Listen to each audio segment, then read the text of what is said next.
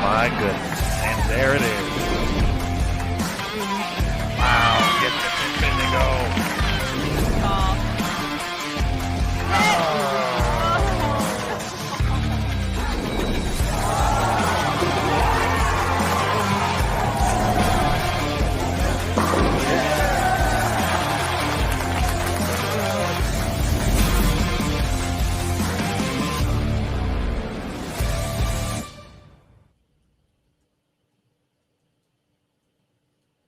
Hello again, everybody. Welcome back to BowlTV for the PWBA Summer Classic Series. My name is Aaron Smith with USBC Communications, and we are ready to go for match play round 2 from the BowlTV Classic. Earlier today, our competitors who advanced after earning a spot here through qualifying from the Go Bowling Classic and the IBC Classic had their 8 games already on this 41-foot condition. We saw some high scores. We saw 300 right out of the gates from Julia Bond, but we also saw some challenges along the way too.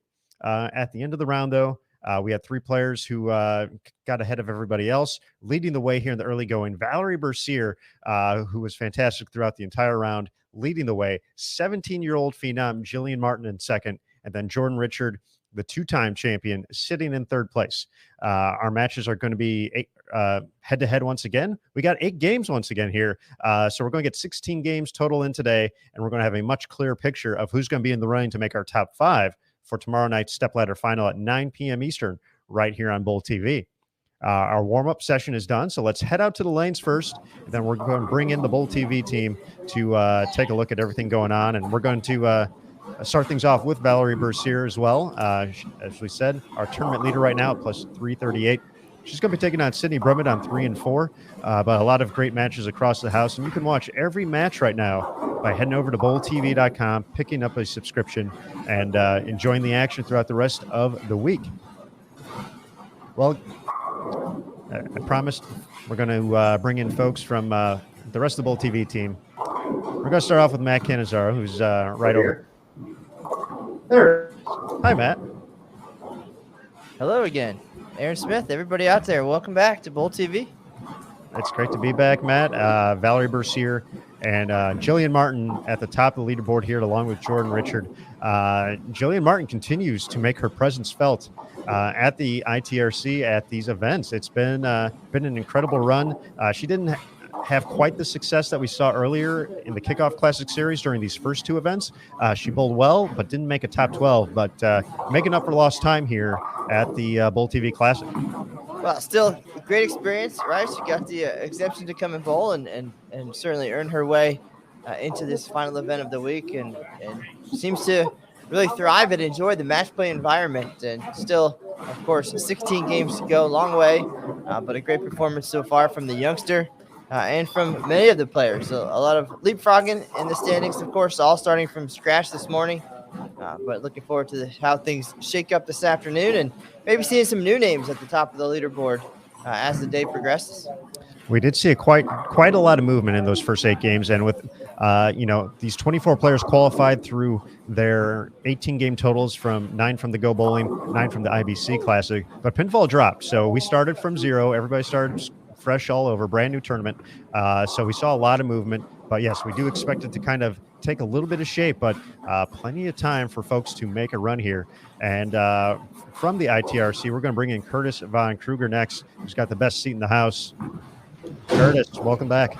You guys absolutely should be jealous because I do get to be right here in front of the action.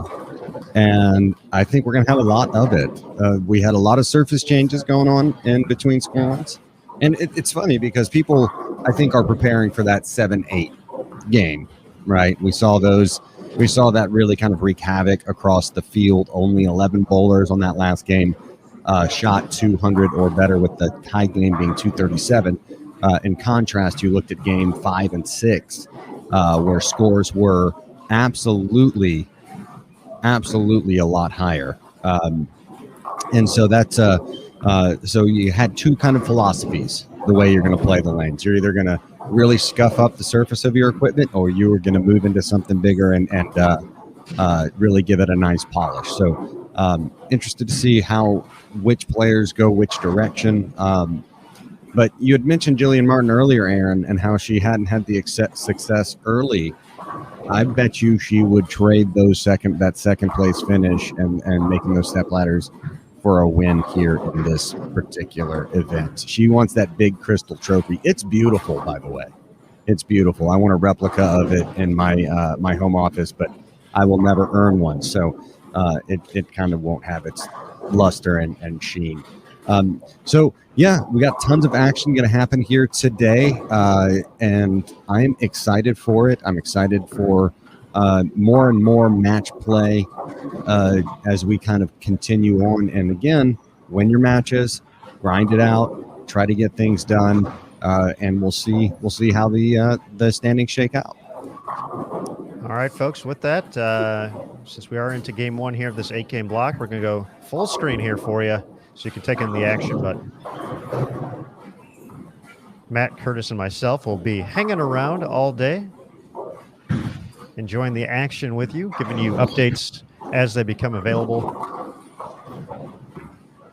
And, of course, keeping an eye on the standings as they update. PWBA.com, the place to be for information and more about the BowlTV Classic. You can find the oil pattern, once again, 41 feet in length, 26.55 mils is the volume, using the Kegel Curve oil, which is that's what it does. It helps you curve the ball a little bit. Doesn't not one of their slicker oils. So we've seen a combination of oils throughout the course of the week for the national tour events. So for the Go Bowling Classic, we used Current. For the bowling or International Bowling Campus Classic, we use Navigate. So in addition to being different lengths, different and just different shapes in general, different oils as well across this generally tough playing surface here at the ITRC. So just another factor for these players to showcase their versatility throughout the course of the week and making their way toward hopefully the step ladder finals. The top 5 will make it when it's all said and done. Total pinfall and bonus pins, the all-important bonus pins. You get 30 for a victory, 15 for a tie, 0 for a loss in these 24 games of round-robin match play. They certainly add up and historically have helped determine the top 5 when it's all said and done.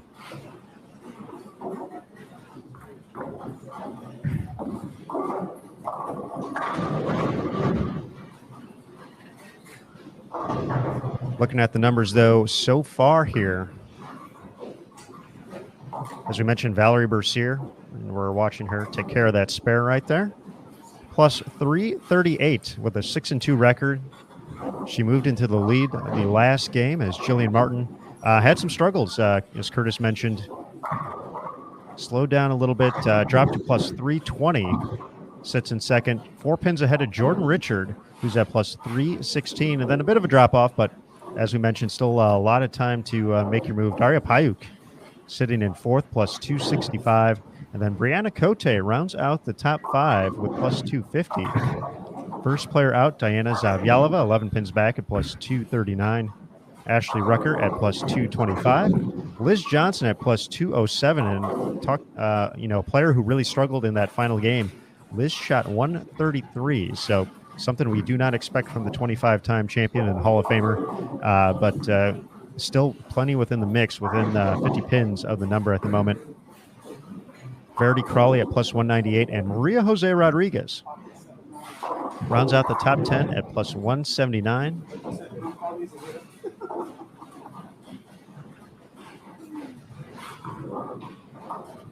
But 21 of the 24 players within 200 of the cut right now. Or I should say down to 21st place to 4th within 200 pins of the cut. So, as we said, we're going to have a much clearer picture by the time we get 2/3 of the way done here. So 16 of the 24 games will be completed by the end of competition today. But a lot can happen, especially with the scoring pace that we've seen throughout the course. It's been relatively high scoring. As we said, we had a 300 in game 1. Julia Bond in round 1 earlier today.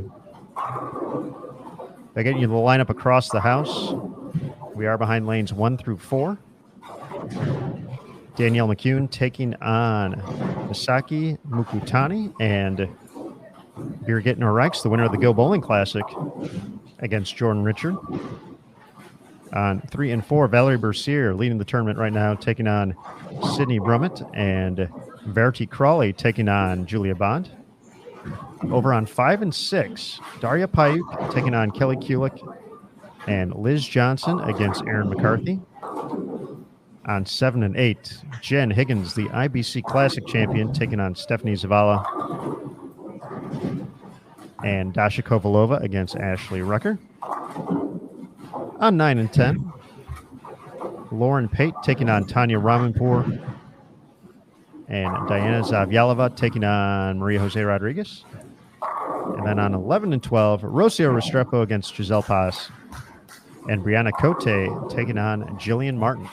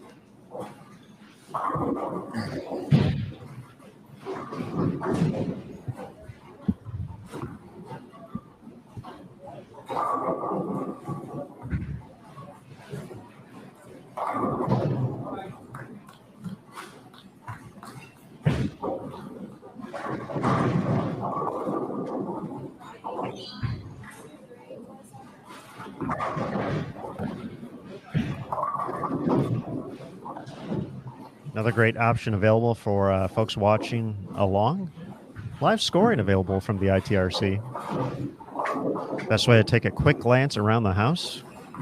With that, we can see that Maria Jose Rodriguez on 9 and 10 has started with the front 4 against Diana Z. Jen Higgins, spare 3-bagger. Some of the quicker starts outside of our featured pair.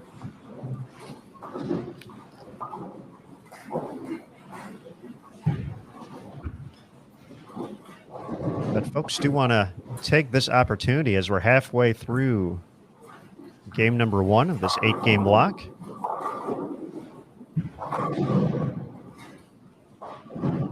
That for the folks watching on BowlTV, hello as always. Hope you had a nice break in between round 1 and round 2. We certainly did. We got some work done. We got a little snack as well, so we're fueled up and ready to go for this 8-game block. And for the folks watching on Facebook and YouTube, big welcome to BowlTV. We're going to be live for game number 1, and then everything will be available after that. BowlTV.com. So head on over, pick up a subscription to watch the rest of the BowlTV Classic over the next 2 days, including the stepladder finals tomorrow night, 9 p.m. Eastern time for that. A few different options to check it out. You can watch the live coverage today and tomorrow with an event ticket. That's going to be $8.95. You can pick up a monthly recurring subscription for $9.95, so just $1 more for the monthly recurring subscription. And then for an annual subscription, $79.95 for the entire year, 12 months worth of BowlTV. Transaction fees do apply for all 3. One of the big perks of getting the monthly or the annual is full access to BowlTV. So with the event ticket, you do get to watch the live coverage, but with a monthly or annual subscription, you get the opportunity to view the archived coverage. So if you happen to miss a couple rounds, you want to go back and watch the action, you can do so. Not only from the PWBA, but plenty of other events as well available in there throughout the course of the year. If you miss anything from the intercollegiate team championships or singles championships, we have that. If junior gold, you miss some of the action from there, we got it available there as well. So a lot of great stuff to check out in addition to our on-demand content. And just looking long-term for kind of what we have up next for the rest of August. 2 more PWBA events after this. August 19th through the 21st, the Spokane Open. And then the 24th through the 31st, the U.S. Women's Open, the second and final major of the year. Right here on BowlTV.com, wire-to-wire coverage.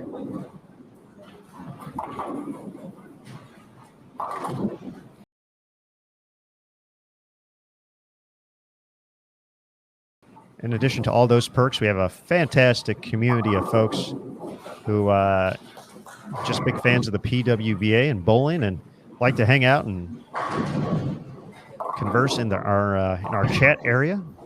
So the BowlTV chat always hopping. Folks having a good time talking bowling, talking other subjects. Really never know what we're going to talk about, so it's always fun to see where the conversation goes. So a lot of great folks to say hi to. And of course, giveaways as well. That's kind of a staple here on BowlTV. Giveaways for each event, and usually try to do something pretty big for stepladder finals. So far, we've given away 6 bowling balls, just as a heads up. So we got 3 more in store for the BowlTV Classic stepladder finals. So best way to win, got to join BowlTV. You know, it's also a great way to win. How's that, Curtis? Throw the front 6. Oh yes, that is a quick way to do it. Yeah, it is. Maria Jose Rodriguez throwing the front 6 right now. Just had an opportunity to watch her a few frames without a camera because I'm generous like that. And I feel I'm in a very giving mood today. That's So very nice of you, Curtis. I know. I'm sure Maria appreciates that as well. So, ooh, I like this. I do like this Verity Crawley Julia Bond slugfest. They're wrapped in a struggle of epic proportions, so it seems.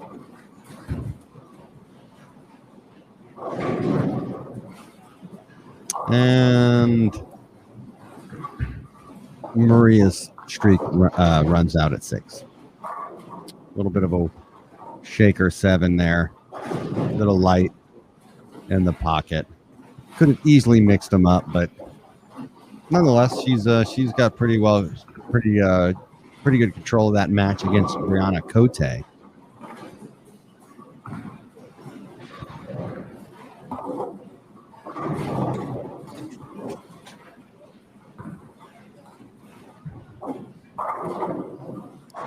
that matchup on 11 and 12.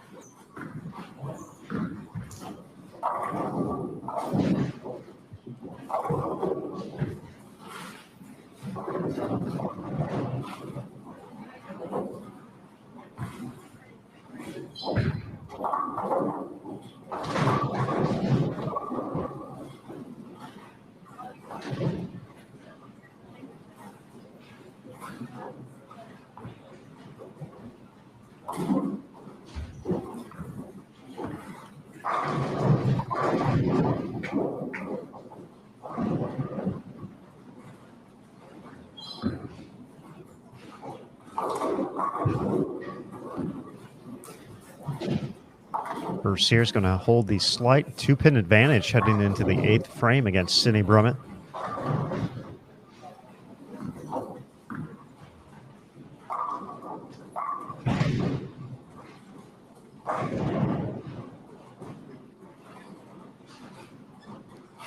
Crawley looks to continue her string of strikes at 6 for the split in the first.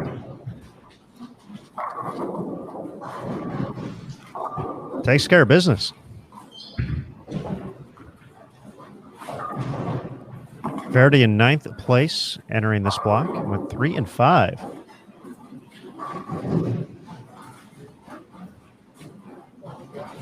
So when you look just at averages alone,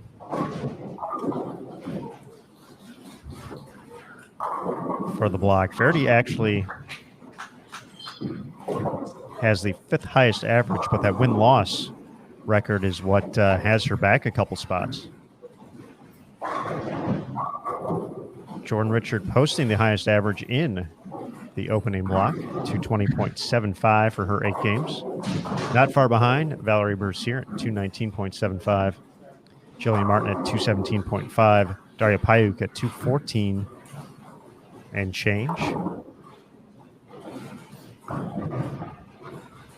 So the wins just haven't been there for Verity, who's had a very impressive Summer Classic Series so far. Only player to make match play in all 3 events. And to take that even further, the only player to make both stepladder finals so far. A 4th place finish at the Go Bowling Classic, and then a runner-up finish to Jen Higgins at the IBC Classic.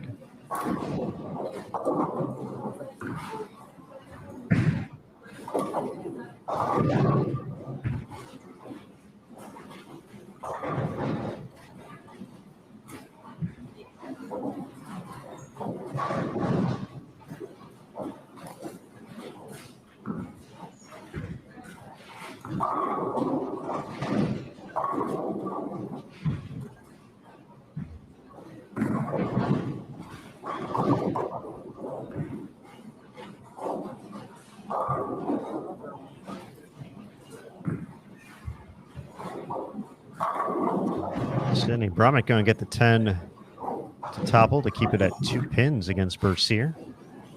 Danielle McEwen looking to gain some momentum here. Working on a double. Just going to have to get way back. Avoids too much trouble, though. No washout.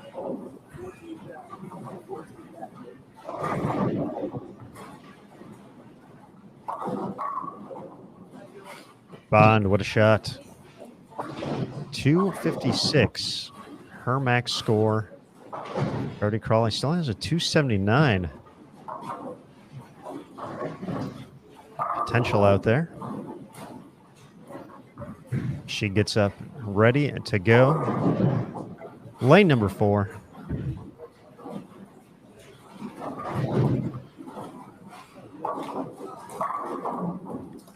She splits the 8-9, staying ahead in the match.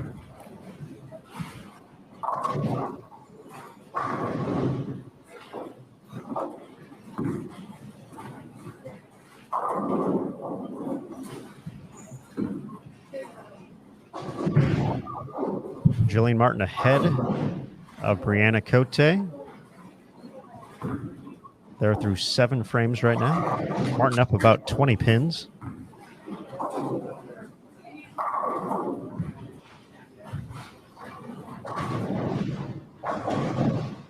Double by Sydney to keep the pressure on Valerie there.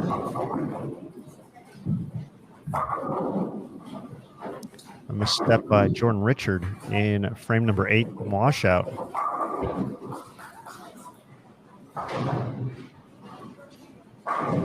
Opportunity for Birgit.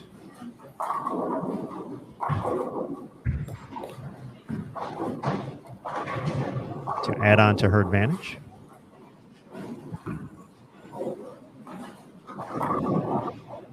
Winner of the Go Bowling Classic.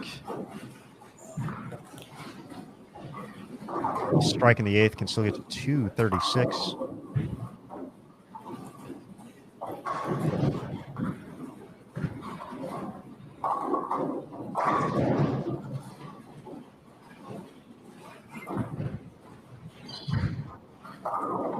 And the trip 4 for good measure.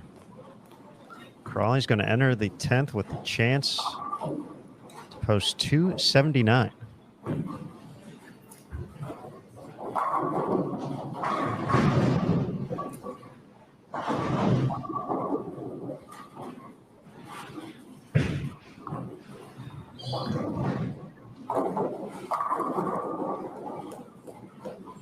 Bond's still in this, though. 256. If Crawley doesn't get the first hit in the 10th, she's going to fall into the 250s as well.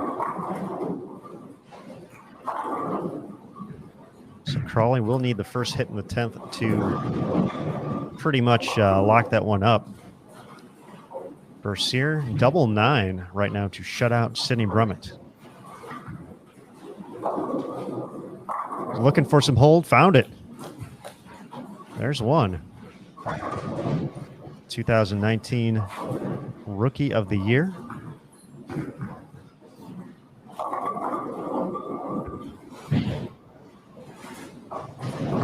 Still looking for her first win out here on tour. It has looked tough here at the BowlTV Classic. Brummett is not going to find the strike she was looking for. So Bercier is going to take this one down.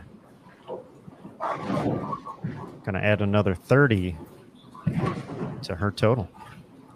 But Aaron, a lot of close calls for Valerie over the last couple of years. What is it going to take to get there? She's had some success at home recently.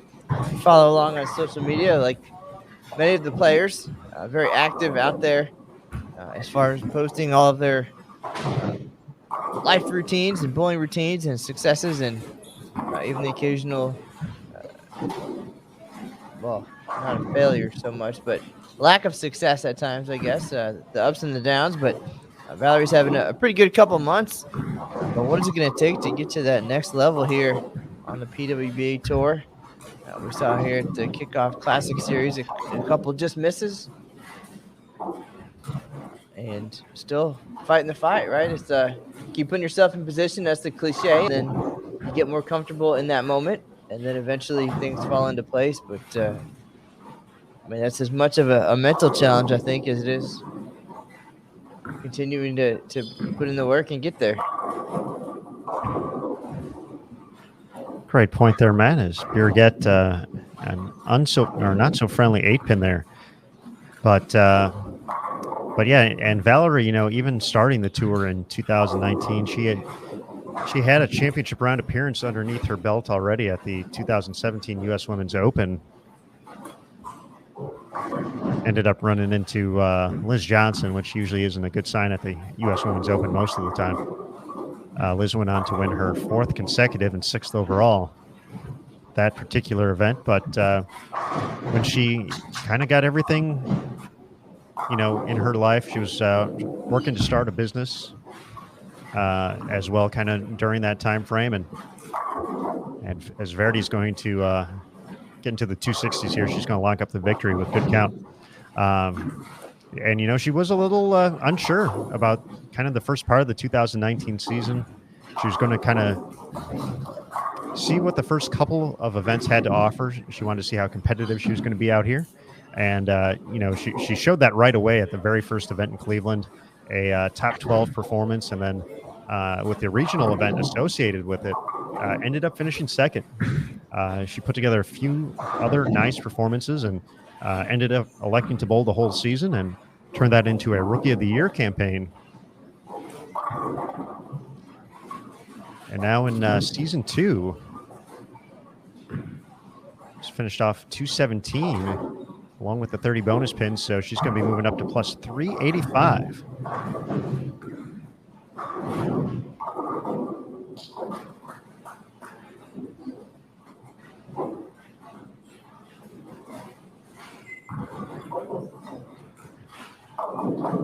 Oh. The good news for Verdi is that was on the 2nd shot of the 10th. Going to lose some count, but still going to be good for the bonus 30. Julia Bond can get to 256. So her game one average is approaching the 270 mark here on this 41-foot condition, but not going to get the bonus pins here.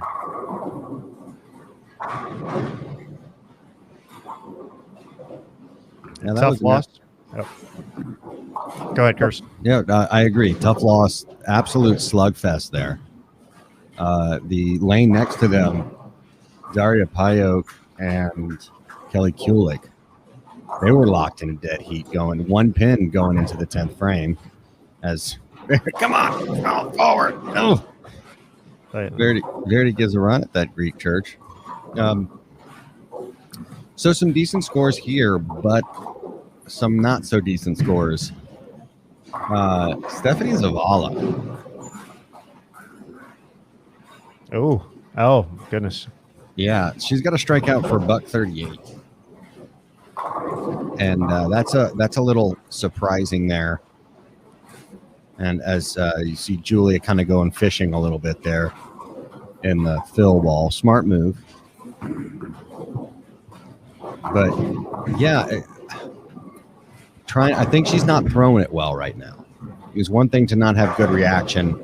I don't think she's comfortable throwing it. She's kind of talking to Matt a little bit, and she's going to shoot a $120. I mean, just looking at the score sheet there without watching the game, 5 split, another 5 count, a gutter, another 5 count, and even a 2 count on her first shot. So, yeah, that's something more than just bad ball reaction. You got to feel. That is perplexing right there. Not a game you expect to see around here. I mean, we've seen some 140s, but a 120. I mean, that's 128 is a little shocking. It just got away from her on all levels. You throw one in the channel, you get a 2 count. I mean, just something's got to be going on. I saw her talking to Matt McNeil, trying to kind of figure out what was happening, and Matt was giving her a little bit. She's, a little bit of information. So let's see how Stephanie bounces back from here. I hope it's a good one. I mean, you never want to see a bowler struggle like that. So let's see what happens.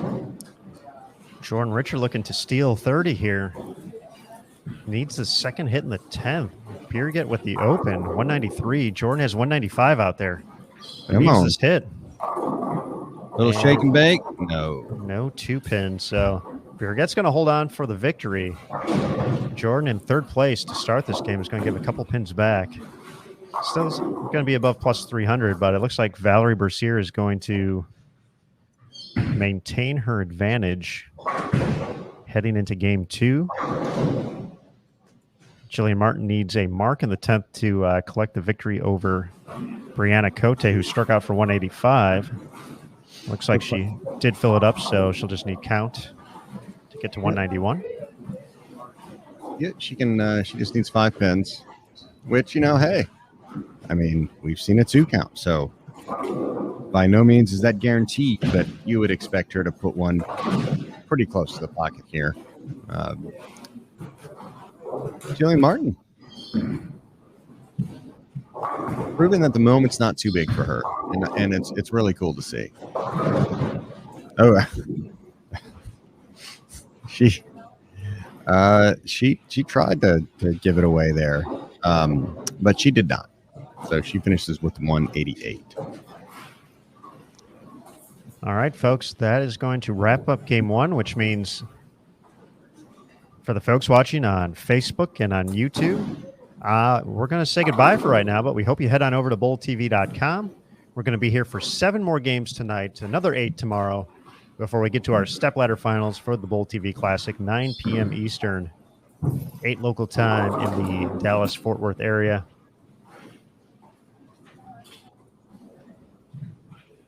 And the only way to check it out, subscribing to BowlTV.com. So if you're already there, hang tight. We're going to be right back in just a moment for game 2 and the rest of the block. folks on Facebook and YouTube, we hope to see you over there. All right, everybody, we're going to be back in just a moment. PWBA Bowl TV Classic, Game 2, coming up next.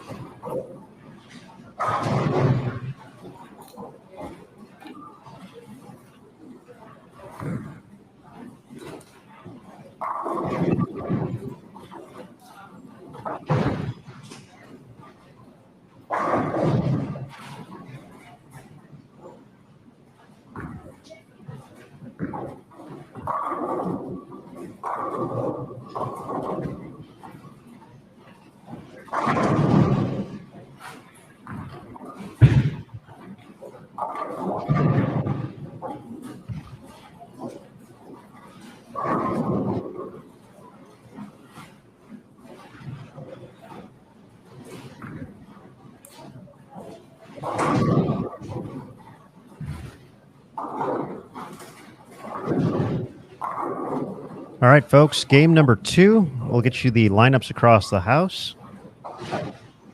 Here on 1 and 2, we have Sydney Brummett taking on Kelly Kulik and Lauren Pate taking on Julia Bond. 3 and 4, Danielle McCune taking on Stephanie Zavala and Rocio Restrepo taking on Jordan Richard. On 5 and 6, Jen Higgins against Misaki Mukutari and Dasha Kovalova against Maria Jose Rodriguez. 7 and 8, Daria Payuk against Valerie Bercier. And Liz Johnson taking on Jillian Martin. It's a fun one right there.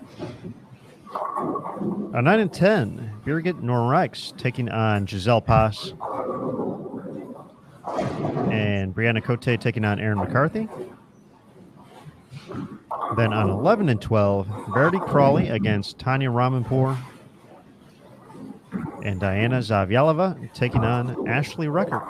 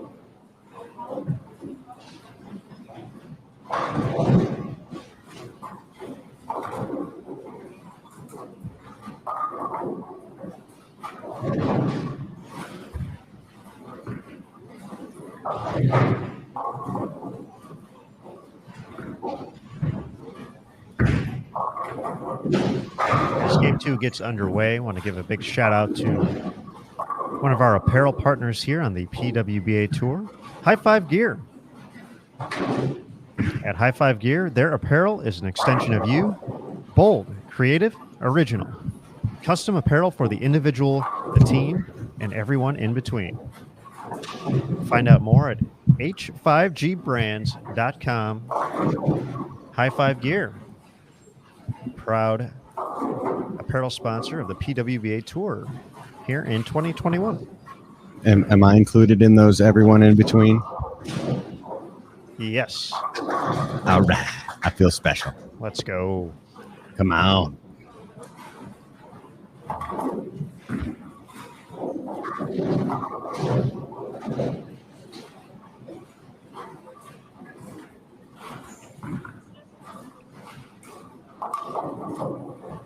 Ooh, Julia.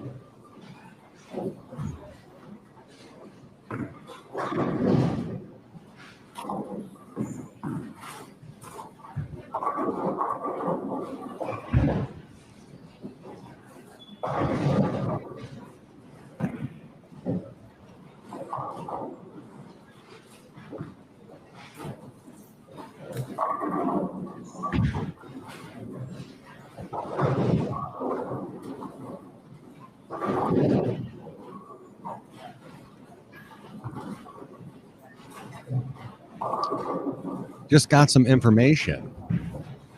Jillian Martin had a struggle last game, and she has made a ball change, and she's starting off with the front three here. So looks like a nice adjustment there for her. Just got that information from her coach, Will Clark here, obviously in the building, watching Julia and Jillian. He coaches some pretty strong players out here. He has a nice track record of coaching some young standouts, and he works I believe a little bit with Gigi as well, and when they're all hanging out over there. But fun fact, a player that he coached way back when, I believe helped him out in the pro shop a little bit too, Emil Williams Jr. You don't say. Obviously, Emil got tired with winning after he won his national championship at Lindenwood and was elected to not bowl as much. But he's got his Hall of Fame status. He's got his national championship and said, "I'm good." And PWBA. He's a champion in our hearts.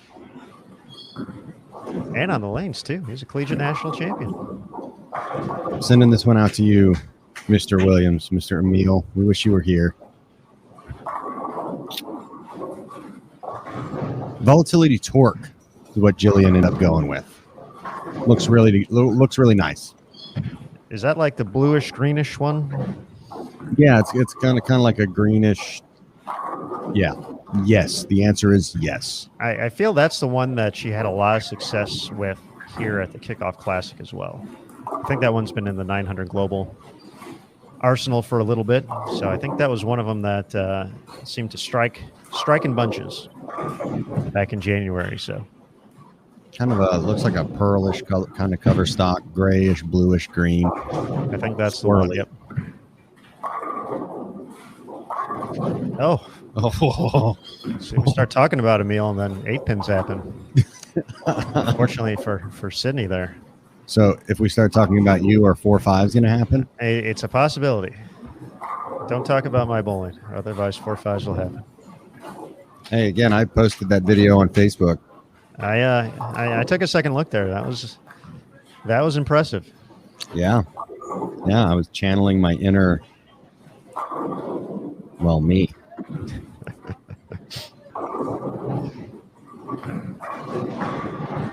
Hey, you know what? I may not be a good bowler, but at least I look good bowling. You do. I will give you that. The form looked impeccable. So that's all that matters at my level. Stephanie Zavala, though, I think she has already pretty much beaten her previous game through 5 frames. One she is definitely going to want to just put behind her.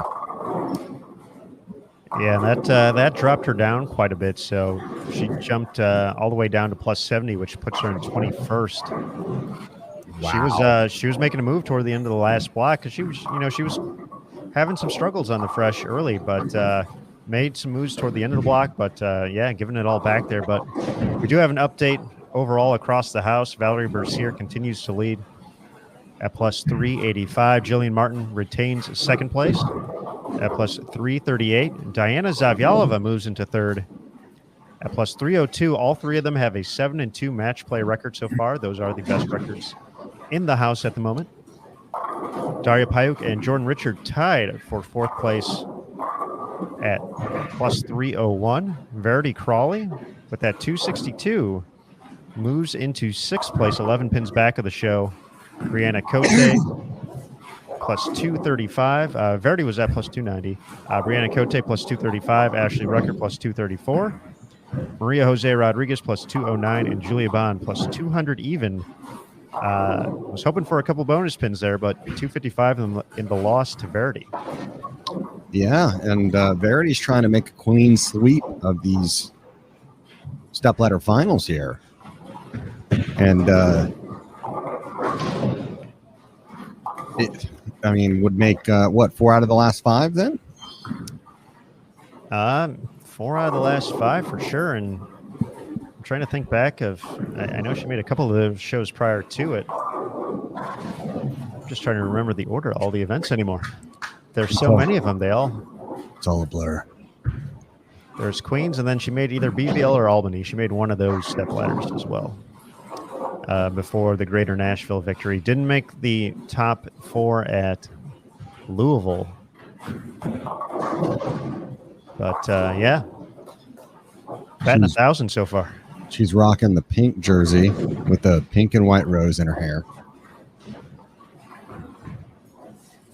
Looks like it's a breast cancer awareness jersey.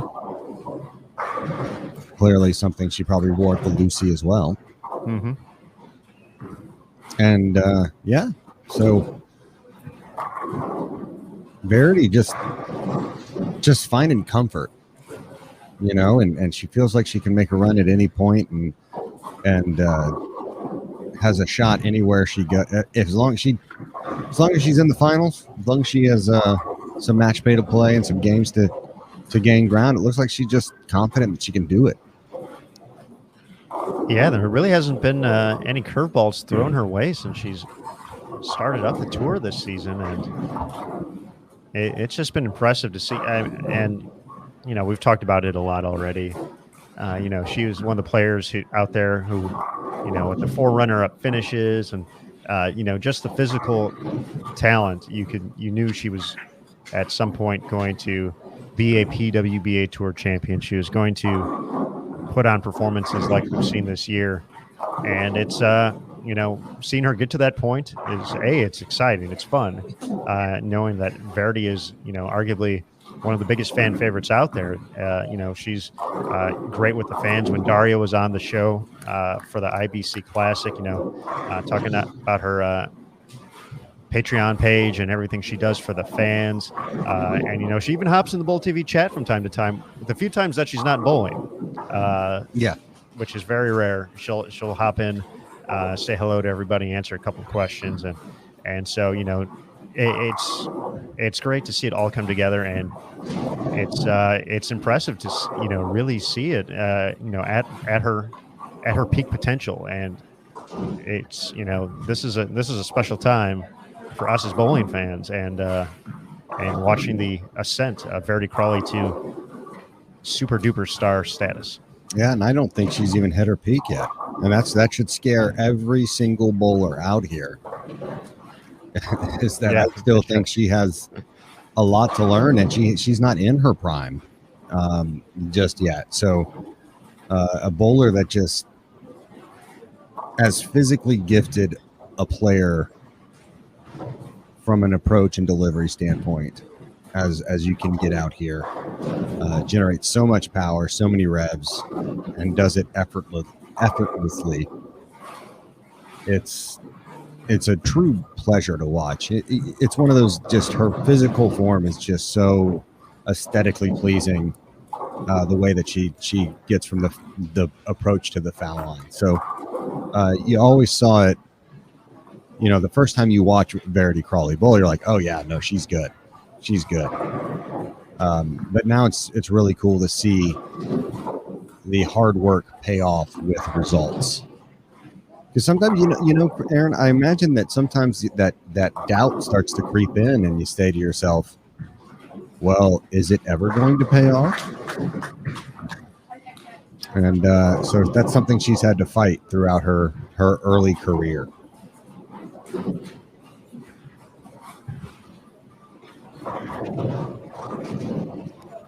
One of Verity's goals this week was to bowl as many games as she could, which is a very simple goal. And the only way to do that is continue to advance from round to round. And she is going to achieve that goal as the only player to make match play at all three events, as well as so far the stepladder finals at both of the events we've had. So she's pretty much bowled more games than anybody. She has. She'll have nearly 70 competition games by the time we get to the position round tomorrow. I think the number is going to be 68. She's hoping to get to 70. Well, 69 at least. If she's the number one seed, then she gets one more. But, if she's 4 or 5 and has to get it up to, 71, 72 games, whatever it may be, she's okay with that too.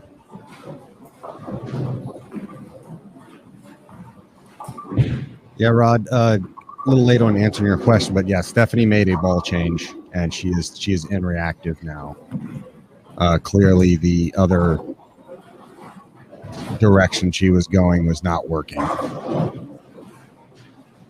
and she leaves not a fun spare to shoot at the 278. Not one you see too often.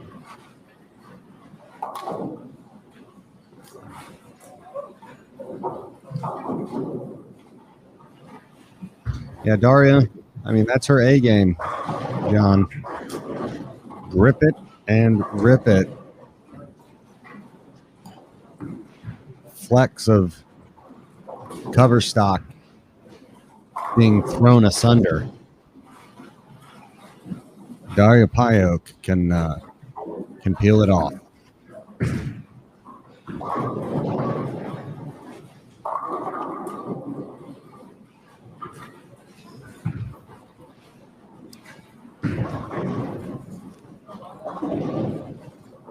Actually, I think I kind of want to head over there, catch the end of that match on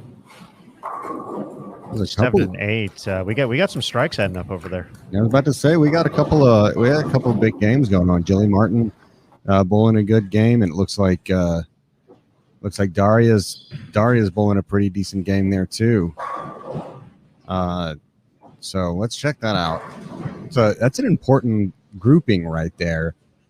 You've got Valerie Bercier, you've got Daria Payok and Jillian Martin, and as well Liz Johnson on that pair. So a slew of intrigue, as you can check it out right here. 226 max for Liz Johnson, as Jillian just throws down a nasty strike.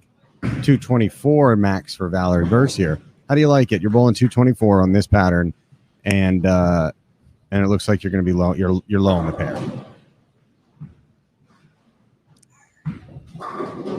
Hasn't happened too often today. No. Also getting a look at Jen Higgins versus Misaki Mukutani and Maria Jose Rodriguez against Dasha Kovalova. Over on 5 and 6.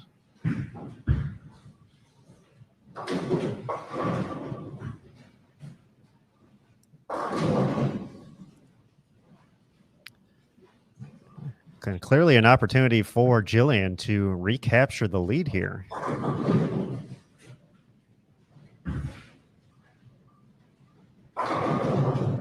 $279 plus the 30. She would get into the nearly plus 450 range. That's well, that ball came screaming off the back end of that pattern for Daria there, but just when you think you've been impressed with Jillian Martin, she comes out and does something else, and you're like, oh, well, wow. Well, how are you? You're bowling beyond your years. And she continues to do it. She continues to just say, hey, you know what? I'm going to go out here against the best in the world. I'm bowling Liz Johnson. Who cares? Let me show it, throw a 270 game at her. I think she went undefeated against Liz in the matches at the Kickoff Classic Series, because I know they faced off in the step ladder as well at the ITRC Classic, the opening match, and Jillian was able to win that one. Yeah, Liz Johnson was winning majors before Jillian was born. She was, just unbelievable composure. Already had her first U.S. Women's Open title. Yeah. Had already rolled a 300 on TV. In our sport, won 4 titles in a season. Liz has. I mean, she's pretty much done it all, right? I mean, what else is there to do in her career? She's won a men's title. She's won pretty much every tournament you can think of. She's been Player of the Year. She's done all of these things. Will be a first ballot as soon as her name is even mentioned in the Hall of Fame race. She will be elected into the Hall of Fame.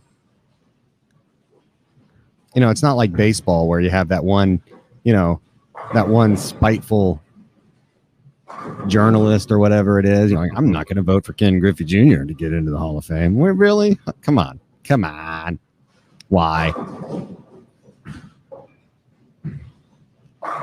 Agreed. Why would they do that? Oh, come on, Jillian.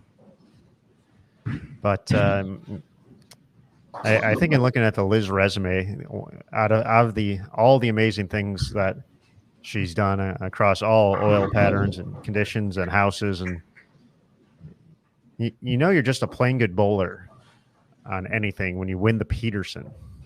And Liz has that title underneath or as part of her resume as well. So just on top of it all, just in case you needed a different way to challenge yourself.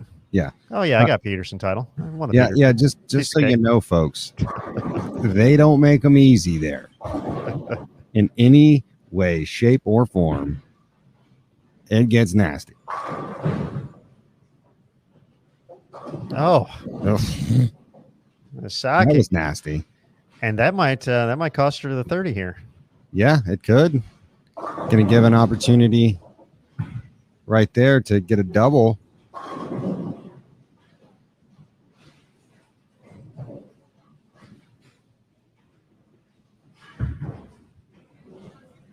Jim Higgins can step up and throw the double and take that match home. And as quickly as you say it,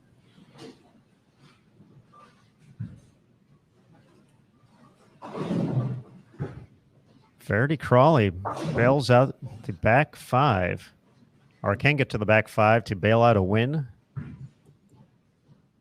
against Tanya Ramanpour over on 11 and 12. That's impressive. Made a couple of splits in that game, just to kind of keep it close, keep it grinded. And Diana Zavyalova, who's also on that pair, is going to beat Ashley Rucker Yep. Has an opportunity to bowl 240 here, and she'll start to climb up the leaderboard even more. And with the open in the 9th frame for Daria and the non-strike on her first shot, Valerie, an opportunity to sneak this one out. Oh wow! She One needs more 9. Yeah, she needs one more 9. Contingent upon a Daria Payok strike in the fill.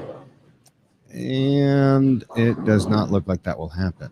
So Daria catches a break there after a 4-bagger in the middle of the game. Leads capped off with an open. So, but you win the points, you win the game, and you beat you beat Valerie in the process. You've taken 30 pins away from Valerie. That's like netting 60 points right there, Aaron. Yep.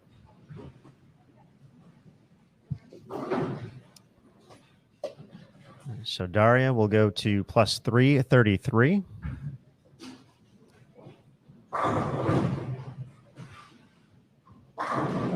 Verity will get to plus 337. Yes, you will. Looks like Diana is going to get to 20. She can get to 23. She can get to 323 if she picks up a spare and strikes out, and gets the hit in the fill. So, and she'll get 30 on top of it too. Yeah. I'm talking about her score. She can get to. Oh, okay, I got you. With her bonus pin, she can get to 323 total score. I probably said 23 or 223, but what I probably meant was 323.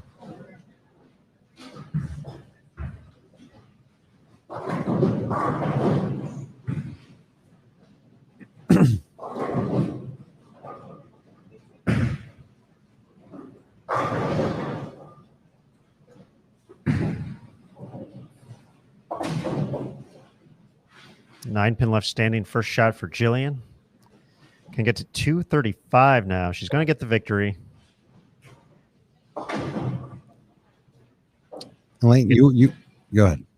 Can get to plus 403 with the spare and a strike on her fill. So looks like she's going to take over the top spot once again. Nice. Elaine, you were right. No, Jillian did make a ball change. She did make a ball change to the volatility torque. She was not throwing that in the first game. So you were correct. She didn't like the shape she was getting out of that first ball that she practiced with over here on 11 and 12.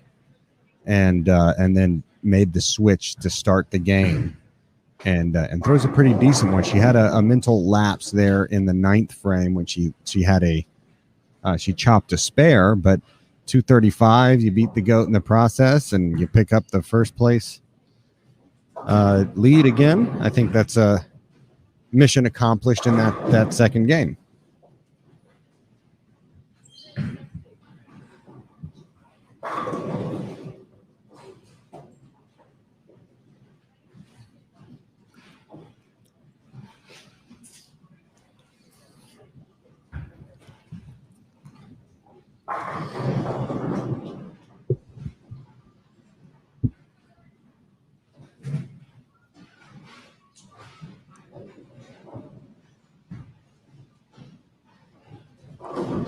Zavala bounced back with 213 that game.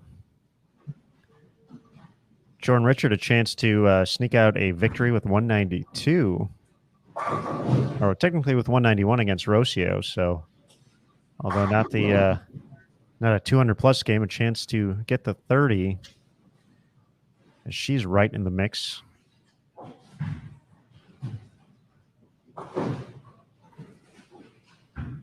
So plus 403, the new leading total here at the BowlTV Classic.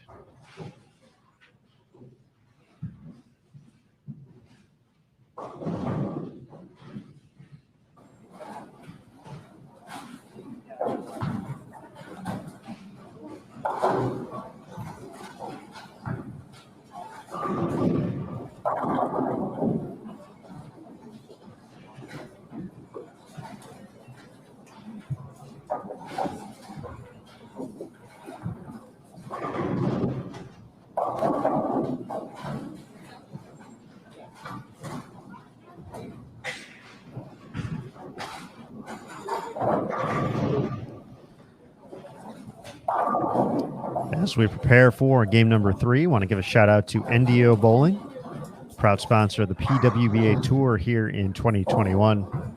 NDO bowling events give the everyday amateur bowler the opportunity to compete in a professional environment, measure their skills against some of the best in the world, and learn what it takes to compete at the highest level. If you think you have what it takes to compete with the best bowlers in the world, or you simply want to hone your skills in a competitive environment, find an NDO bowling event near you. Check out more about NDO by visiting them at ndobowling.com.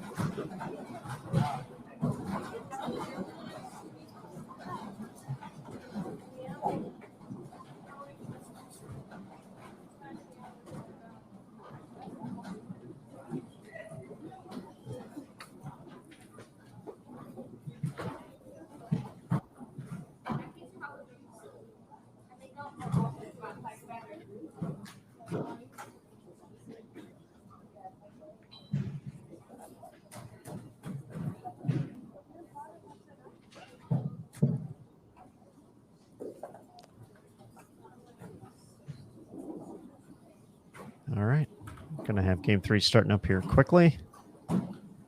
Looks like our top 3 now are going to be Jillian Martin, Valerie Bercier, and Diana Zavyalova. We'll get you the full update as soon as we get those scores. But taking a look around the house, game 3.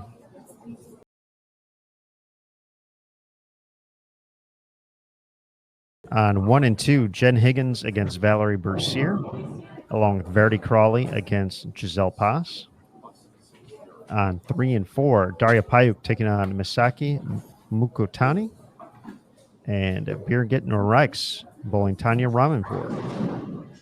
Here on 5 and 6, we have Stephanie Zavala against Sydney Brummett, and Brianna Cote taking on Ashley Rucker. On 7 and 8, Danielle McEwen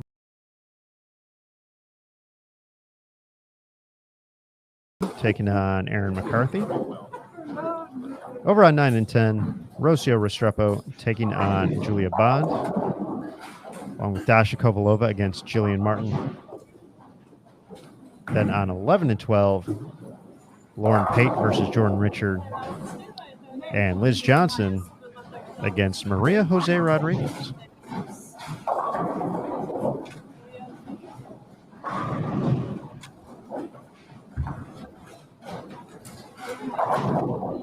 Get you that score update in just a couple moments, but everybody hang tight, sit back and enjoy here on your Monday evening or end of your workday on the West Coast. As we settle in. Game 3 of 8 for round 2. Game 11 overall out of 24 here at the BowlTV Classic, the final event of the Summer Classic Series at the International Training and Research Center in Arlington, Texas. My name is Aaron Smith alongside Matt Cannizzaro, Curtis Von Kruger, and Jason Thomas. And we'll be right back here on BowlTV for continued coverage from the BowlTV Classic.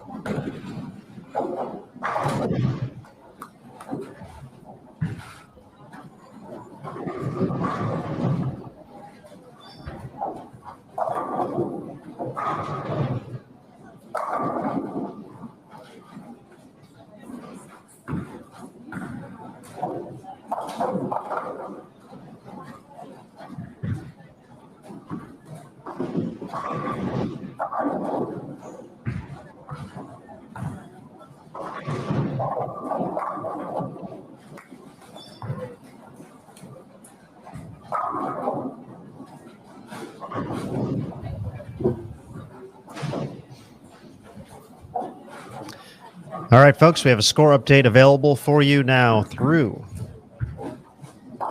game 2 here in round 2. 10 games overall at the BowlTV Classic. Jillian Martin, top spot plus 403, an 8-2 record in match play. Leading the way, Valerie Bercier at plus 379. Her mark 7-3. Diana Zavialova plus 353. She's also at 8-2. Fourth place, Verity Crawley plus 337. And sitting in fifth, Daria Payuk plus 333. So for fans of the trio, that's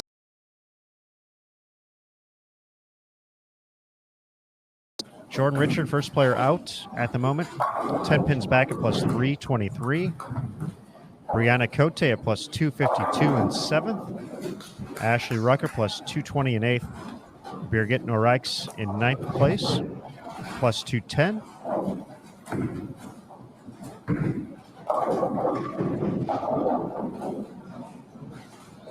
And Misaki Mukutani rounds out the top 10 at plus 208.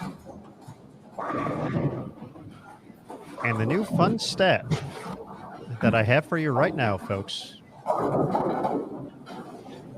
and looking at the records, looking at the averages, the player with the highest average now through 10 games is Verity Crawley. She's averaging 218.7 for her 10 games so far, but has just a 5-5 record, so she is out averaging everybody, but just 500 on the win percentage so far. So right now, Verity out averaging the field.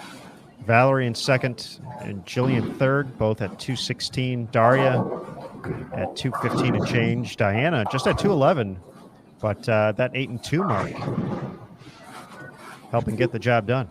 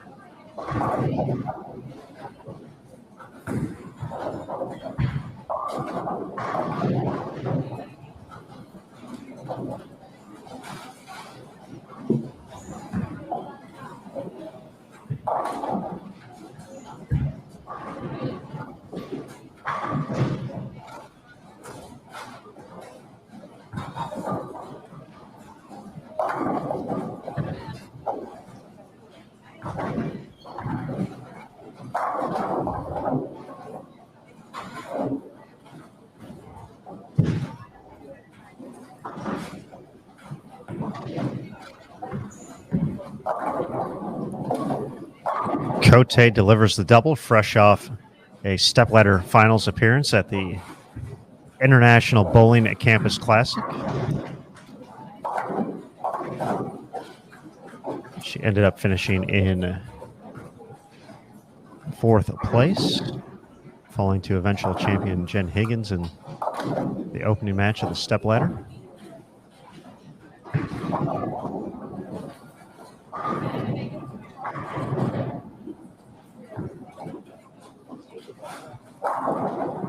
Ashley Rucker finished fifth in that event, the first player out of the top four. And Stephanie Zavala, she collected third place at the IBC Classic.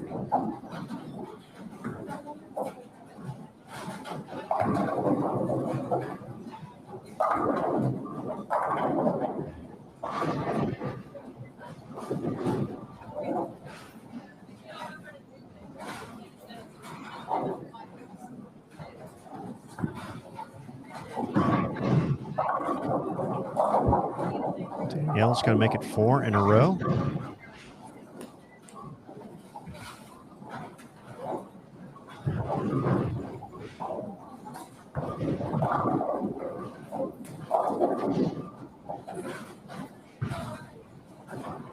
She had picked up some momentum toward the back half of the opening block. Finished with 153, however, and just 360 for her first 2 games here in round 2. And plus 11 overall. In position to get the win as Kelly cannot get lane 8 to cooperate right here.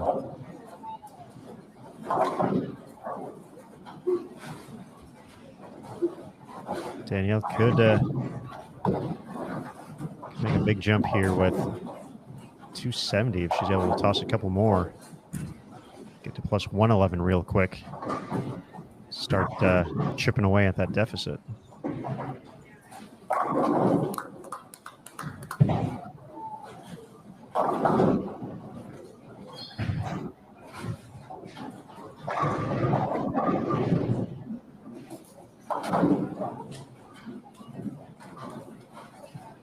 Taking a look at live scoring, Daria Payuk, 6 out of 7 in a nice match against Misaki Mukotani at the moment. That's on 3 and 4.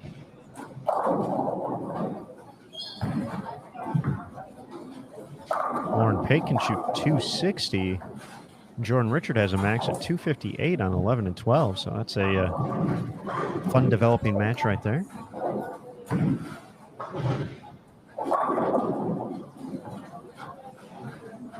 Although Jordan just left a 9 count in the 8th, covered the spare, so it drops her max down to 238, so a little closer now.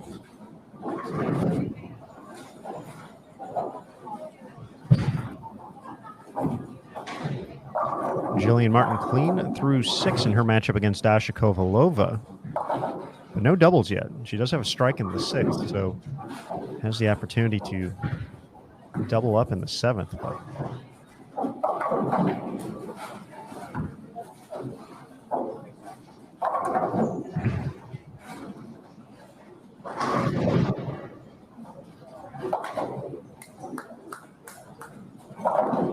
Rucker takes care of the spare, stays ahead in the match.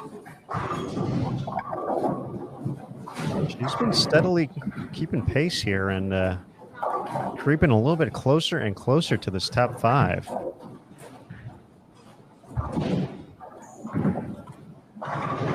Currently in 8th place. Had a big 278 in game 7 to catapult herself up the leaderboard. Bit of a slow start here in round 2. 179 did collect a victory though, and 186. So off to her best start here in round 2 of match play. DMAC looking for 5 in a row up on lane 8 in the 8th. She's on the approach and ready.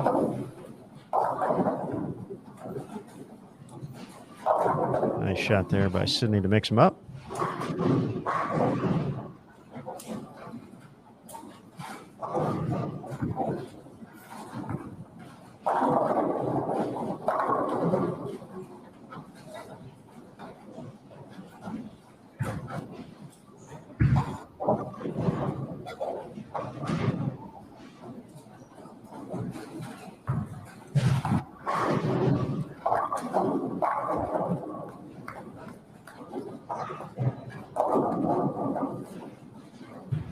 Darius strikes out. She got the hit in the 9th.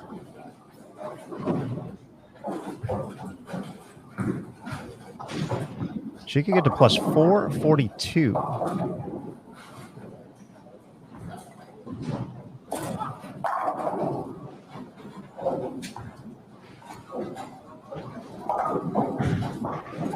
And potentially, depending on how Jillian's match goes.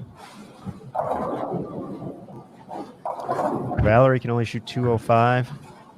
Verity, max at 223 now. She has an open in the 8th.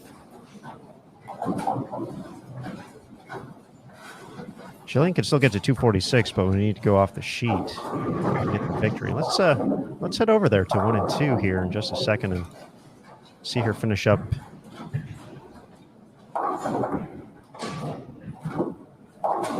This match.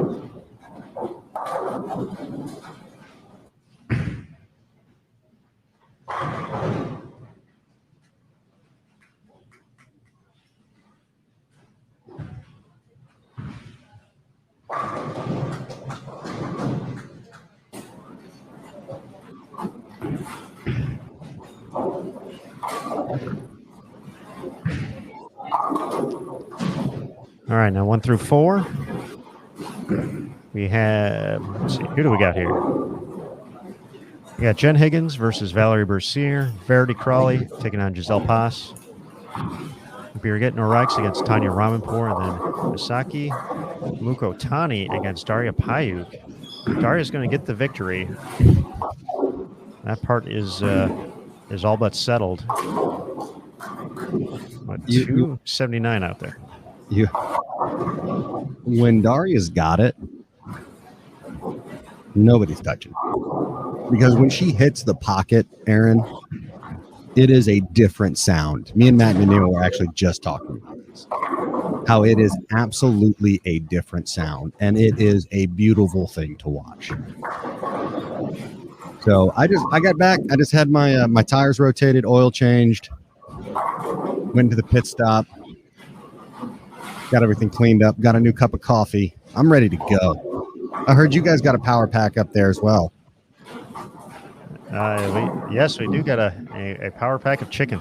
Yes, if need be. So you know where to come now if you need that chicken boost as well. We got you covered there. I'm ready. My body is ready.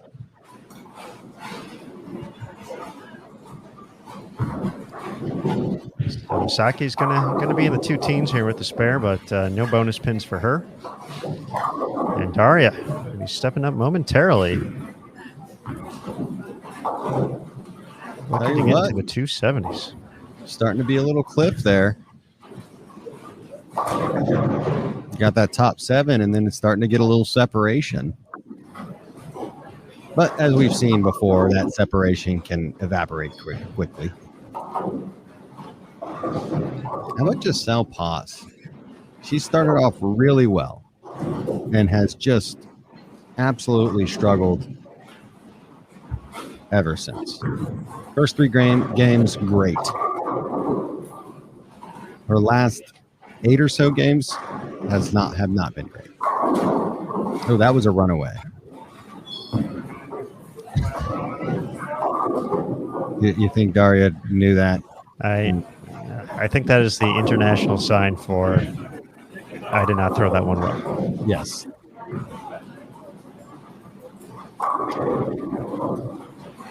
But you know what?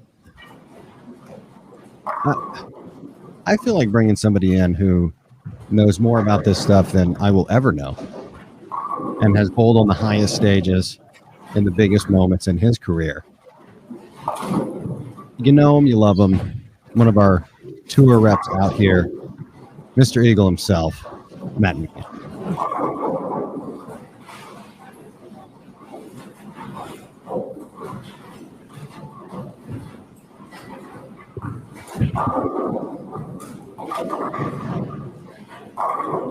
Well, folks, he looks just about all ready to go. So let's welcome him in.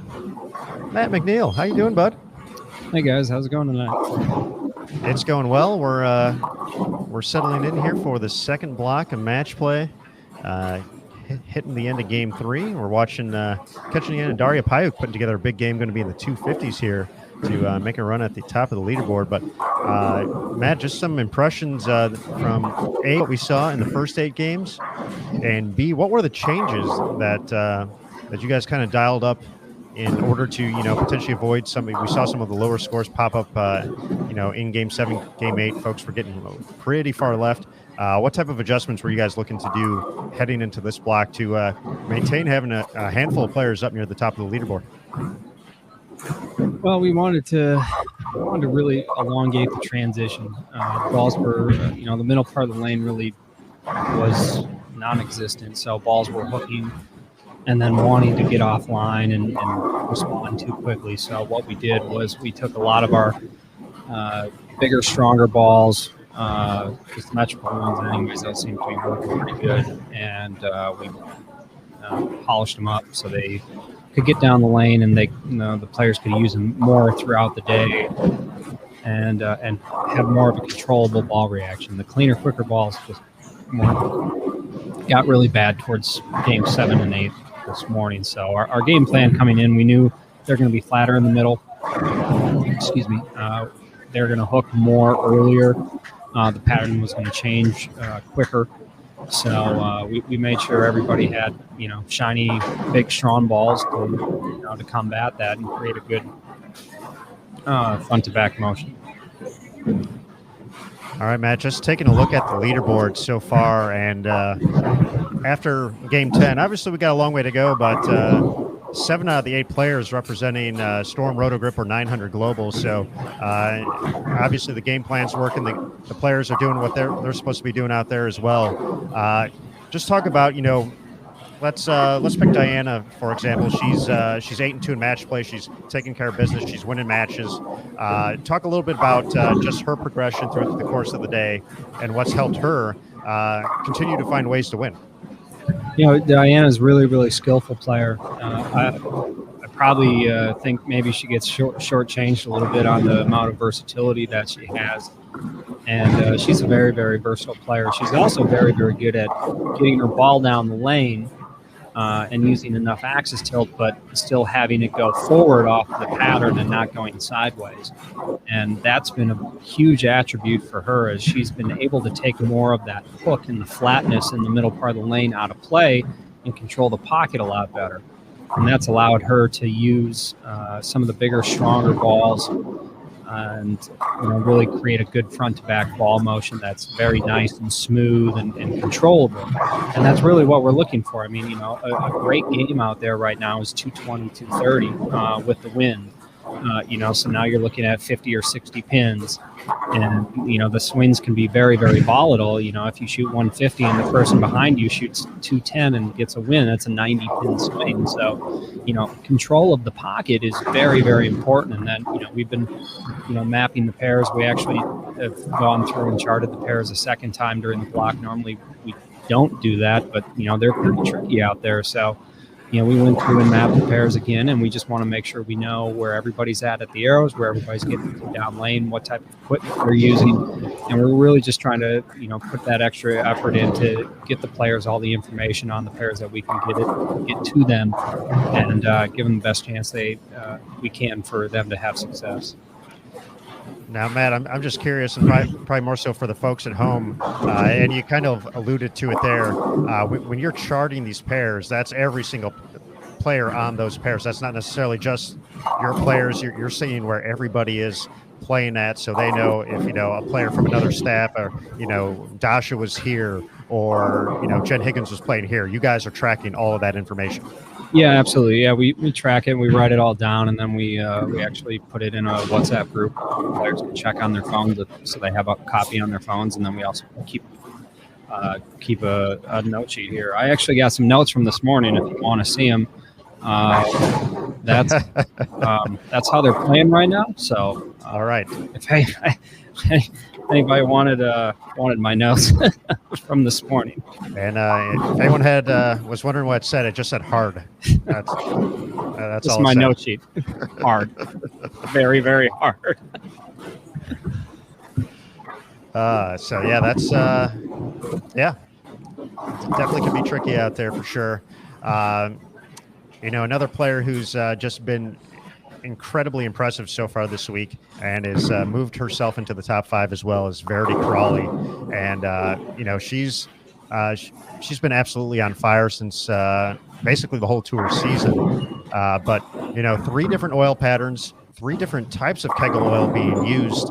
She's the only player to make match play at all 3 events.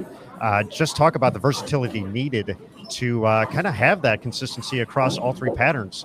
Usually, we'd expect to see maybe, 2 or 3 players have that. Just one doing it this week, and it was Verity. Yeah, and she made both shows too. Absolutely. Yep. I think she got 4th in one tournament and then led the other and got 2nd. That's pretty amazing bowling any way you look at it. And, the thing that sets Verity apart, I think, from a lot of her peers is her work ethic. She works really, really hard, and she is a consummate professional. She takes really good care of herself. She's into fitness. She's always practicing. She's always competing too, which I really admire. She's always going out to bowl a sweeper or a weekend tournament or something here, something there. And I really feel that makes you that type of competition prepares you to have success out here. I've always said it's really tough. I've always felt as a player to have success at a big stage if you can't have success on smaller stages. I always felt the success on the smaller stages prepares you to be able to overcome the nerves and the pressure and these types of things, and it helps you make big shots and big moments. And that's one thing that really helps Verity is she's always competing. So mentally she gets very strong. She has a lot of confidence. And then, as you talked about, Aaron, she has all the tools. She is a very, very versatile player, and she trusts her instincts. She puts a plan together and she trusts it. And, if her eyes give her something different, she adjusts and tries to make the right decision. And that's what it is. She's pretty awesome, just to say the least. That is absolutely a great way to say it. And Matt, one final question before we let you get going. I see you're still rocking the puka shells there. So I appreciate that. But I know that you guys got a lot of long days too. So just how are you holding up after we're 6, 7, 8 days into this thing? Just how you feeling out there, knowing that we just got one more day left to go here, the Summer Classic Series? Yeah, it's been hard. It's definitely a test. We gotta pace ourselves, and we gotta make sure we're taking care of ourselves. And we got some one of the players, Gigi Mason, brought us a snack cooler so we could have some healthy snacks and fruits and vegetables and things like that instead of eating. Tour reps tend to kind of not eat so great out there. So that was really appreciated from Gigi. So we're doing our best, but it's with the lanes being really challenging, that takes a lot of mental energy because you're really trying to give all you can to the players and stay on top of everything. So your focus levels at a very high level for long, drawn out periods of time. It can wear you down, but a lot of it's endurance too. It helps create that endurance, and look ahead for a couple weeks to the U.S. Open. That's a lot of endurance, and that's where, as a tour rep, I got to be the best I can be for my players, because they're counting on me too. So it's a team effort here. It's not just me, them having to be and take care of themselves and be in good shape. It's we got to do that too on our end. Absolutely. And Matt, as always, we appreciate your time, and we appreciate everything you give back to the sport for as well. So keep doing what you're doing out there, bud, and we'll talk to you soon. All right, guys. Thanks so much. Thanks, Matt. All right, some great insight there. Matt McNeil joining us once again.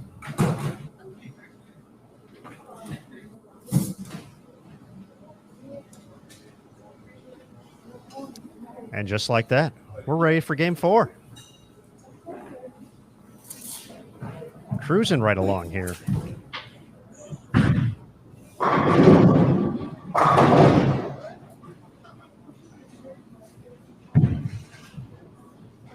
And since we are cruising right along, let's take this opportunity to recognize another great sponsor here on the PWBA Tour in 2021, BowlerX. At bowlerx.com, you can shop the biggest brands in bowling with the largest selection Best price and free shipping on every order. Remember, when you shop at Bowler X, you are supporting bowling. Bowler X proudly gives back to bowlers through tournament sponsorships, bowling causes, professional athletes, youth bowling, and more. BowlerX.com for the love of bowling.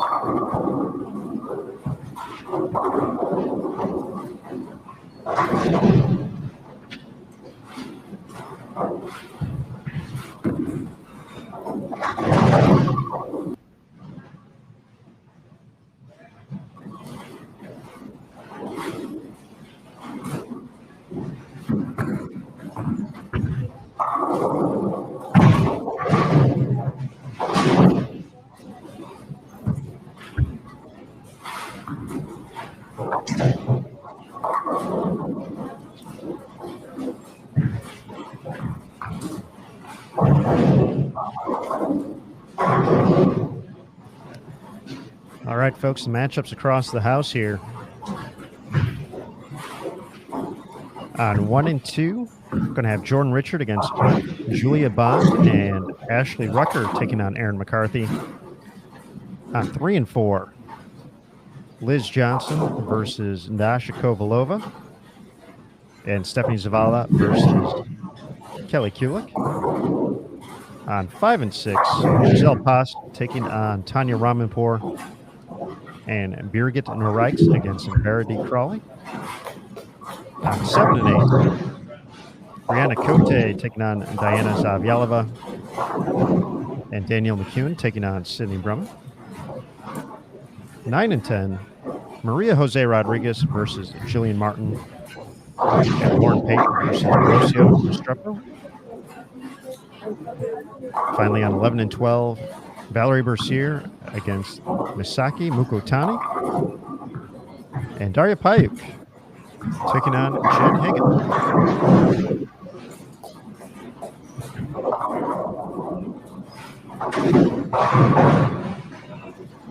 So that's the lineup, folks. We'll get you scores and more in just a moment as well.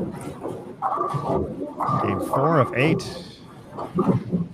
here at the PWBA BowlTV Classic, the final event of the Summer Classic Series. We kick this ding off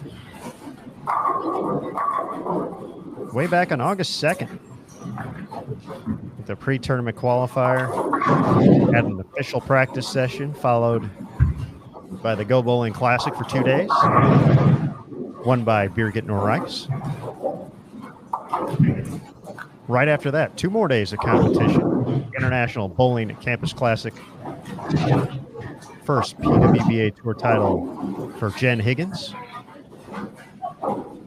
Then on Sunday, that was yesterday, Dallas-Fort Worth Regional. We had 4 rookies in the step ladder finals. Pretty awesome. With Taylor Bailey taking down the win. Her first regional. And now here we are. It's Monday. Day 1 of 2 of the BowlTV Classic. Going to have 16 games, round robin match play in the books when we're all said and done. And we'll come back tomorrow, a little bit later start time tomorrow, so keep that in mind. We've been pretty steady with our 11 a.m. Eastern start time, but tomorrow's going to be 1 p.m. Eastern, noon local. And then the step ladder finals, 9 p.m. Eastern, 8 local time, right here on BowlTV.com.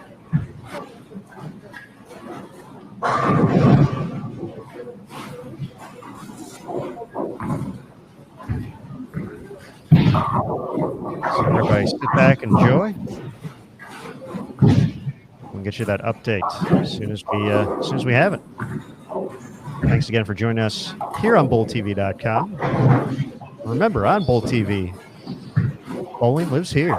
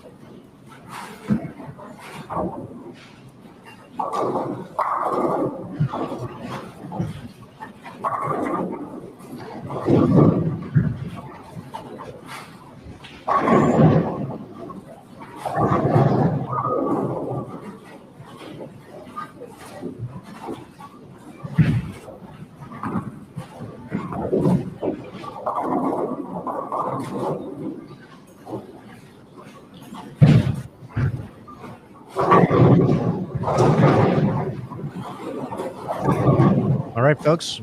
We promised you a score update as soon as we had it and posted it on PWBA.com. Scores after 3 here in round 2, 11 overall. Jillian Martin continues to lead. She is 9-2 overall at plus 426, but just 5 pins behind now for the top spot. Daria Payuk after 258 in that last game. Now at plus 421 has moved into second. Jordan Richard 238 in the victory.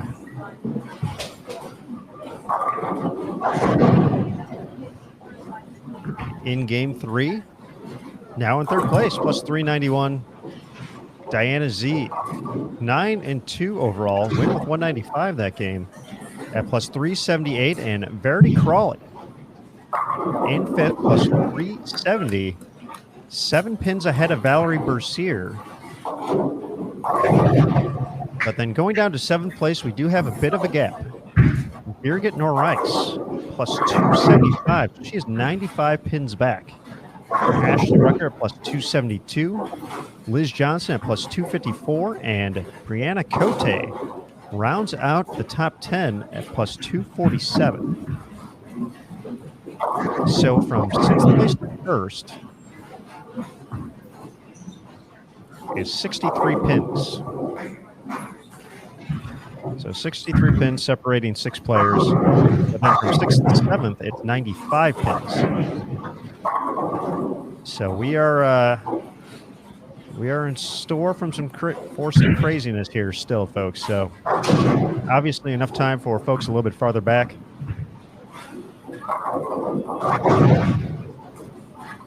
To put together some big wins here down the stretch, but we've got 6 players who have kind of defined themselves in this field already. Can they keep it going?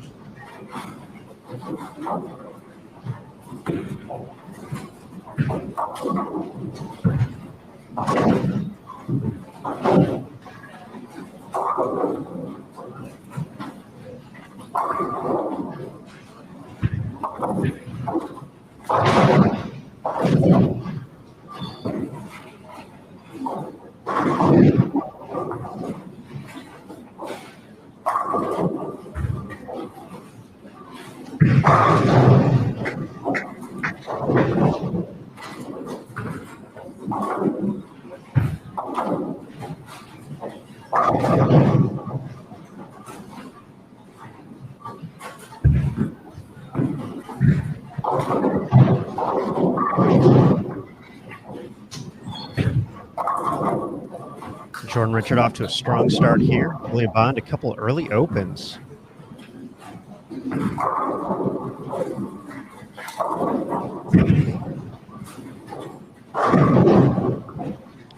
So Jordan with the chance to collect another victory.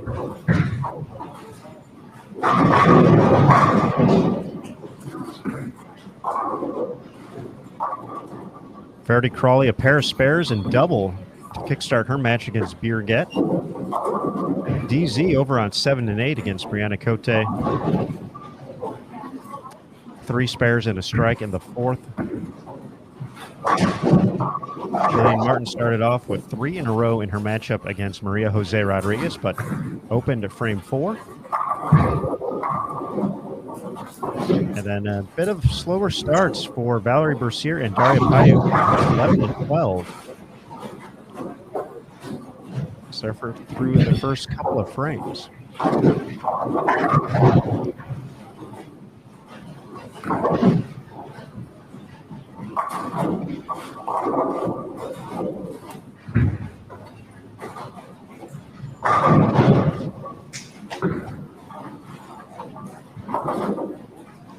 What do you say we head over to 9 and 10 for a minute, folks? Let's track the Jillian Martin game. Once again, she is our tournament leader by just by 5 pins, but she continues to find ways to collect victories here against the best in the world.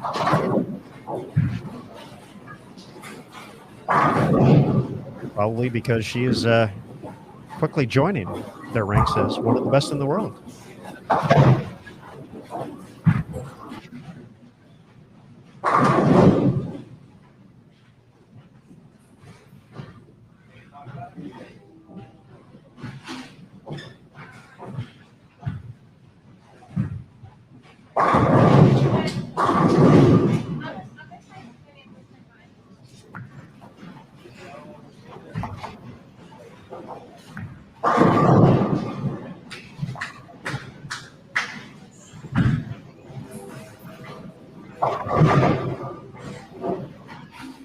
Jillian added another strike in frame number 5. You can look at Diana Z there. Nice shot on lane 8. Maria is going to be looking for a double here.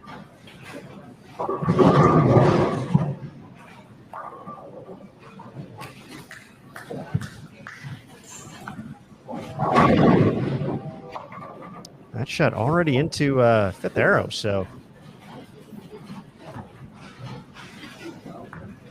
this player's not wasting any time getting left here.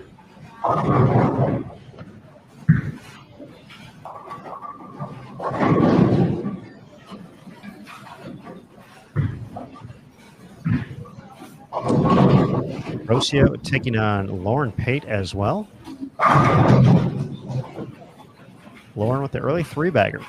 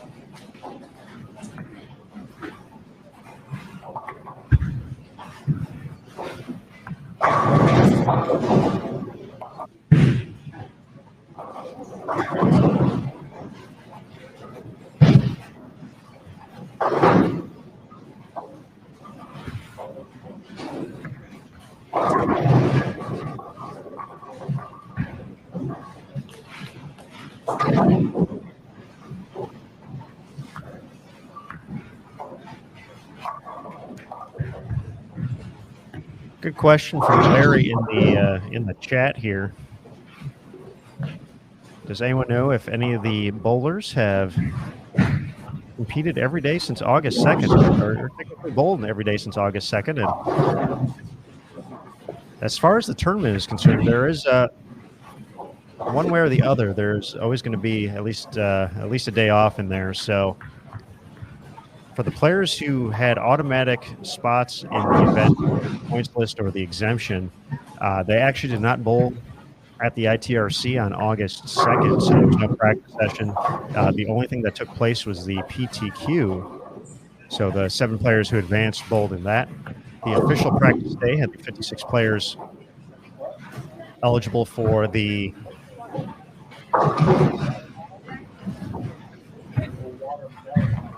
main event. We're going to be bowling the Go Bowling Classic and International Bowling Campus Classic for sure. Obviously, we had to qualify for the BowlTV Classic. So for those players, and actually, once again, the only player who's bowled every day since then has been Verity Crawl. So she competed in qualifying and advanced in the top 12 for the Go Bowling Classic. So did the same at the IBC Classic, and then the practice session yesterday morning for the BowlTV Classic, which took place at 9 a.m. local time here, prior to the start of the regional. So for Verity, he's bowled in some capacity every day since August 3rd. So everyone else had at least a day off in there. Obviously, they had the opportunity to potentially go to a local center and bowl and practice and work on anything if they felt the need. And first look at Jillian here. And she has gotten left quick as well.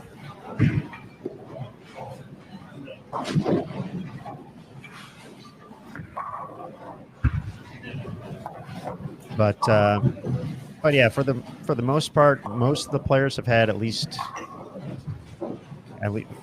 one day off capacity. But Verity, as she mentioned once or twice here, said she just wants to bowl as many games as she can while she's here. So mission accomplished.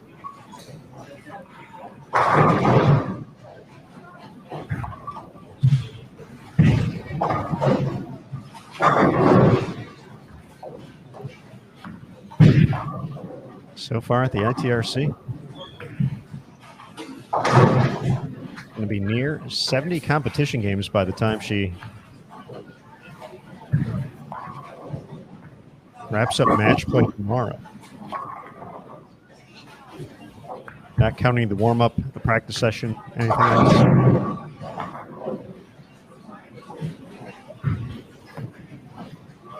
And speaking of Raleigh, she is working on 5 in a row right now. Can shoot 279. Matchup against Birgit.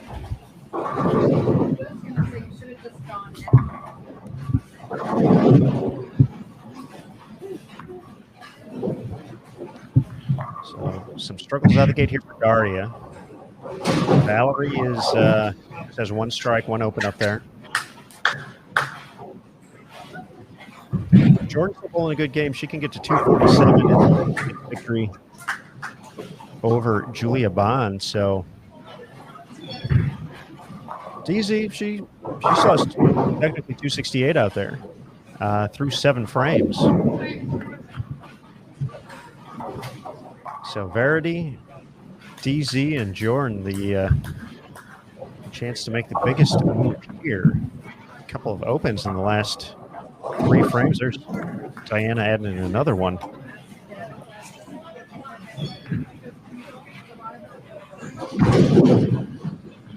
That one loses a little steam for Jillian. Her max now 224 with the spare. So Crawley and DZ and Jordan.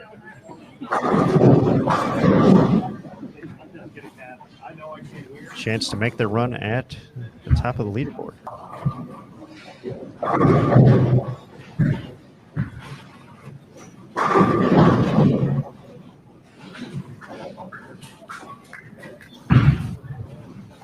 Jim, to your point in the chat, yeah, pretty much. The only way she could have bowled a couple more games was if she was the 4 seed for both step ladders and bowled every match in that. So for the maximum amount of games, she has nearly had them all.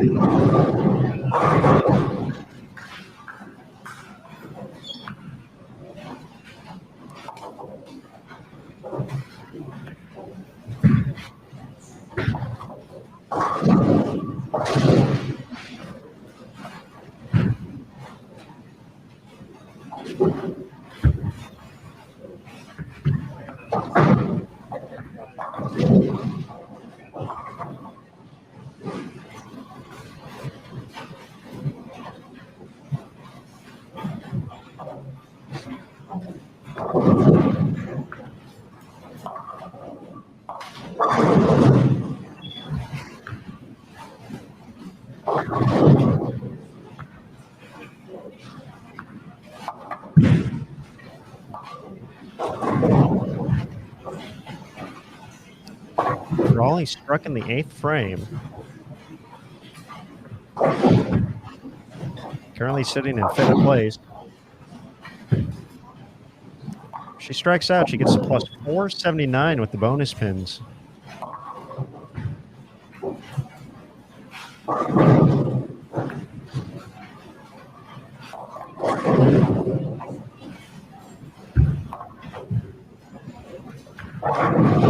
Strikes out, she would add 54 on top of her plus 426 total, so that would get her to plus 480. So Verity with a couple more strikes has the chance to become our new leader here at the BowlTV Classic.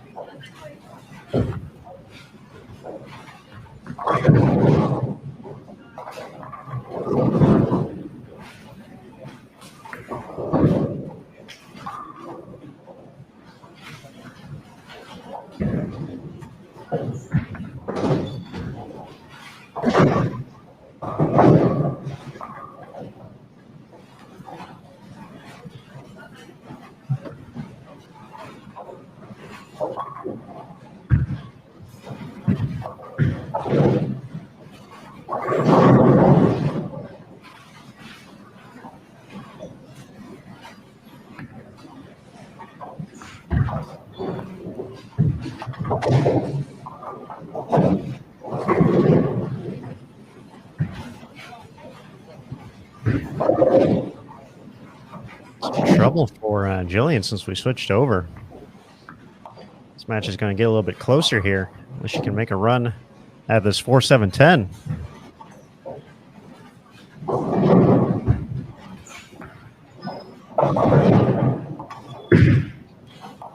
Again, we're already, or just in game 4 here.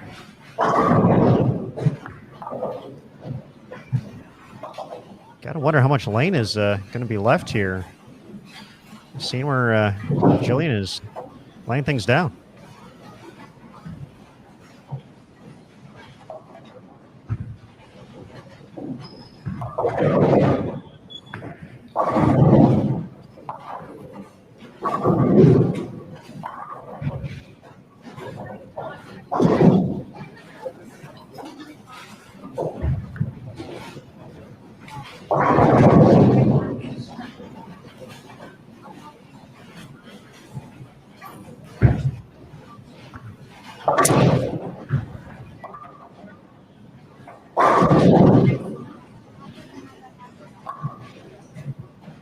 I have a fact or fiction, Aaron Smith.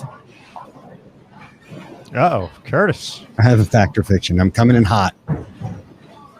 Out of left field. All right. A coconut. A coconut is considered a mammal because it is technically living, produces milk, and has hair. Fact or fiction?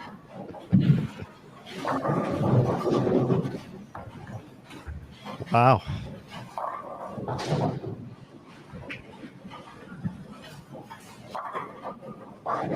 I'll re-ask that. A coconut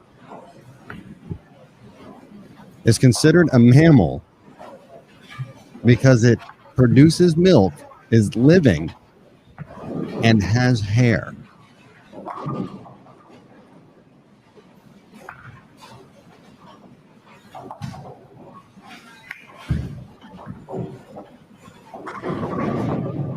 Aaron, I think you already know the answer to this. I actually don't. Oh, man. I'm intrigued. Either way, I do not enjoy. Do not enjoy coconuts, so I'm...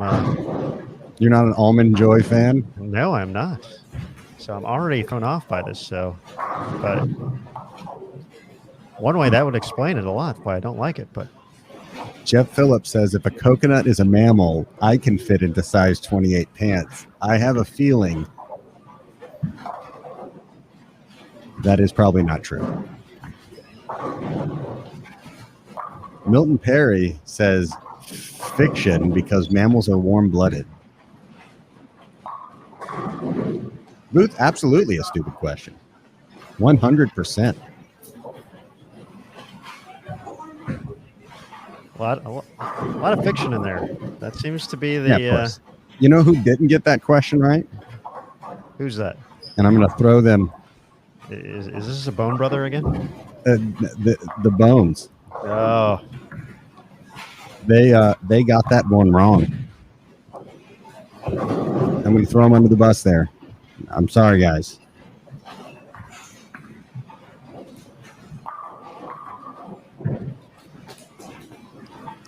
You guys trusted your instinct and realized something was amiss, was a foul. Something was a foul. Yeah, that was. I like that question though because it is absolutely, utterly, 100% ridiculous. Ridiculously great. Yep, and that's why I get paid the big bucks. And that is definitely fiction.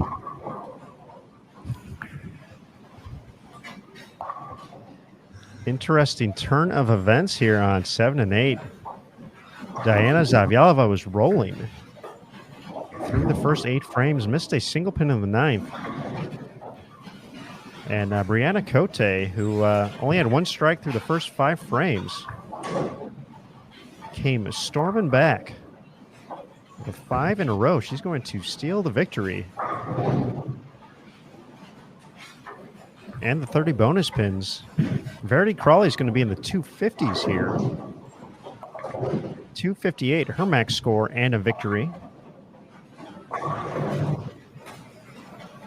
Looks like Misaki is going to take down Valerie here. Valerie's going to shoot a $196, contingent upon a single pinch spare. So Misaki bowls 230 plus, going to give her 50 plus bonus pins. Daria Payo can only shoot 186.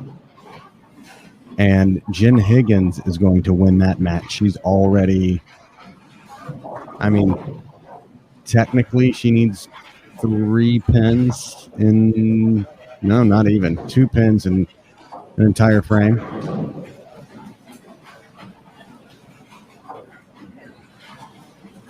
I think she'll manage that.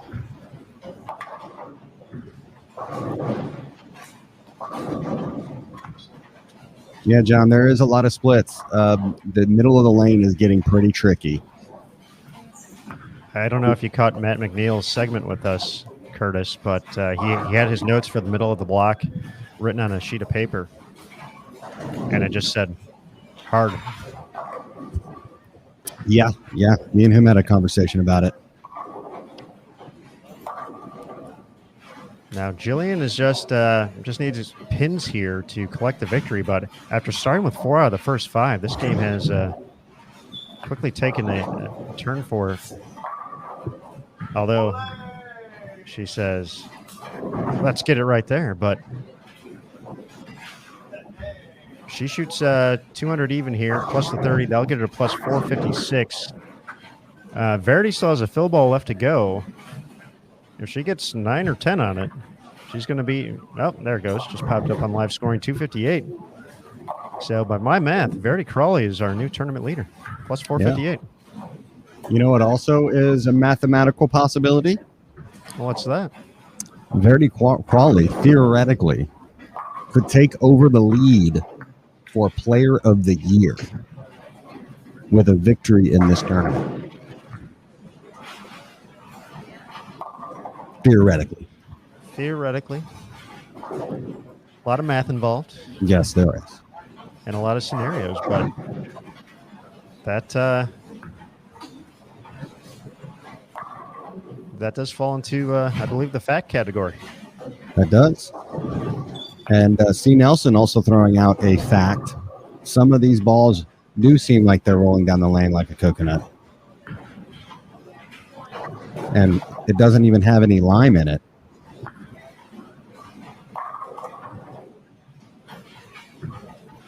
So you're not a fan, like you're hot day at the beach, you see a vendor selling cold coconuts, this chop off the top of it, drop a straw in it, and you're not drinking the milk there, Mr. Smith? It's a hard pass. Hard pass, okay. Hard pass. You're I mean, albeit somewhat different, there's a reason why Ron Burgundy thought it was a poor choice to chug milk on a warm summer day in San Diego. Choice. Are you in a glass case of emotion, Aaron? I'm not, but I feel these players will be. Yeah. By the time we get a couple more games in, just based off of how far left some of they're getting. Yeah, no, we had said that people would start running out of room left. It's only game 4, Aaron, and it seems like they've gotten there way quicker. Yeah, absolutely. Absolutely. And somebody asks fact or fiction. Ken asks fact or fiction. Would game 8 require the ladies to be tossing over the gutter to keep the ball on the lane? I mean, I can't say that's fiction. They're going to have, I feel like loft is definitely going to be in play. The problem is getting it to read.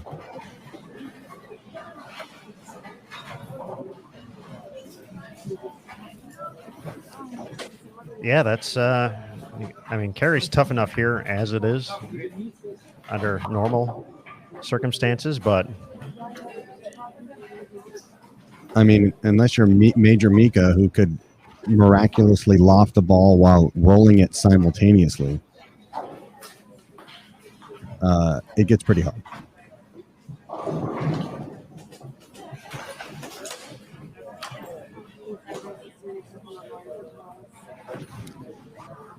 all right, 198 victory for Jillian Martin against Maria Jose Rodriguez. Lauren Pate going to get the win with 189.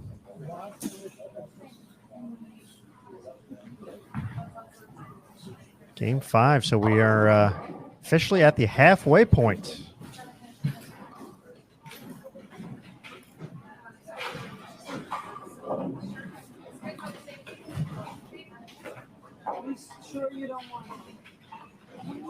Of this second round of qualifying at the 2021 PWBA BowlTV Classic.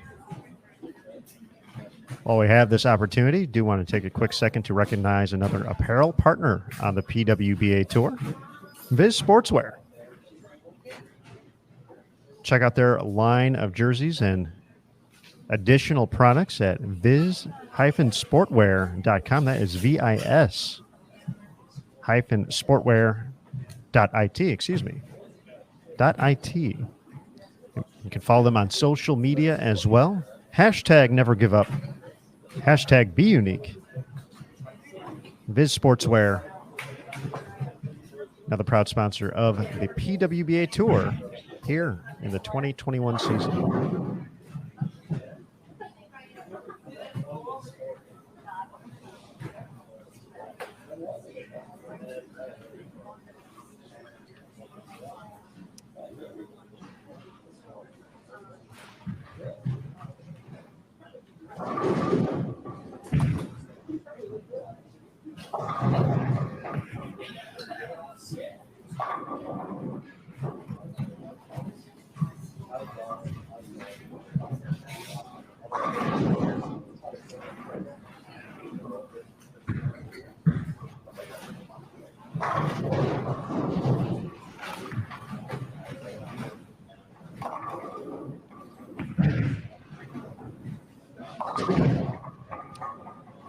Looks like Verity is going to be going to 11 and 12. Let's tune in over there for a little bit. I don't think we've spent too much time.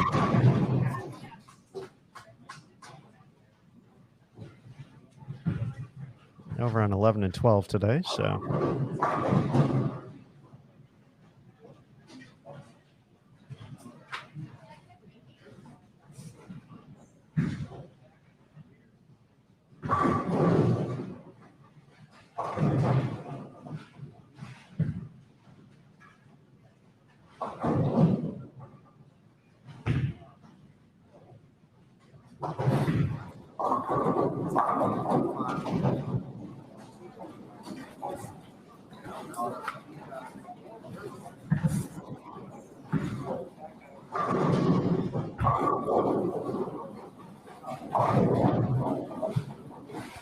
Ashley Rucker taking on Kelly Kulik. Verity Crawley taking on Sydney Brummett, plus 458. Crawley's number now.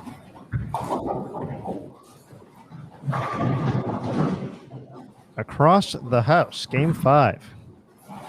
On 1 and 2, Giselle Paz against Liz Johnson. Maria Jose Rodriguez versus Stephanie Zavala. On 3 and 4, Brianna Kote taking on Tanya Ramanpour.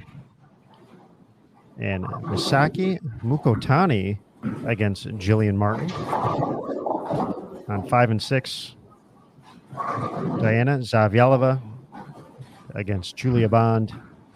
And Danielle McEwen taking on Lauren Pate. 7 and 8, Jordan Richard against Dasha Kovalova.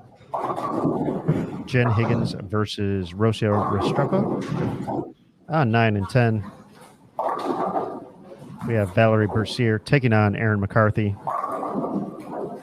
And Daria Payuk against Birgit Norrijks. And as mentioned, here on 11 and 12, Ashley versus Kelly, Verity versus Sydney.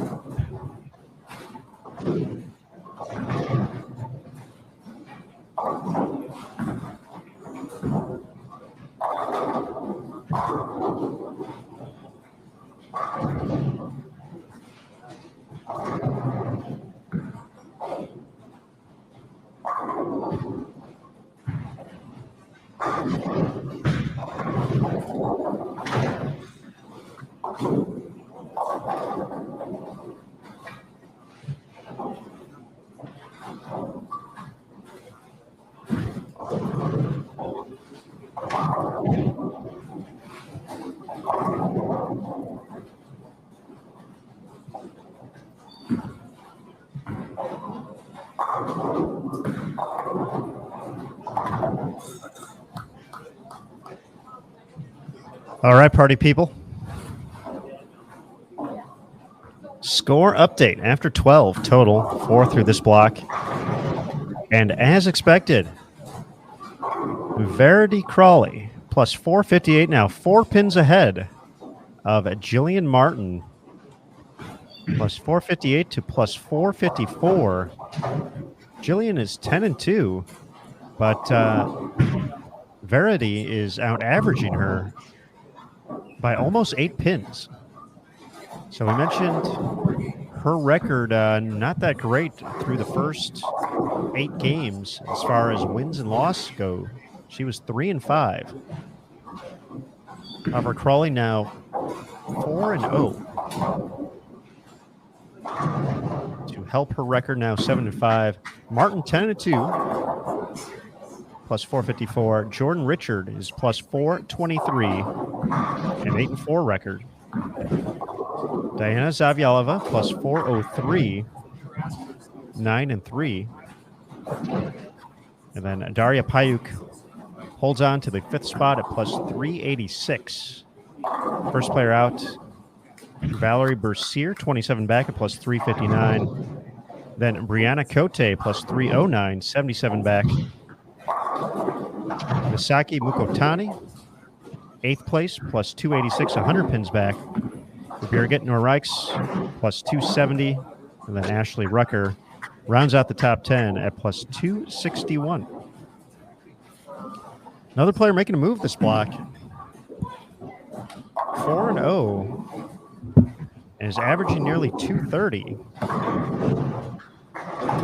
Is Jen Higgins, the winner of the IBC Classic. So keep an eye out for Jen After a 2-6 record for the first 8, she actually did not average over 200 for the block for the 8 games. She's come out of the gates 246, 234, 222, and 213. 4 victories. Has jumped all the way to 11th. So Jen Higgins finding some momentum here. And with that, bowling fans, we got a real treat for you.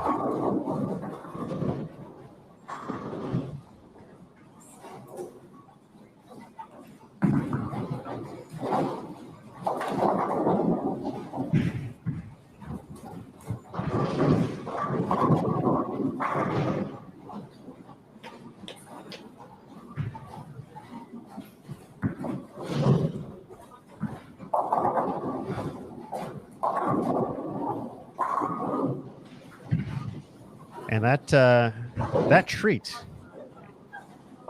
is Jason Thomas joining us. JT. Wow, I'm being called a treat now. Absolutely. That's nice.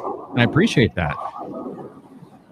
We are we're always happy to do so, and you come bearing numbers. Yes, so it's funny because I feel like I've been, like the little kid whose parents say, hey, you can't go out and play until you finish all your homework. And I feel like I've been finishing my homework all day. And now finally I'm done with my homework, and now I can come play. And one of the things I decided to do for extra credit homework was I took the points list and I put everybody on there through the IBC Classic, and then I put a projected column in for where they all stand in the field right now in this tournament. The folks that are already missed the cut, their numbers are locked in, and then there's several that are in the cut bowling right now. And the number that I thought was the most interesting was, if you give Verity first place points, if she ends up winning this tournament, which she's has a very good chance of doing that the way she's bowling right now, she would go to number 1 in the Player of the Year race if everybody else stayed where they are currently in the field right now. Dasha, Julia Bond, if they just stayed where they are and Verity were to win, she would go to number 1 in the Player of the Year race, which is crazy because nobody was even talking about that being a possibility of something that could happen. Certainly didn't expect it with missing the first 3 events, as that 10-pin won't topple for Kelly. But looking at Julia right now in 19th place, Dasha in 23rd place, and Verity, as you mentioned, leading the way right now, plus 458. And it's been something we've kind of been noticing the past couple of weeks, or I should say going back to when the tour was in its swing, and Verity just kept making top 12s, kept making stepladder finals, kept putting herself in position to win. She finally did in Nashville, and we kept wondering, it's like, wow, where would she be if she had those 3 events? And she could potentially get to the top of the peak without them. That's phenomenal. Yeah, I mean, it is. I mean, it kind of reminds you of the year New Wei Fen had a few years back, where she qualified for the Tour Championship on points, just bowling 5 events. And then one Rookie of the Year based off of 6. Right. That's the kind of thing that Verity's doing right now. I think you'd be hard-pressed to find someone who wouldn't argue for Verity since her comeback being the top player on tour. But now the numbers potentially going to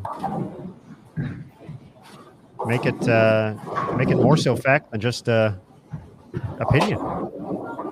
Yeah, and it's a really great story. I mean, you kind of look at these players and their progressions, and you guys talked about Lisa Wagner and how she had 5 runner-up finishes before she ended up notching her first title, and then ended up becoming the most winningest player in the history of the PWBA tour.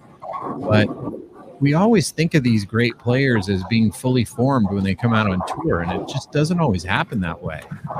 Sometimes it takes years, to kind of figure a bunch of different things out, and then all of a sudden everything clicks, and you know how to make all the moves. You've seen all the transitions that could possibly happen, and then your confidence gets to a place where you feel like you're one of the best, and then it landslides. And Verity, she just won her first title, right? And that could quickly snowball into player of the year. I mean, more titles. Obviously we're getting ahead of ourselves. There's still a long way to go, and I'm sure Verity's not thinking that way at all. But it's pretty amazing how quickly something like that can happen. There aren't a lot of people whose names are in that program book with player of the year next to them. It's a pretty small list. Specifically in the past 5 seasons. There's only been 2. Yeah, right. And, before that, there weren't a heck of a lot either. It's really a pretty exclusive club.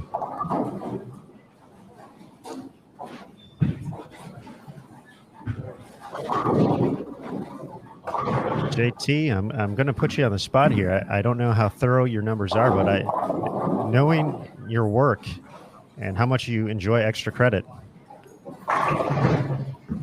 let's talk about some players who have been affected by not making this cut. Shannon O'Keefe and Missy Parkin, notably, were in the top 4 heading into this. How much is this going to set them back in their runs for Player of the Year? They're fine. I will say let's make a little adjustment to the spreadsheet I put together here.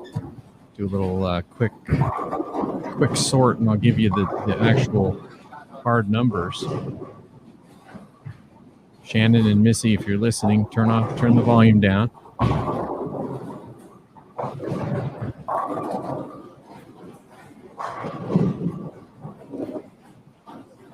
But yeah, if you were to give Verity the win, and even if you don't, even if you give her, second or third, if she were to get second, she would still be a sliver behind Julia Bond.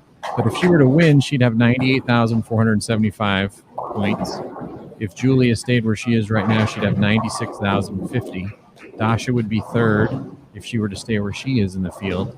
And Dasha's got a ways she could go up, because you can make up a lot of points by having a good block tomorrow if you're Dasha Kovalova and get up to 12th or 13th. I mean, you basically can double your points. She would be third at 91,830. Shannon O'Keefe is set at 9,645. Missy Parkin is at 84,400.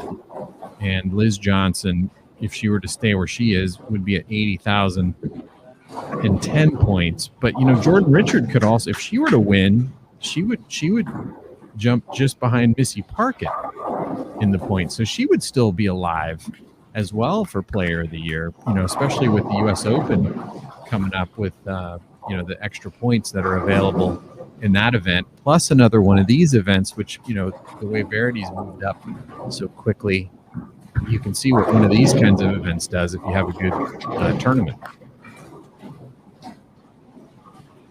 The National Bowling Stadium. It's going to be home of the Fall Classic, October 24th through the 30th. Wrap up the 2021 season. JT, keep that spreadsheet around for the end of the season, just as it'll already be built and ready to go. It is. For scenarios about. It is. I'm going to keep updating it as we go. I always would build one of those spreadsheets at the end of the season, and usually it was U.S. Open week because that was the last event before the Tour Championship. And every game I would send it to Chad Murphy. Chad Murphy's a huge fan of PWBA and just loves, numbers. And so I would send it to him every game. And if I was, 3 frames behind on sending it to him, he'd text me and say, where's the spreadsheet? Hey, Chad, I'm doing something else on site, but I'll get it right to you. But, we talked about it, and it's like we got to figure out a way to do kind of what they do. And, if you watch the Olympics and they showed all the different scenarios and they have it on the Golf Channel where, the FedEx Cup, if this person finishes here, so I think one thing we can work on, give myself a little more homework between now and U.S. Open is how to make that spreadsheet automate so that we can see it on TV while we're actually competing that tournament at the U.S. Women's Open, and give the players fits as they watch their name move up and down the standings on the points list. Well, JT, Julia Bond gave her season ranking so far an A- when I asked her. I'm going to give you an A+ though for this effort right here. Well, thank you. It's always nice when extra credit pays off.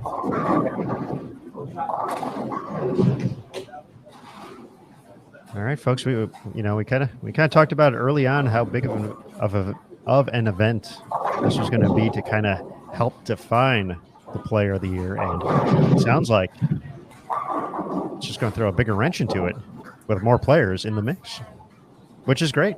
We love that. Folks at home, you guys should love that too. That means that Fall Classic is going to be even crazier coming up in October on BowlTV.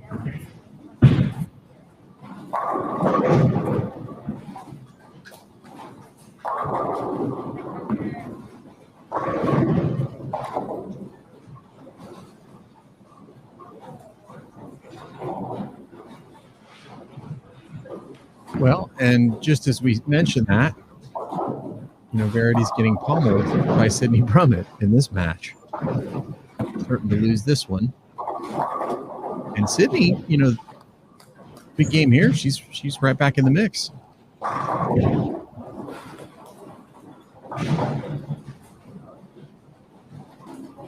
Sydney 7-4-1 overall, so the bonus pin's helping her along the way, and not too many big games for her so far. A big effort at 235, but a lot of 2 teens in there, a couple 2-0s. So an opportunity for her first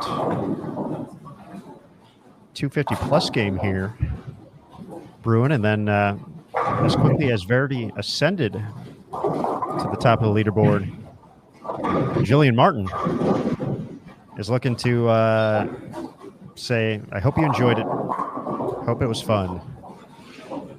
I'm taking it over again. Yeah, and you know what? I said this earlier in the week. I can't remember if I said it on BowlTV or not. But, I felt like if Jillian had a good week here, it would be even more impressive than, at the Kickoff Classic. Because, at the Kickoff Classic, we had less entries. We had 36. This is a full field. I think the players at the Kickoff Classic were a little rusty. They hadn't bowled in a long time, and a lot of them hadn't bowled any tournaments at all, and so we didn't kind of know. And Jillian bowls all the time, and she bowled during the pandemic and was bowling tournaments and was staying sharp. But this, she had 2. She cashed in both of the events. She didn't make either of the cuts, but she was alternate for one, and had a nice run in the other one. She really could have easily made match play in both, and now she's leading the big one here. And so I think personally this is an even more impressive performance than what she had at the Kickoff Classic, because the competition's better and everybody's sharp. Well, JT, you convinced me. We're making the switch.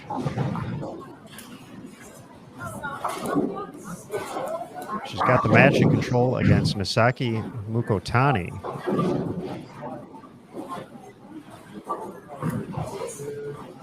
See if she can keep her string of strikes going. Diana Z also putting together a nice game in what's looking to going to be a pretty easy victory over Julia Bond, who's she's been struggling since that 300 to kick things off. Has been having a rough block here. Danielle McEwen in a position to put together a big game as well over on 5 and 6. Both of them can shoot 279. Jordan Richard, a max of 258.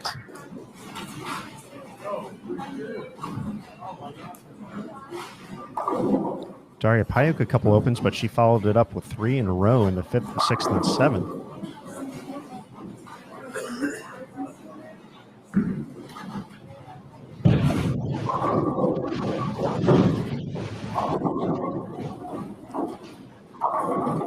Some opportunities for more movement here in the top 5 at the BowlTV Classic. I have a feeling tomorrow's going to be pretty fun because it just seems like the nature of what we're bowling on, the bowling center, and this tournament in general is that you can shoot some big scores, but you can also shoot a really low score, and no lead is safe. It just doesn't seem like anybody's going to get the beat on anybody else. And so I think what that's going to turn into tomorrow is a lot of excitement when it comes to who's going to make this top 5. Looks like Jillian's made a ball change since we saw her at the end of game 4.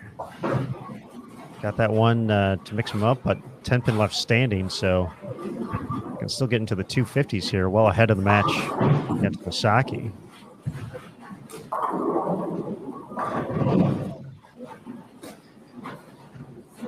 And of course, imagine the momentum of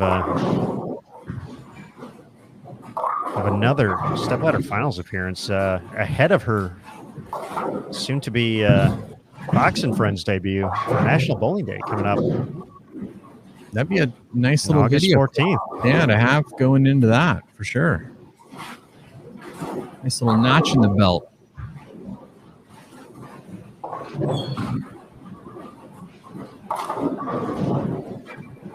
It's gonna be pretty cool. Always a fun show. Had a couple of PWBA players on there the past couple of years. Jillian going to get the opportunity here in 2021.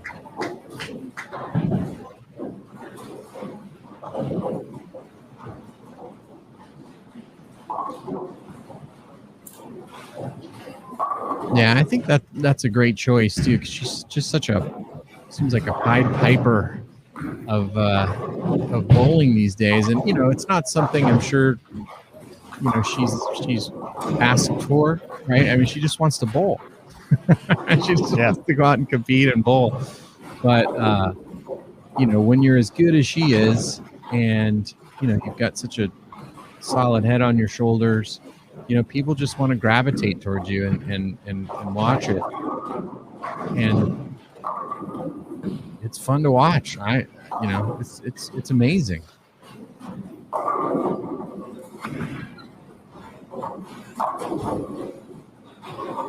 I mean, she was signing autographs at Junior Gold. That's just, imagine that. Your fellow competitors coming up and wanting your autograph. I mean, it happened to Tiger Woods. It happened to the Dream Team at the Olympics, back when Barkley and Magic and Bird showed up to play in the Olympics, and their opponents would want their autographs before the game. It's like, are you going to have a chance to win this game if you're asking for your opponent's autograph before the game starts? Wait, I got to back you up there. Did you say Barkley, Magic, and Bird? Yeah, they were on the Dream Team. You left off MJ? Oh, well, MJ, yeah. He was on it too. Okay, I see you're a Laker fan coming through a little bit here. All right. I'm an 80s fan. Jordan was 90s. Fair point. Poor Isaiah. Oh, got left off. I think that's Jordan's fault, isn't it? Isn't that Jordan's fault? You could kind of take that away from the Last Dance, depending on how you interpret it. So yeah, the way I do, yes. But you know what? It doesn't break my heart a bit. I didn't care what happened to those darn Pistons.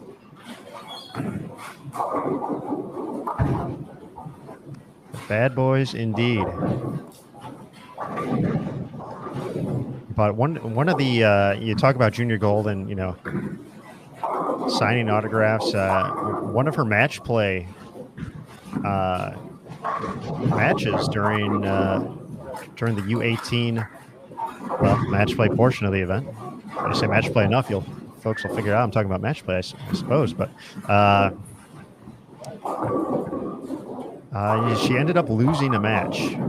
And the young lady who she was bowling was, obviously excited to get the win. And, she bowled a great match and she had a lot of supporters behind her. It was very exciting to watch.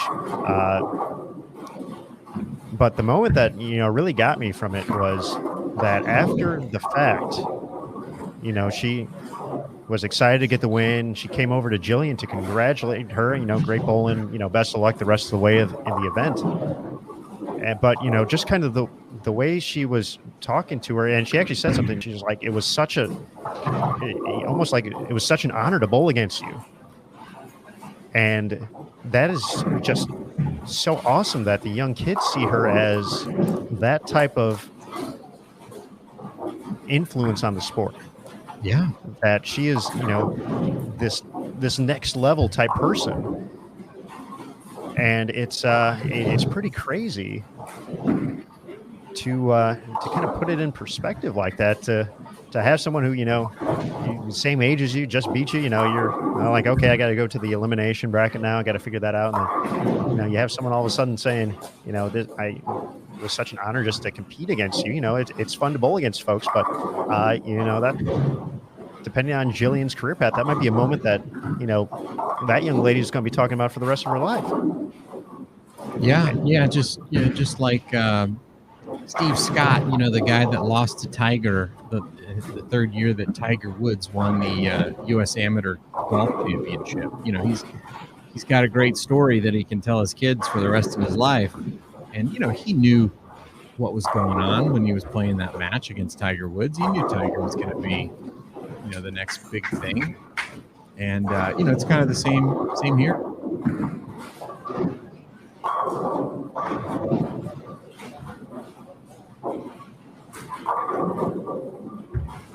Taking a quick look around the house.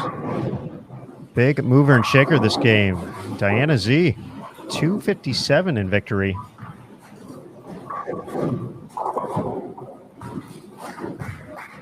That's going to put her all the way up to plus 490. Yeah, Diana, man.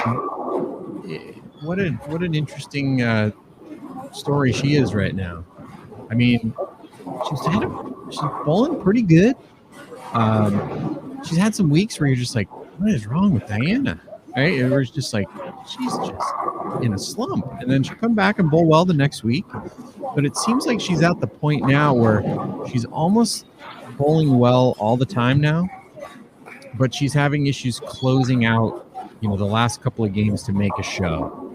Or when she gets on a show, struggling, to do well. And so I think she's going to break out of it. I'm just waiting for it to happen. But she's such a confidence player. Maybe not as much as Daria, but she just, when she sees that confidence and gets that confidence, she, the best way I have to describe it is, if you would have asked me 5 years ago when the tour relaunched, actually it was 6 years ago now, but if you would have asked me then who would have the most titles 6 years in to the tour, I would have said Diana Z. I felt like she was that talented and was that all I had ever seen of her was just the confidence. I had never seen her struggle through a slump, and so it feels like she's just about to break out of it, and when she does, she's going to start winning a lot again. But it feels like where she is in that, if you want to call it a process, is finding a way to perform when she needs a big game to make a show. And I feel like it's because she's changed a lot of things in her game. She's become a lot more versatile of a player. and she hasn't had enough reps in those pressure situations doing, her B, C, D game, which is what she, plays a lot of nowadays. And I feel like when she gets a few reps and knows how her body's going to feel throwing it that way in that pressure situation and how to manage it and make good shots in those situations, she's going to be back to being, one of the top 3 players on tour again. 2:23, the final score. So the opening of the 10th slowing her down a little bit. Got some help there from Misaki as well. She could have snuck around her with a couple of strikes on the 10th. So she'll get the bonus spins now at plus 507. She's going to retake the lead. Verity is not going to get the victory against Sydney. She finished with a 191 that game.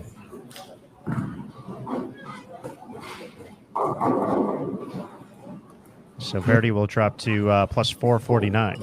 Quite a few good scores in the building that game. Looks like Verity's actually going to drop all the way to 4th. Jordan Richard lost her match against Dasha, but shot 235. So that's going to push her to plus 458.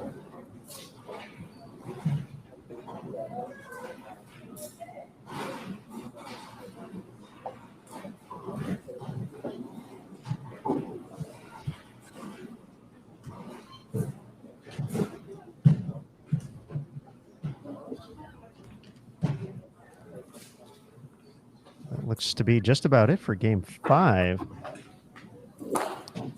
JT on 1 and 2. We're going to have a bit of a treat for everybody. We spent the last game or so talking about Verity Crawley and Jillian Martin. So you know who's going to face off this game. Wow. On 1 and 2. We knew what we were talking about.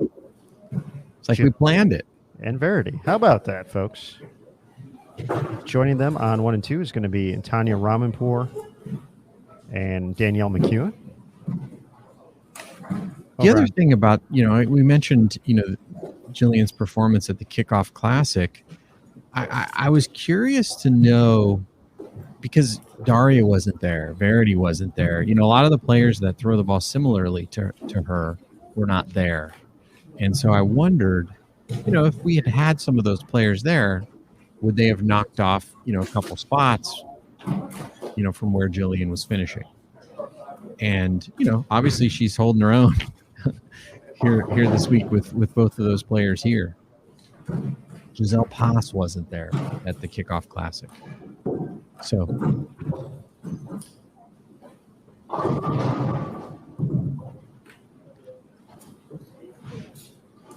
matchups on 3 and 4. Maria Jose Rodriguez against Birgit Norrijks. As I mentioned, Giselle Pass. She's here this week. Going to be taking on Sydney Brummett. Sydney up to plus 294 now. Birgit plus 326.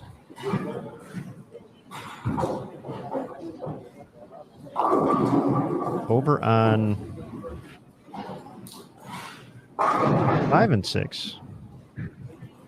We're going to have Rocio taking on Ashley Rucker and Stephanie Zavala against Diana Z. 7 and 8. Lauren Pate against Erin McCarthy and Kelly Kulik against Brianna Cote. 9 and 10. Jordan Richard against Daria Payuk and Valerie Bercier taking on Liz Johnson. Then 11 and 12. Julia Bond taking on Jen Higgins and Misaki Mukotani taking on Dasha Kovalova.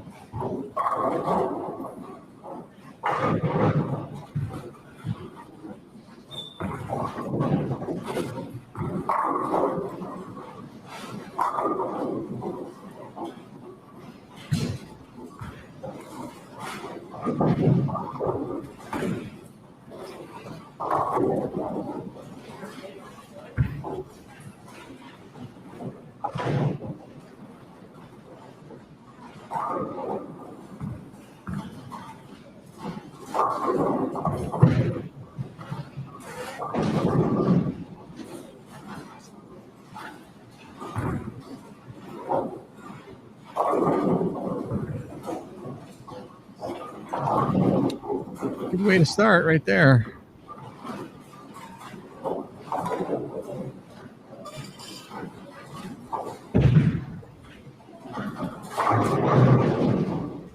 We talked, Aaron, earlier today. Not we, but I was doing my homework. But you guys talked on the show earlier today about running out of room the last couple of games, and Jillian's pretty far to the left, and we're going to see if she had a bad last game. Was that the reason, or was it just kind of a tricky pair that she hit? I think she's good right now. I don't think there's any issue with where she's having to play right now, but I could see maybe having a few issues in game 8. But she's so good that I think once she sees something once, she doesn't make the same mistake again. Mm-hmm. She might make a different mistake, but she doesn't make the same one. Just like on BowlTV, all about making new mistakes. Exactly. Nice spare conversion there for Danielle.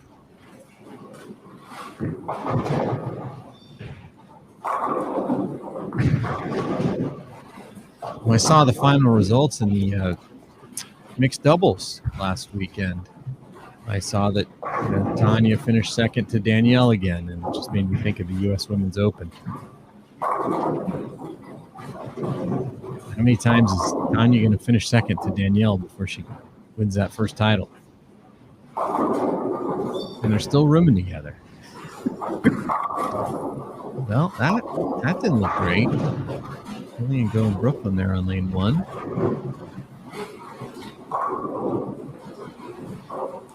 She'll turn it into a double, however. We'll have to make the adjustments. And one thing about this place, and I've bowled on lane 1 and 2 before when they've gotten to hook a little bit. You can touch that wall with your left arm, and it's distracting. You start to slide over there around the gutter cap or left of it. Your left arm's going to touch that wall, and it takes a couple of shots to kind of get used to that. Kind of like in the old days when the ball returns used to go all the way up to the foul line, and Mark Roth and the other power players would kick the ball return. You haven't lived unless you kicked a ball return trying to pick up a 10-pin on the right lane. Oh, man. With one of those. There's a great YouTube video that there's a whole bunch of them, but one that I enjoyed most, I think it was 1985 King Louis Open. In the first match, Mark Baker bowls Mark Roth. And they are just destroying that ball. Those ball returns must have been made out of steel. Because they were hammering him with their leg, their kick leg.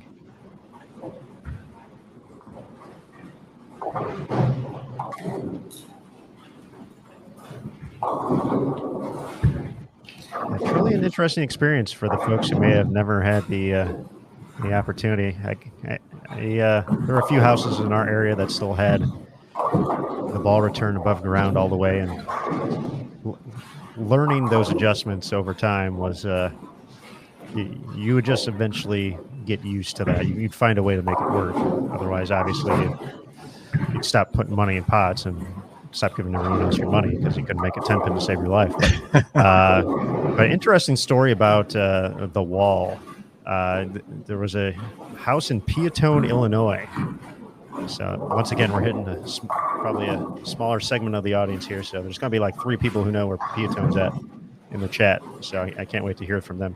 But a little 8-lane center where lane number 1 was literally right up against the wall. There was no additional room. You see that little walkway here at the ITRC. The wall was literally at the gutter cap. So getting left on that lane was perfectly impossible for power players. So they had to find a way to play straight without completely destroying the wall. Their balance arms going out, hitting the wall, things of that nature. And as we have well documented on BowlTV, I'm not exactly the highest rev guy out there. So we're bowling this event over there. We hit 1 and 2, and I'm bowling with a buddy of mine who can open it up a little bit. And I'm in a place on the lane where not necessarily having to worry about the wall, so to speak, unless we're shooting at a corner pin. And he decides to basically just figure out where I'm playing. Grabbed a plastic ball and ended up just doing that the whole time. But a good time nonetheless. Unique circumstance, definitely.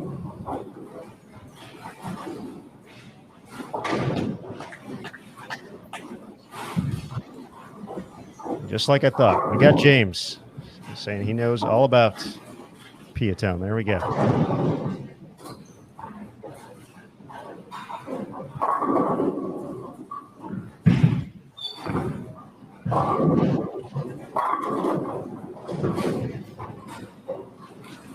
That's fun stuff.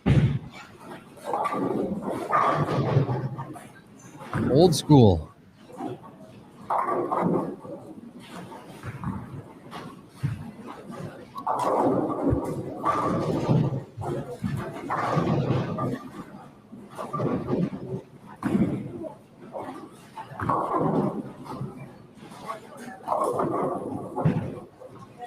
We do have a score update now available after 13 total games. Jillian Martin plus 507 reclaims the lead. Diana Z plus 490. Jordan Richard plus 458. Verity Crawley from first to fourth plus 449. And then Daria holds on to the final spot despite 187 and a loss. She's at plus 373. 21 pins ahead of Valerie Bercier plus 352. Brianna Cote at plus 350. Birgit Norikes plus 326. Sydney Brummett 4-1 this block. Now at plus 324. And then Misaki Mukotani plus 283 rounds out the top 10.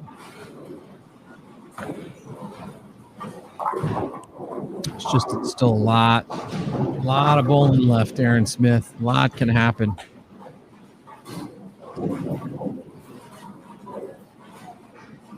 I think one of the crazy notes so far is that if Jillian wins this game against Verity, the worst she can finish in match play is 500. Yeah, she's 11 and 2. Yeah, it's pretty crazy. I remember. I'm gonna upset Stu Williams here by mentioning Robert Smith, but he came out and bowled. It's very similar to when Jillian Martin bowled the Kickoff Classic. He bowled the first stop of a PWBA season, and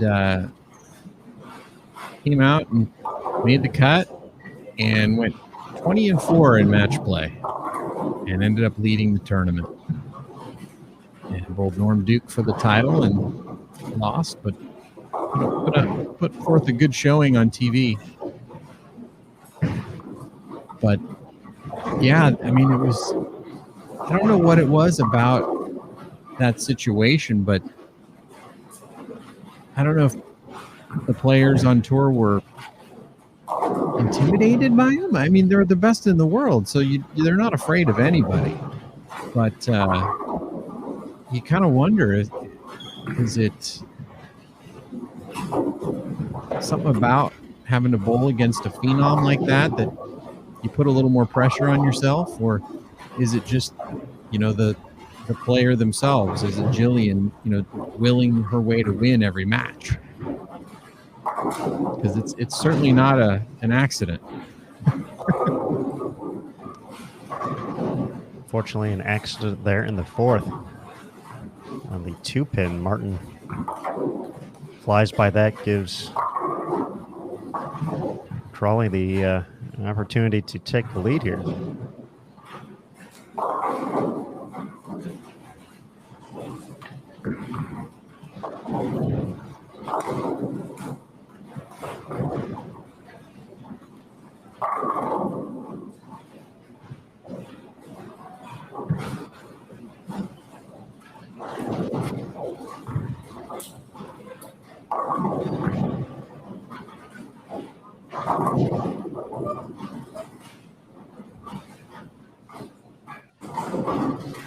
Danielle with the early double.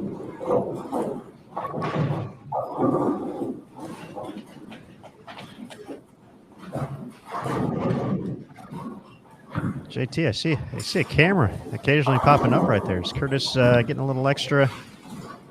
He is. He's working on a little coverage piece on Verity for our social.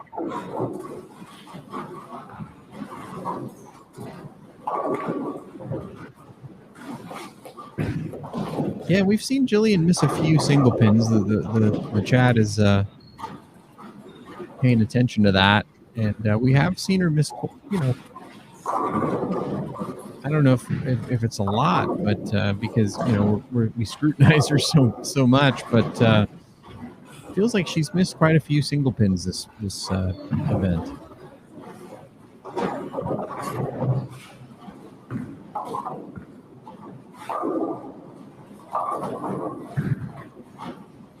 The folks have been a little quick to mention it. Yep.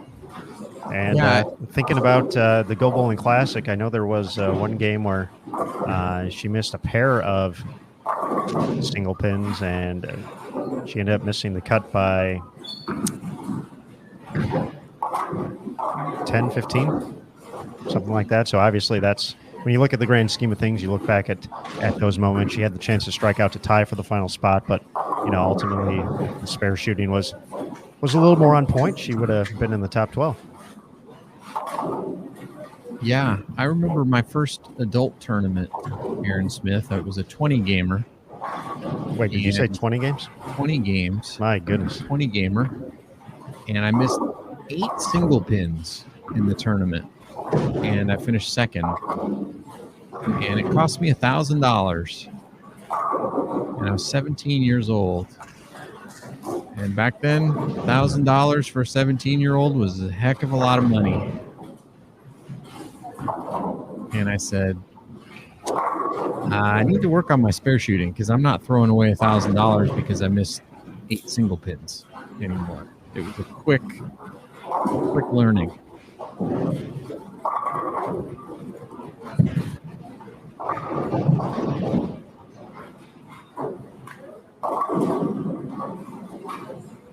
And, it magnifies out here on the PWBA tour. You just, in juniors, well, Jillian's just so much better than everybody, right?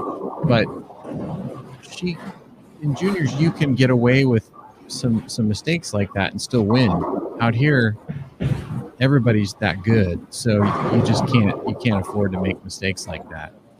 Liz Johnson will make you pay for it if you make mistakes like that. Verity Crawley will make you pay for it if you make mistakes like that. Danielle McEwen will make you pay for it. Shannon O'Keefe will make you pay for it.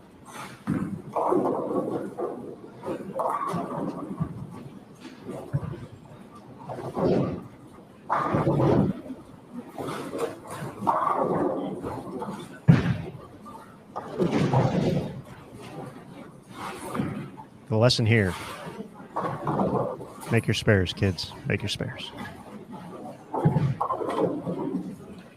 One of Shannon O'Keefe's favorite aphorisms.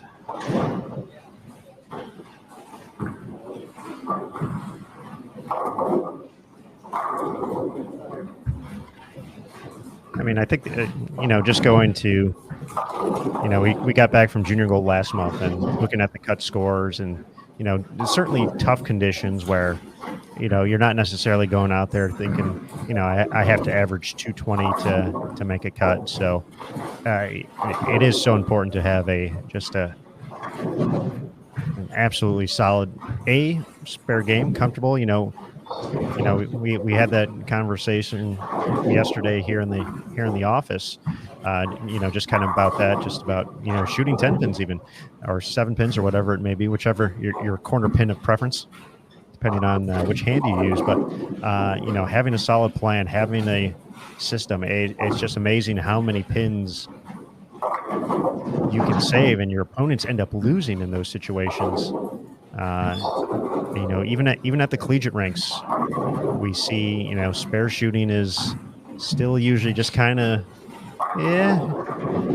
it's certainly across the board. And, there's obviously there's great spare shooters out there at every level, but, kind of looking at the mass product of, those tournaments being bigger fields, and that the spare shooting is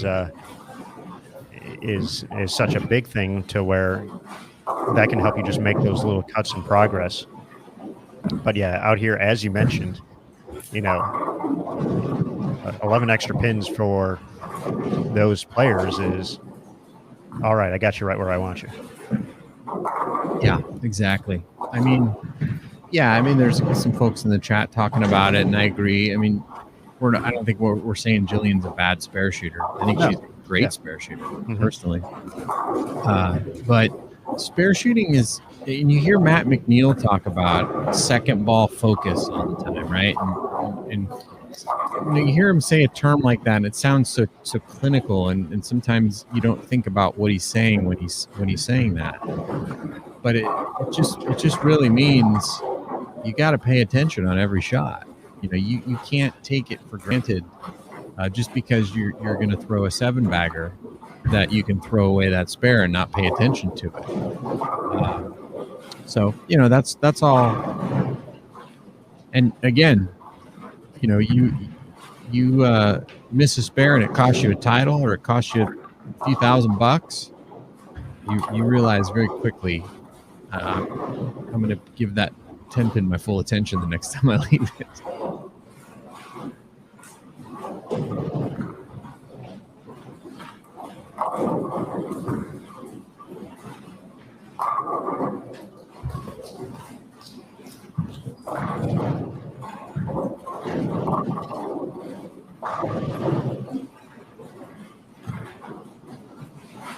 They are starting to hook a little bit, so it's something to watch for. I don't know if Jillian. I would guess she's going to start getting a look at another ball. The next one in the progression here. That shot didn't look too bad to me. It just looked like it picked up immediately.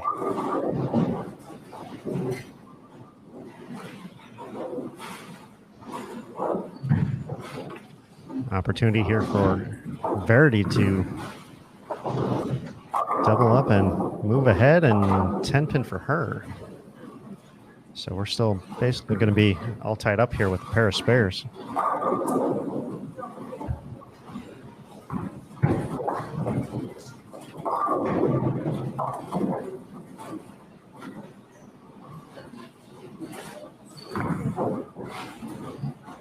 Diana Z on 5 and 6, currently ahead in her matchup against Stephanie Zavala, clean through 6 with a double.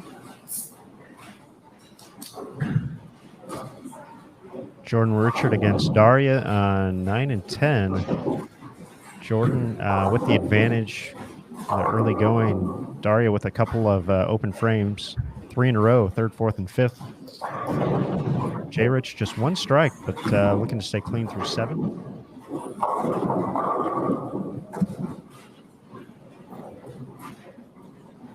Valerie Bercier, all spare games so far, but Liz Johnson throwing a couple strikes at her, also a 9 and 10. So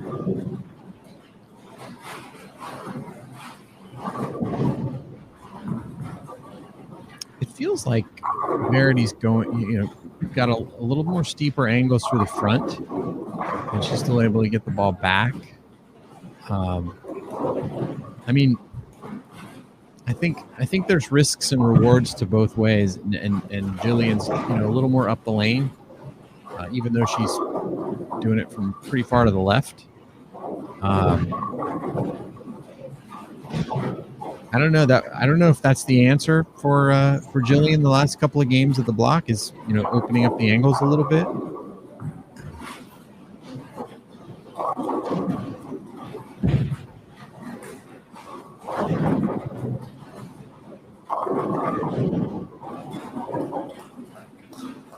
It's tough to make a ball change when you make a good shot with the ball that you're throwing.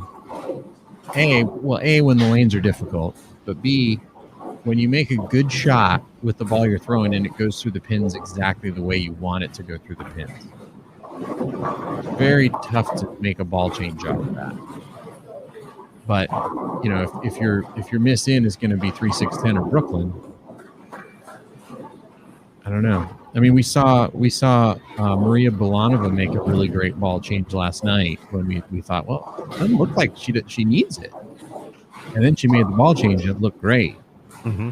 And she felt like the ball was burning up, but we never saw her flat 10, which is kind of usually a characteristic of what you see when the ball starts to burn up a little bit.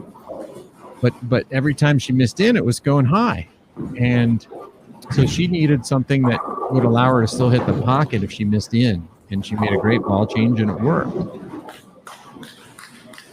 So the question is, when do you pull the trigger on that? Obviously in a one-game match, it's easier to pull the trigger because you have no time and you have to make a move and your opponent's striking. So there's really nothing to lose.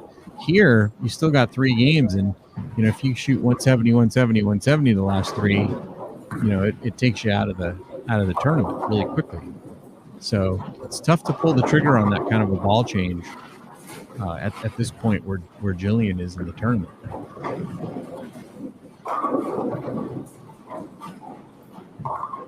Crawley delivers the strike in the 8th, is going to stay up by at least 1.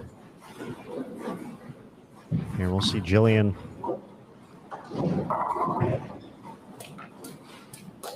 enter the shot momentarily.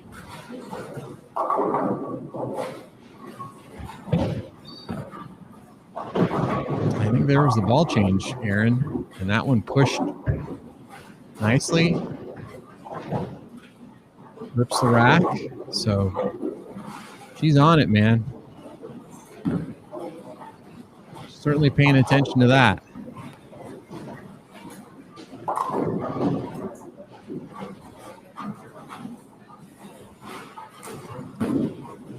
Well, we have the 2 players we've probably talked about the most so far this week, based off of performances throughout the year, the excitement to see them compete, and here in match play at the BowlTV Classic, 1 pin apart.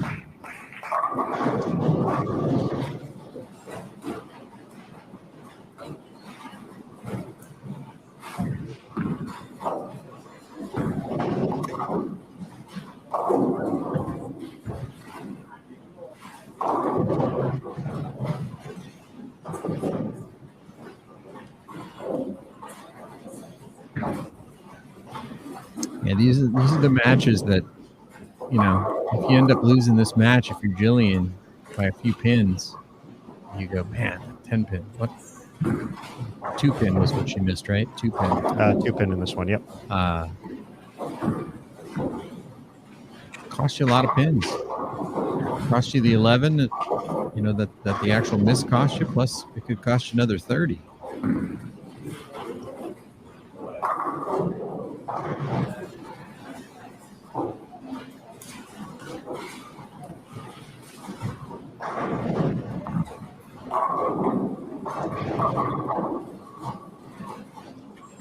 All right, Martin, 9th frame.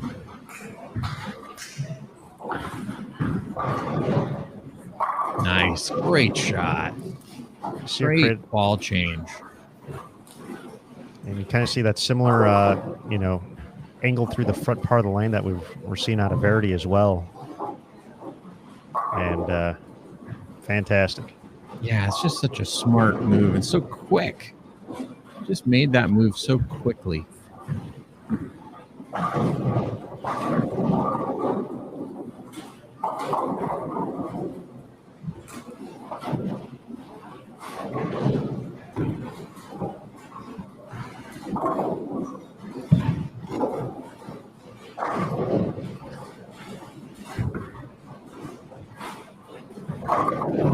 Oh, man, that's stay nasty. ahead by one. Wow.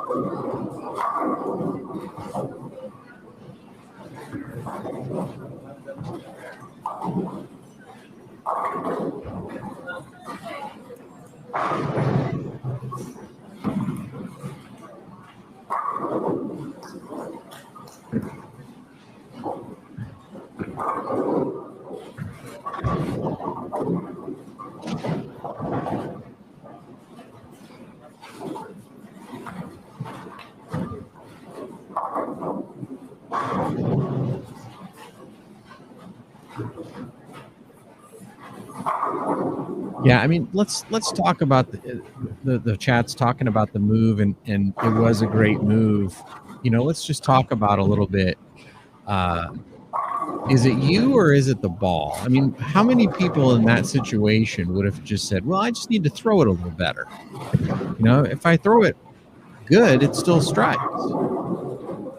But if I pinch it a little bit, it goes high. She realized. You have to ask yourself the question, is it me or is it the lane or the ball? Is it me? Was that me that made the bad shot, or was it the ball? And you should know, you know, when you're bowling on a condition, how much room you should have to miss. Because then you'll know, hey, it's the old John Gaines quote, throw it bad from somewhere else. Fantastic. I would expect such a line from John Gaines. I had a good buddy that I used to bowl league with, and you know, he would get frustrated, and he was a good bowler. He was, you know, over 200, and he would just struggle to hit the pocket. And, well, I'm just not throwing it very good, Jason. I'm not throwing it good. And I'm like, dude, they're so easy. You don't have to throw it good to hit the pocket. So how bad are you throwing it? Are you throwing it like 10 on a scale of 1 to 10 bad? Because that's about as bad as you have to throw it to miss the pocket on this. And he would be like, no, I'm throwing it like a 5. Well, then move. Or change balls. And Verity can lock this match up here for the strike.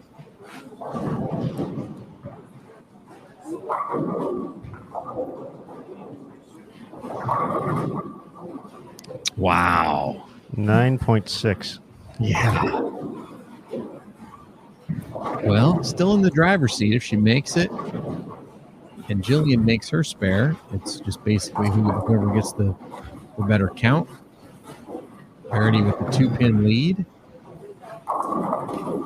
Jillian, nice conversion on the 610. So spare 9 would lock it up for Verity.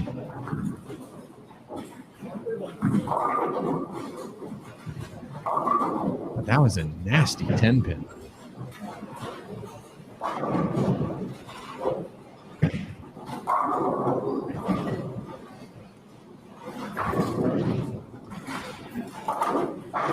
All right. And Verity will need 9. And if she gets it, Miss Spare is the difference in the outcome. Cost going to cost Jillian 41 pins.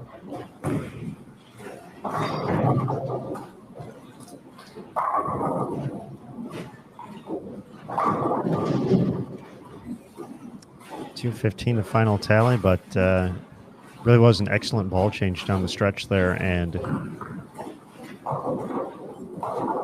looked pretty comfortable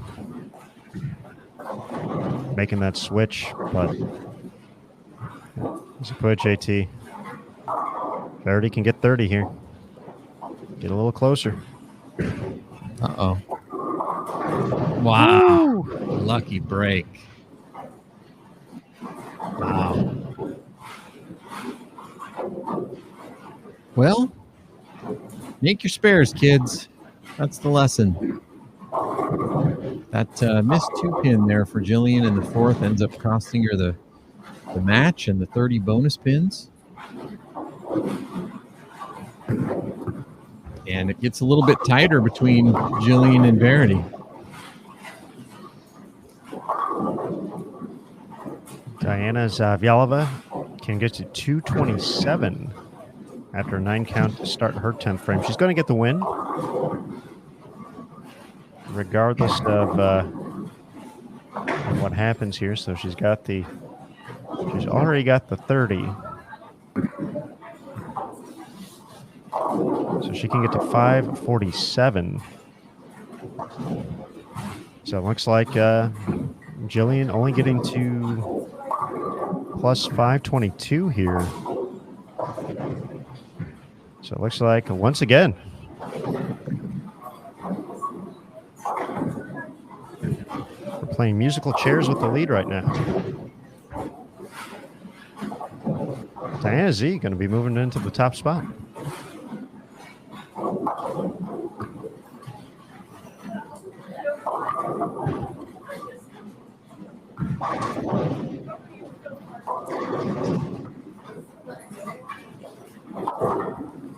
Piranget has slowly been moving up here. He's going to get the win with 2-6 or chance at 216.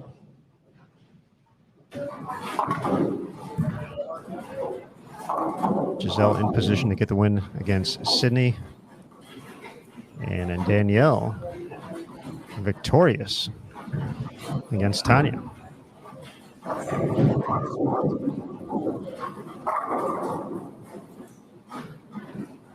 Jordan Richard, a 200 to 165 victory over Daria Payuk.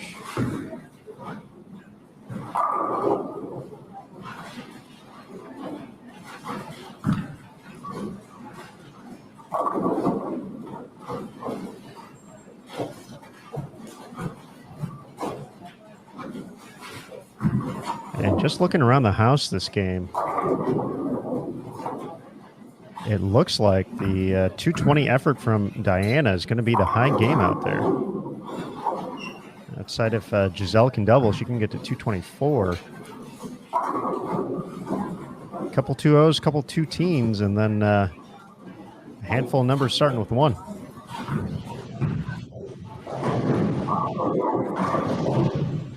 So this matchup Plot done. thickens, Aaron Smith. They're not getting any easier out there. But let's go to 5 through 8 real quick as we wrap up Game 6.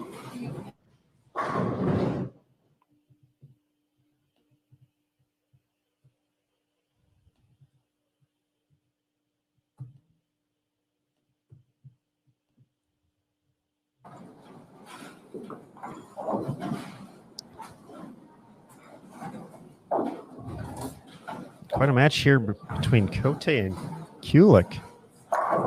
Big shot for Bree to keep the pressure on. Oh, Nelly is going to catch a break. See the final score there for DZ, 226. So 546 will be the official plus number with the bonus pins added. Ashley Rucker, a victory over Rocio. Aaron McCarthy, a win over Lauren Payton. Kelly, strike to win. 216 means chance at a tie. 10 pin does not fall for Kelly. Bree, a chance to get 15 here.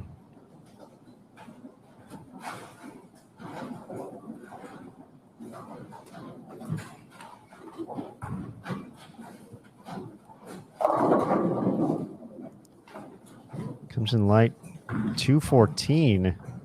Kelly is going to hold on for the victory.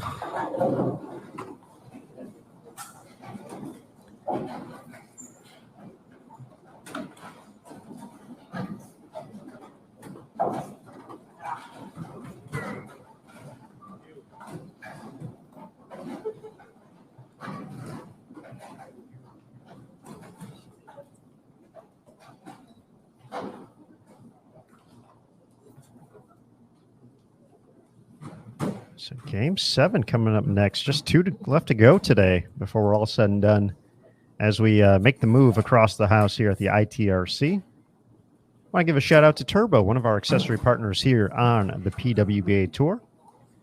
Whether you're looking to purchase your first new ball or you're a veteran of the sport, Turbo has functional and trendy accessories for bowlers of all ages and skill levels. From their patented quad 4-in-1 inserts to switch grip, their interchangeable thumb inserts, or any of their premier accessories, they are committed to providing bowlers with only the highest quality products and latest technologies. Be sure to check them out at turbogrips.com. Hashtag driven to bowl.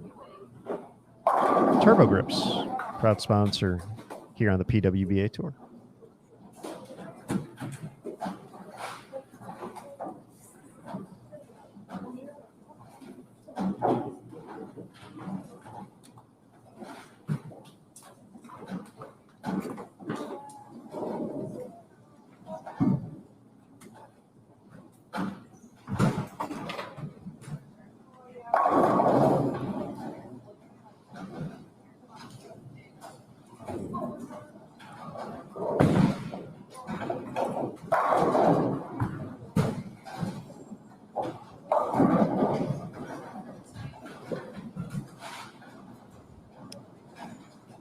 All right, it's looking like DZ is going to be our new leader. She's going to be on 9 and 10 this game. So let's head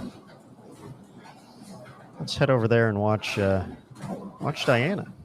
See if she can continue the momentum she's used to move to the top of the standings.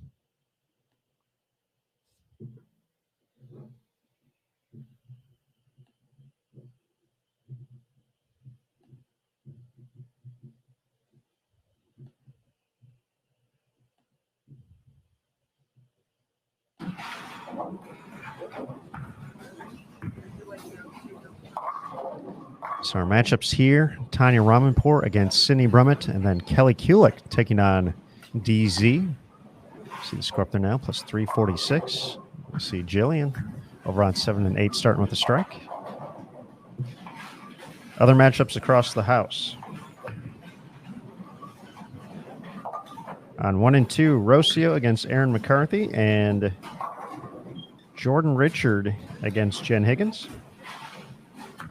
On 3 and 4, Lauren Pate taking on Ashley Rucker, and Julia Bond against Daria Payuk.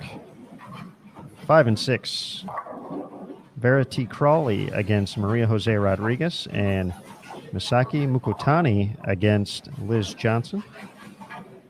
7 and 8, Birgit Norreichs against Jillian Martin, and Valerie Bercier taking on Dasha Kopilova. And then over on 11 and 12 to our right at the moment, Giselle Pass against Danielle McCune, Stephanie Zavala versus Brianna Cote.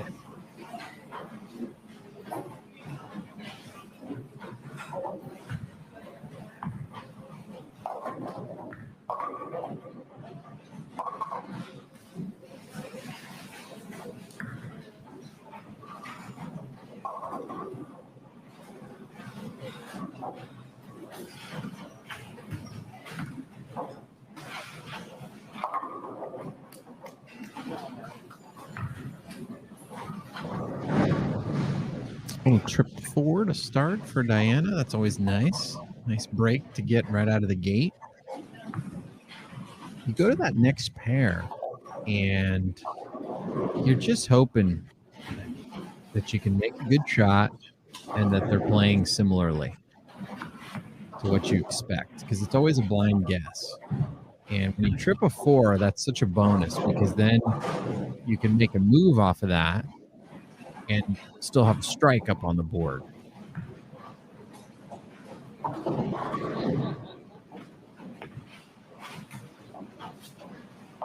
Wow, that one just duck hooked.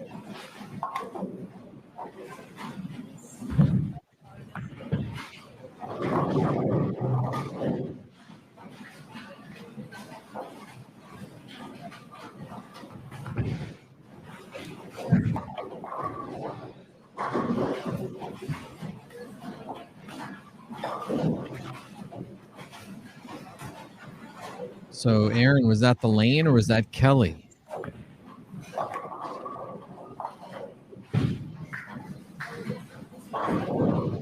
the duck hook. It was a rhetorical question. You don't have to answer it, but Kelly has to answer it.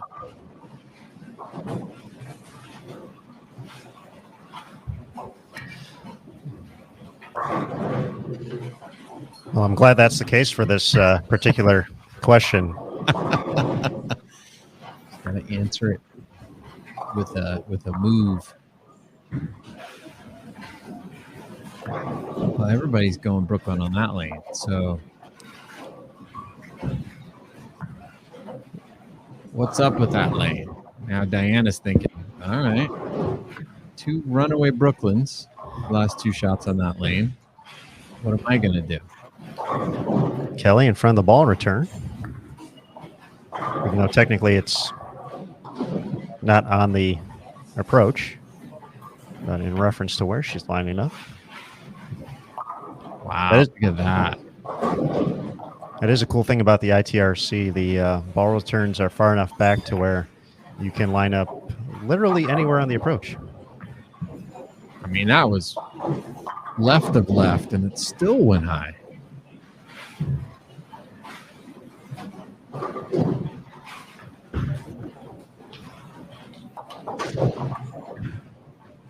All right, let's see what this lane has for Diana. Got to watch 2 Brooklyns.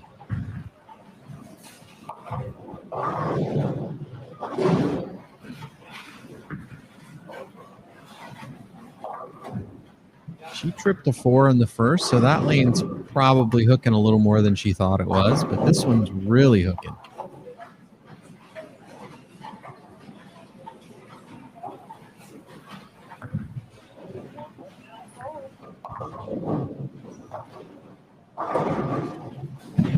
Ken Hempel says, I say shoot for the Brooklyn. Why not? It's a good answer.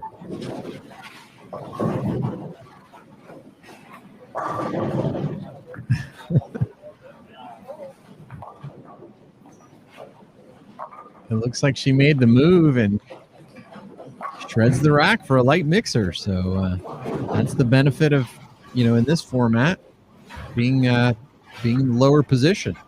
She got to watch a couple of players, 3 to be exact, throw shots on that lane before her first shot there. So got a nice read.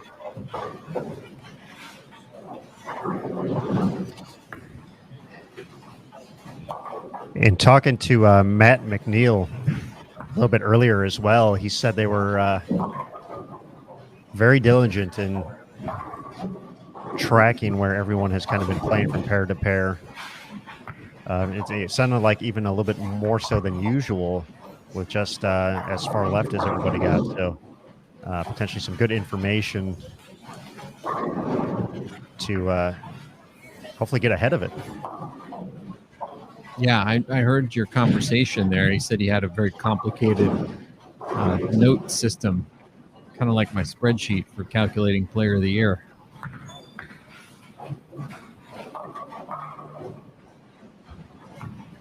I mean, it's just so evident. I mean, watching Jillian throw that shot on the lane to our left, how much more aggressive she is, coming through the ball than even, some of the top players in the world.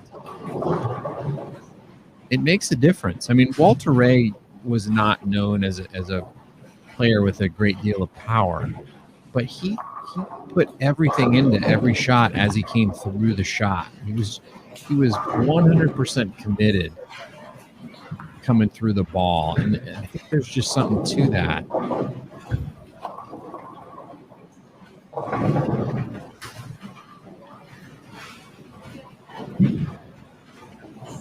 Let's look at how far Kelly is standing to the left.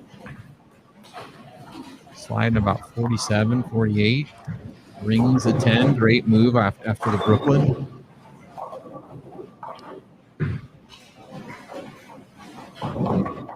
And that does become a bit of a concern. Moving that far left is throwing it that good and still not being able to carry that. Certainly that wasn't a flat 10, but your percentage to get those corners out gets a little bit tougher the further and further left you go.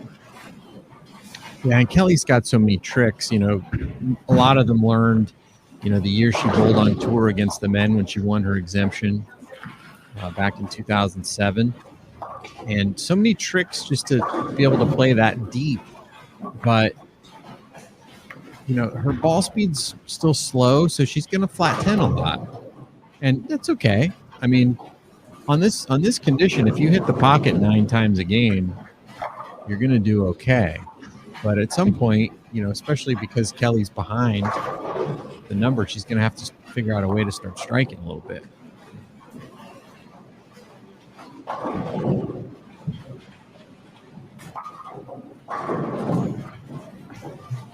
Do have the official update after 14 games overall. As mentioned, plus 546, the new leading number, Diana Zavjalova, 4-time tour champ. Now at the top of the standings, Jillian Martin falls to second at plus 522. Verity Crawley in third, plus 495. Jordan Richard, plus 488. And then new player in the top 5. How about that? Birgit Norrijks making her first appearance in the top 5. Plus 369, 5 pins ahead of Brianna Cote, plus 364. Daria with 165 drops out of the top 5 all the way to 7th. 31 back at plus 338. And for Valerie Bercier, just not having fun this block. Now 43 back plus 326. She is 1-5. In 8th place, Sydney Brummett plus 311 in 9th. And then at plus 275, Ashley Rucker rounds out the top 10. Yeah. You know, there's a term in football, Aaron. Are you familiar? And you're definitely, you watch a lot of football. I know you're a big Bears fan. But 2-possession game, 3-possession game, 4-possession game, right? Usually only 2 or 3 possession game or 1 possession game is typical. But when you're in bowling and you're ahead, there's kind of a thought process like, okay, I'm so far ahead of the number, it's going to take 3 games for me to fall out of the number.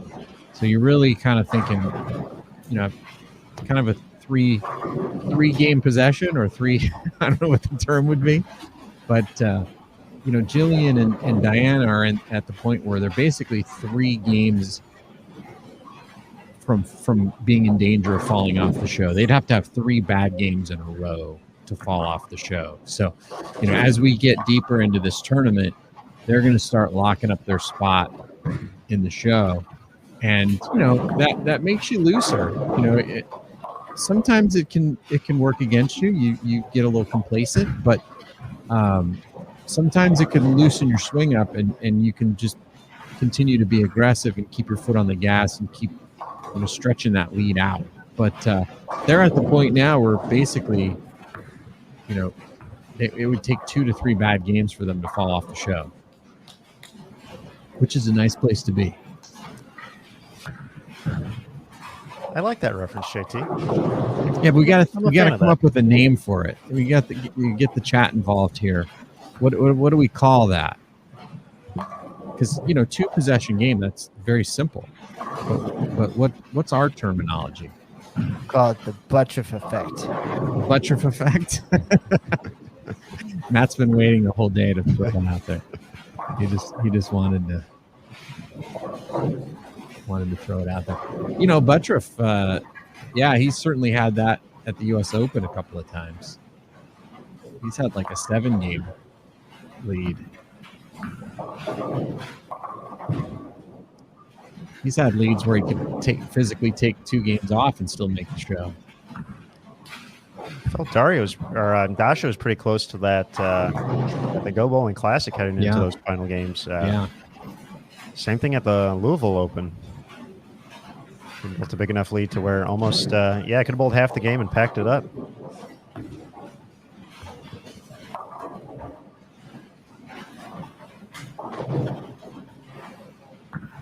And JT, unfortunately, as a Bears fan, normally it's how many possessions we're down over the past couple of years. But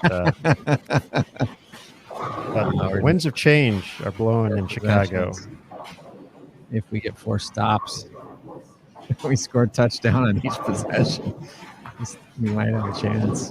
Justin Fields. 3 games in hand. That's a good one. 3 games in hand. Like it.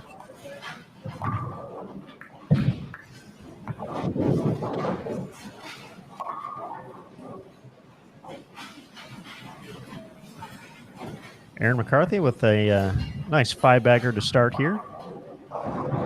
On 1 and 2 against Rocio. Spare in the 6th. Lauren Pate throwing some strikes. Ashley Rucker tossing a couple up there. Verity Crawley 5 for 5 on 5 and 6.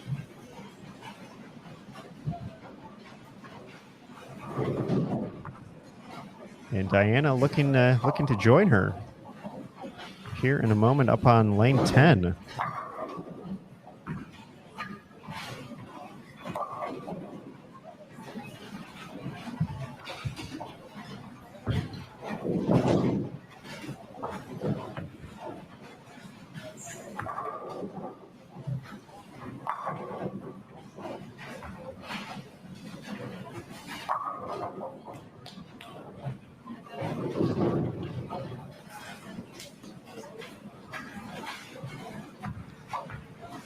That looked pretty darn good.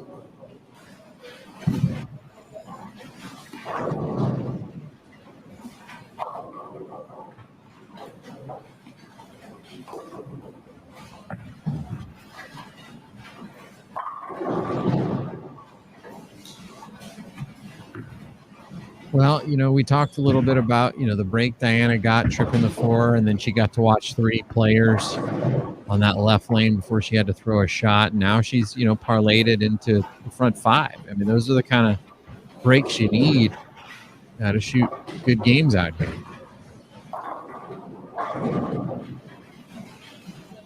And she's run really on top of what the lanes are doing right now. So as soon as they start hooking, she knew what move to make. And the moves are working.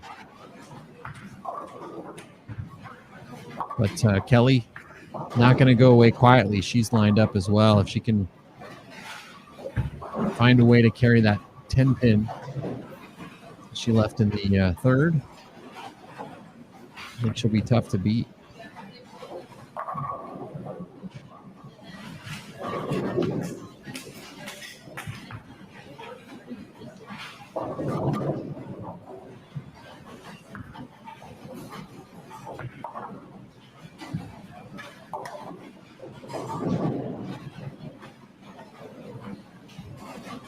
But you can see, what a big difference there is between the way Kelly's playing the lanes and the way Diana's playing the lanes. Kelly is starting a lot further to the left. I mean, look at her. She's basically standing 50. And she's going to drift just a touch to the right. Slides about 46. And it's just, she just can't get the ball to hit.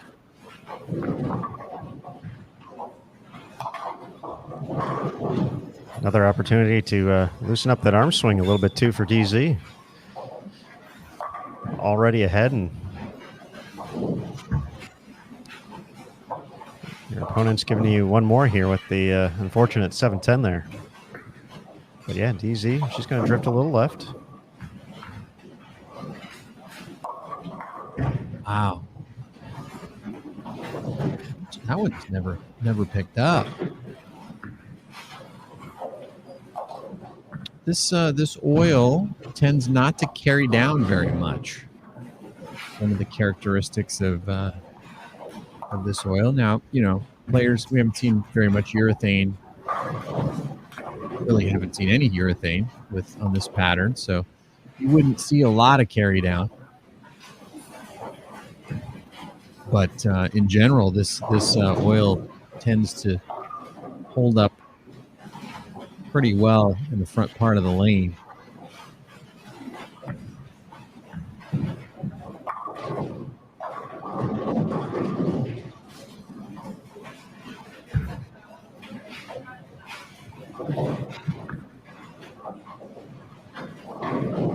Wow, Birgit is way left as well. She's having some struggles there. That she had 56 in the 5th before that strike in frame 6 crossing over. So Jillian Martin, not necessarily a crazy game scoring pace wise, but she's filled with enough frames to build a pretty comfy lead here heading into frame 7. Verity has 6 out of 7 this game. Lauren Pate working on 6 in a row after a pair of spares to start. She can get to 279.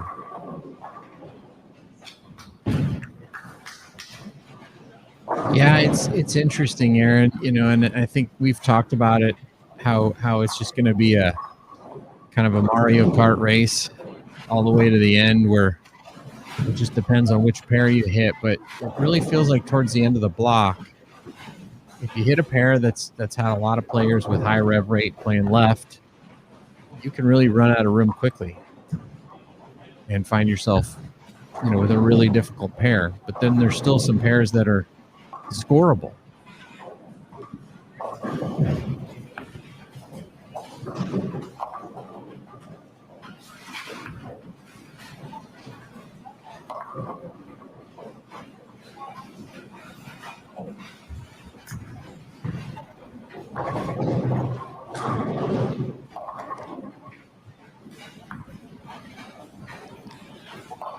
See how DZ bounces back after the 2-4-10.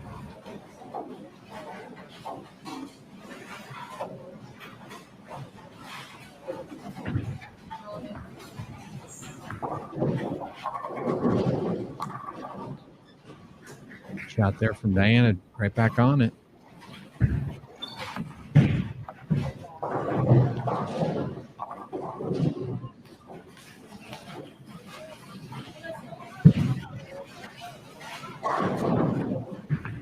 We brought Jillian up to the studio the other day to call a game with you, Aaron, and she enjoyed the tour. And I showed her with her dad, John, gave her a tour of the office and showed her my office. And on the door of my office, we kind of have a joke. There was a test that I took part in in the ITRC, and in order to do the test, we had to have our rev rates measured.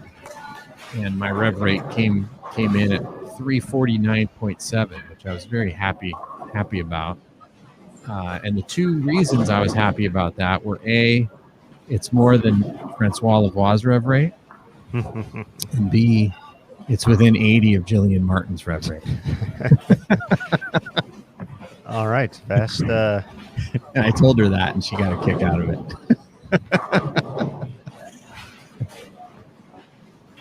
Well, there you go. You fall between a 2-time U.S. Open champion and a 17-year-old phenom, JT.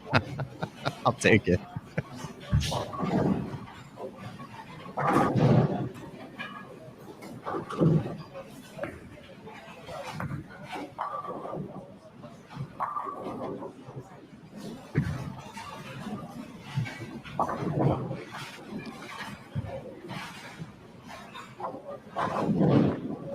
JT, with everything going on, where does this rank in the mental toughness scale to try and work through this as tough as they're getting out there?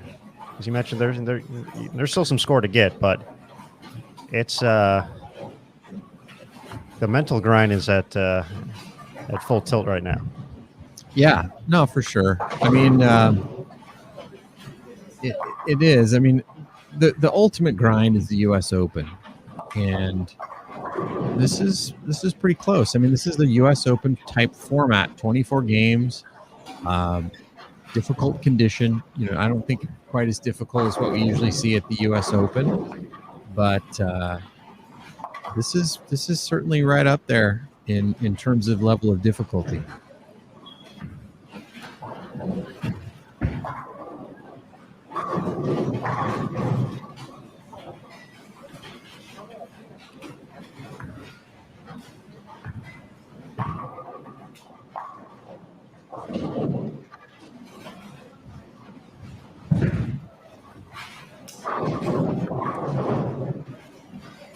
I think also that, you know, that makes what Jillian's doing out here so impressive is she doesn't give in to the difficulty of it. You know, when what you see with a lot of younger players, even the good ones, is that a lot of times when things get very difficult, they'll give in because they just haven't developed the ability at that point to understand how to internalize it and to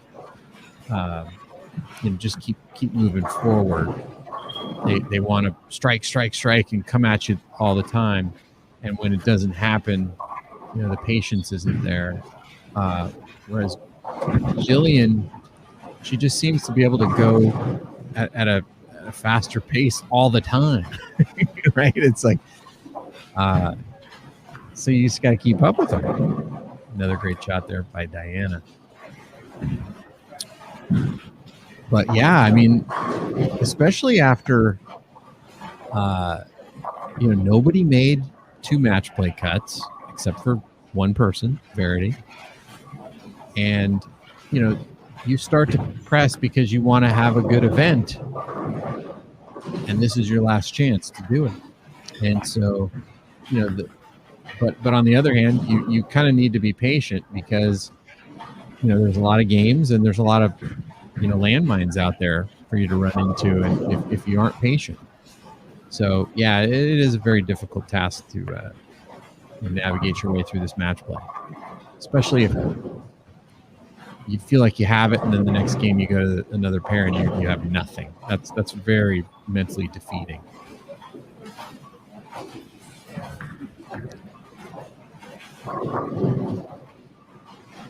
And when you leave those, come on, Messenger. I mean, it looks, you know, Tanya just looks like she's done. The grind of 16 games in a day, for a good measure on top of it. Verity, just one spare. Everything else is strikes. That's through 9 good. frames. 279. She can get north of plus 600 if she's able to double in the 10th here. DZ can keep the lead.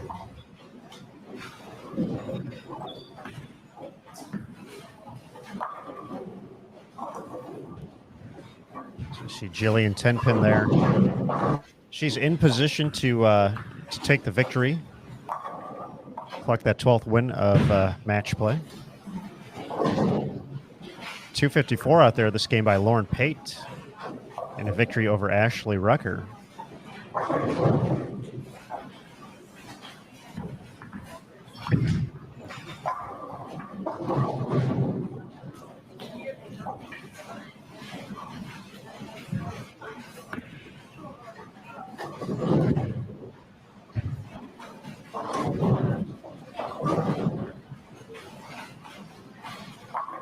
Oh, slap that 10 out. Get out of there, 10.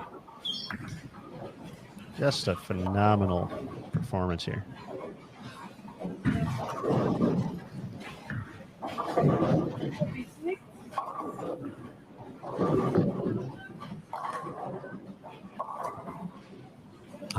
Good stuff going on in the chat. You know, someone mentioning, you know, Jillian moving all over, running shots out, and you know, obviously, at this level, you kind of know who the players are that are going to run things out, and you kind of give them their space.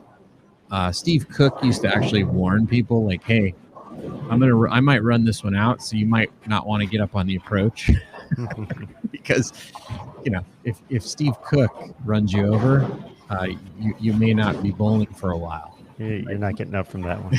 Right. And there's a great story that Mark Baker tells about Steve running a shot out. Norm Duke was on the approach, and Steve ends up right in front of Norm. He slapped out the strike, turns around, picks Norm up, and puts him back down off the approach, knowing that Norm was going to have to get off the approach anyway. So Steve was going to do him a favor and just help him get off. I got you. I'll help you out here. Yeah. Another great story about Steve Cook was he used to slap the strikes off so hard that he'd have rings on his hand, right? The rings that he would wear on his hand, one on each hand, were flat on the bottom, on the palm side, because of slapping so hard. He flattened his rings out.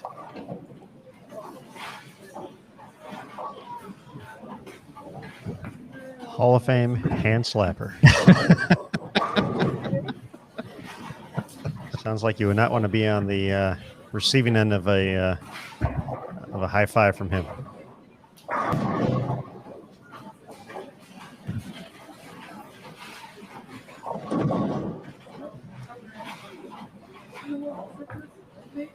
So Crawley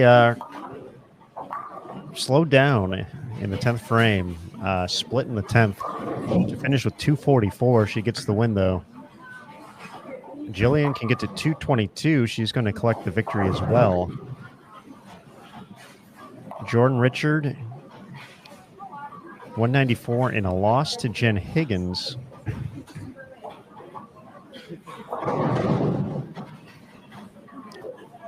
So DZ going to maintain her lead.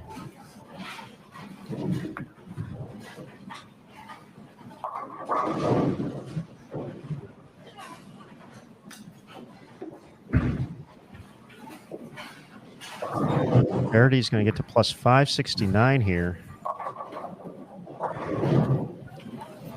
Jillian's probably going to get ahead of that. Might be close.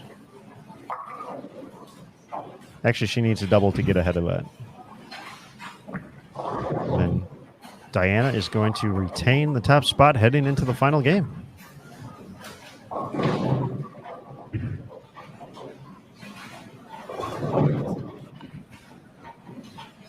Yeah, and she can really stretch it out here with a solid 10th frame.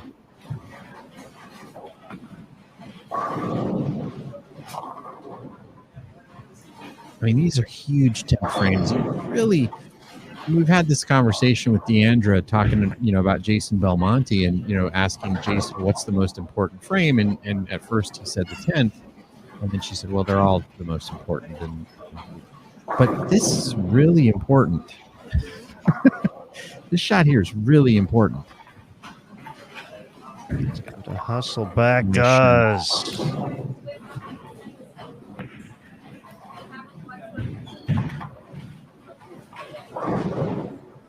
Good count, gets her into the 250s, 263 still available. This will get her upwards of plus 640.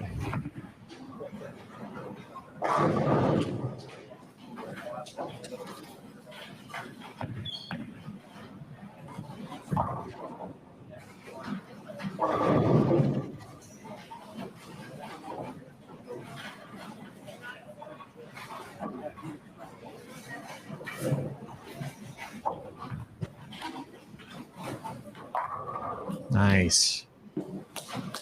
Great finish. JT, as you mentioned, took advantage of a couple of hits early on, and outside of one shot, she's just been absolutely acing these. Yeah, and I think this was a tough pair, Aaron. I don't think this was an easy pair at all. And I think, if you're talking about, we've talked about strokes gained, in golf, and it's kind of pins gained on the field, on a pair where everybody's averaging 190 and you shoot 260 on it, making up a huge amount of ground on the field.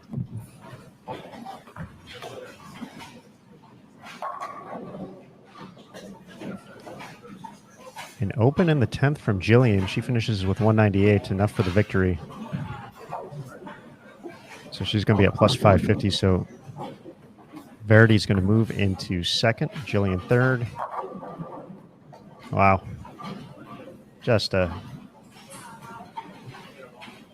masterpiece there from Diana. That was a great game.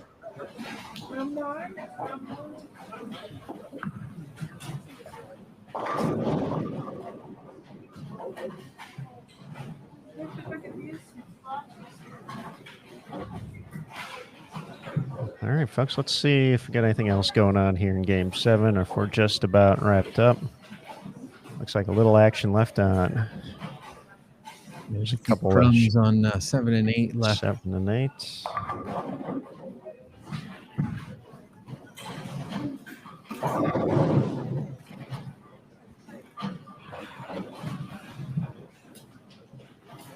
Yeah, let's head over there real quick.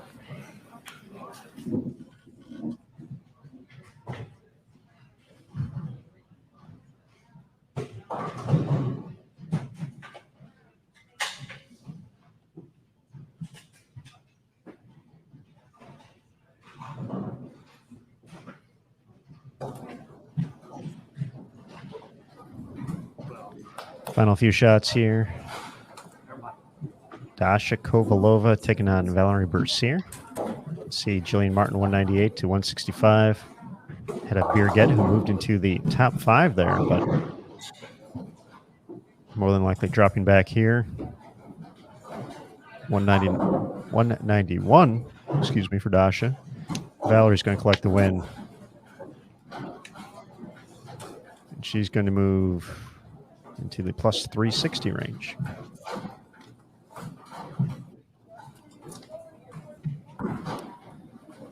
All right, let's look at the lineup here. Oh, look JT, at that. JT, Aaron Smith. JT. JT, what's the spare percentage on this? Wow. 10.8, right? Let's 10.8. No, that's just the 4.5. Let me get that.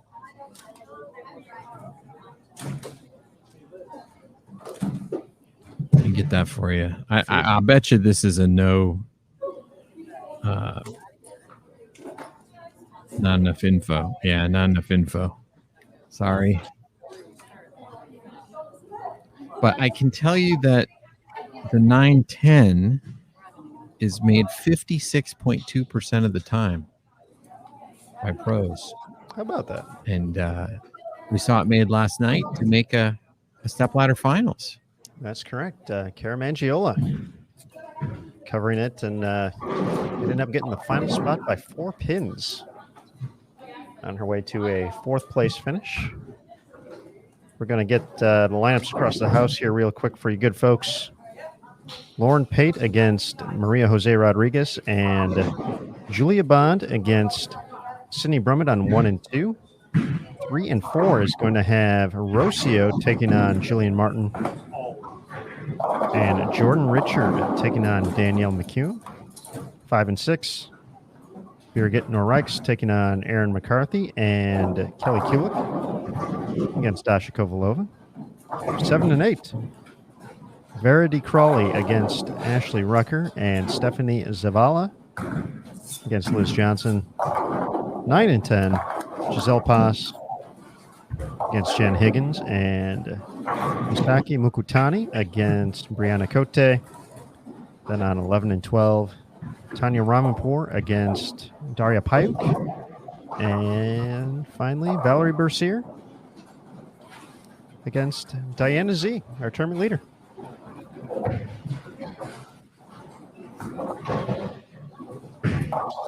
JT, who do you feel like watching? What's that, Aaron? Any particular bowler you're intrigued to see how they attack this final game? I think we should watch Diana. Diana one more time? Yeah. All right, let's head to 11-12. Our tournament leader, fresh off a 260.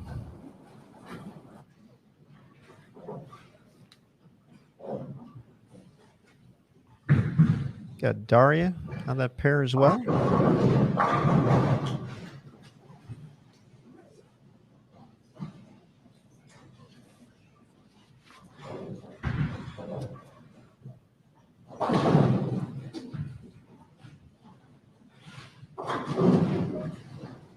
Be just in time for Diana's first shot.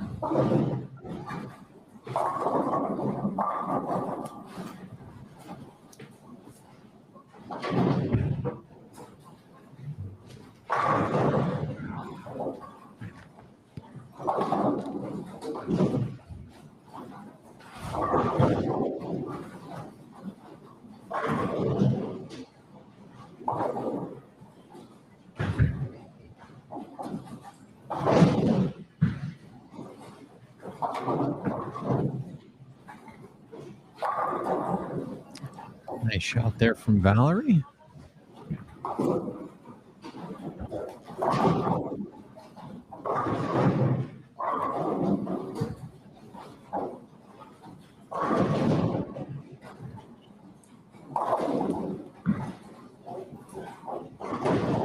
So this has been a high-scoring pair.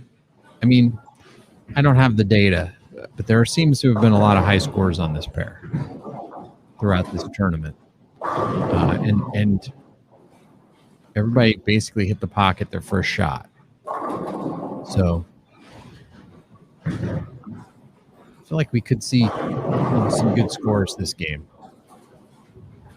which, obviously wasn't the case earlier today.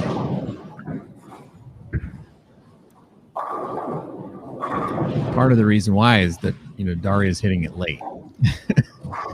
She's, the one that's forcing everybody to move left. One of the ones.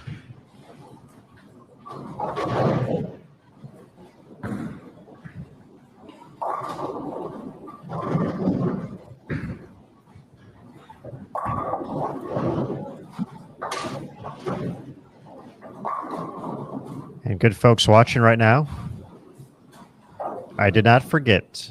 I just wanted to change up the routine just a little bit to throw you off. But we got a giveaway coming up. One more BowlTV t-shirt to give away. If this is your first time joining us on BowlTV, thank you. We appreciate it. We hope you're enjoying the action here from the ITRC and the BowlTV Classic, the final event of the PWBA Summer Classic Series. But the giveaway, it's super easy. It's fun to do. And in just a couple of moments, you're going to see a prompt in the bottom left-hand corner of your screen that says a giveaway will begin soon. Watch here to participate. It'll count down for about 60 seconds. And then in that very same spot, you'll see a new prompt that pops up that says the giveaway has begun. There will be a submit entry button up there for about 45 seconds. You can go ahead, click that submit entry button, and you will be entered for the chance to win. We do recommend that you take it out of full screen mode. Make sure you can see the chat. But we'll get that started in just a moment here on BowlTV. So good luck to all you good folks, and thank you again for supporting the PWBA Tour and BowlTV.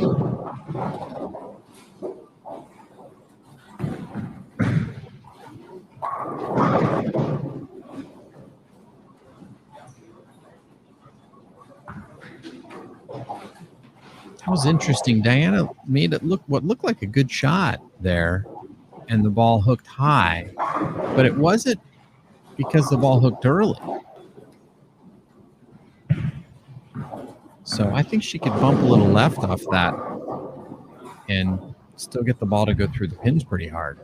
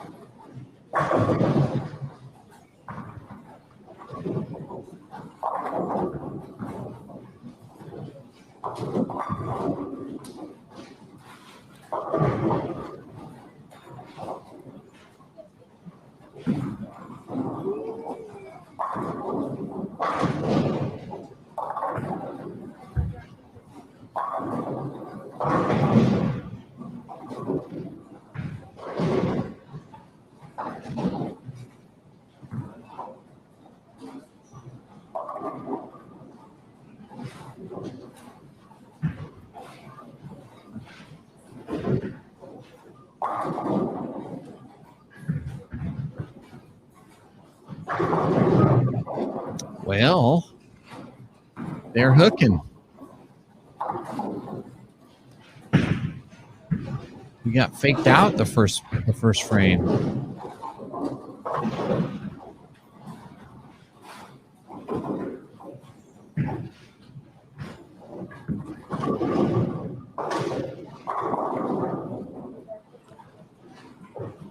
And that, our friends, is the excitement of these challenging patterns and a different look on each pair of lanes.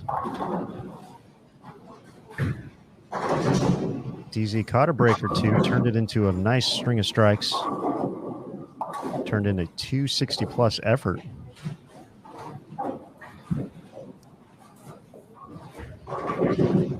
It's going to have a little work to do here on 11-12 to start. Congratulations to Chris for winning the BowlTV t-shirt as well. Nice.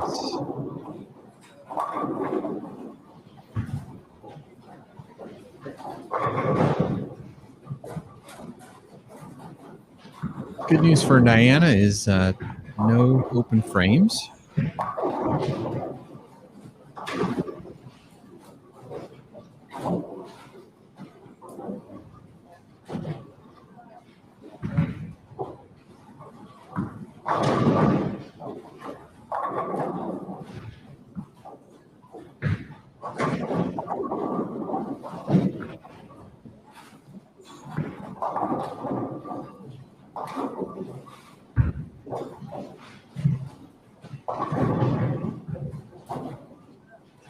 I don't know if you remember this, Aaron, but when we had Jillian Martin in the stepladder finals at the Kickoff Classic, after one of the matches where she lost, you and Tony Franklin and CDB did an interview with her, and Tony asked her what her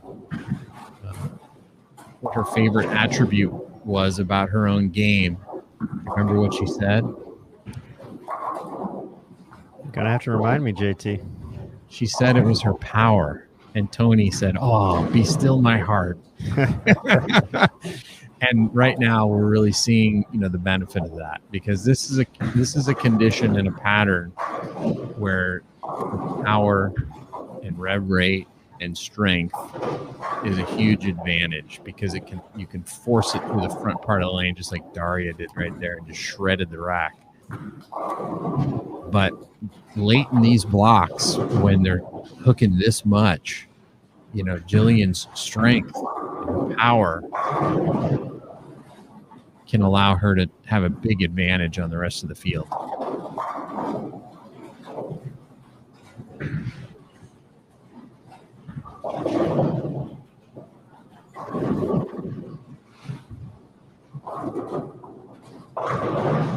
Yeah, some folks talking about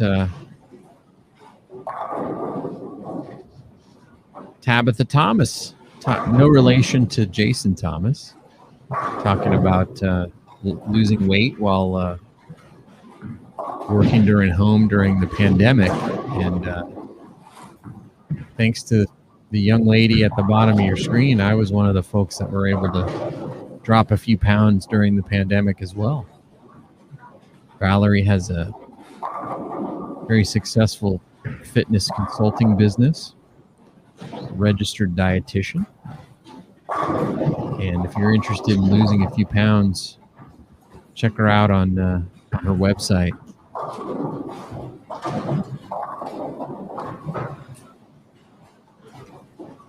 She said she's been trying to not take so many clients during this event as she did at the kickoff classic, trying to focus on the bowling a little bit more. And she said once she gets back home, she'll catch back up with her clients. But she's got literally dozens of clients that she helps at any given time.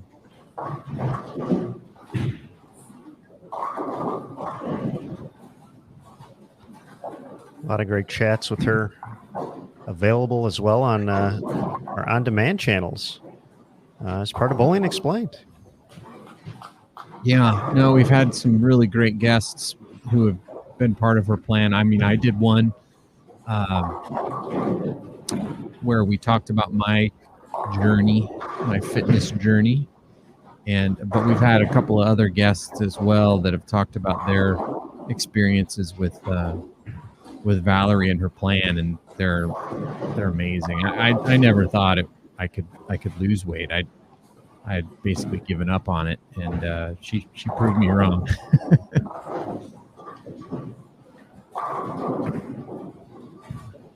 Excellent episode with Michelle and Sean Sterner in there as well. Michelle bowls a handful of stops each and every year.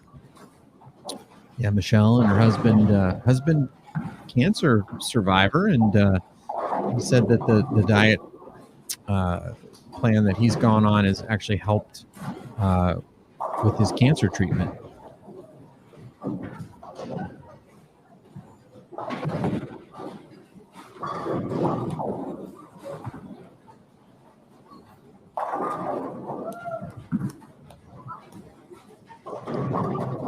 Folks, we do have a score update available after 15 total games.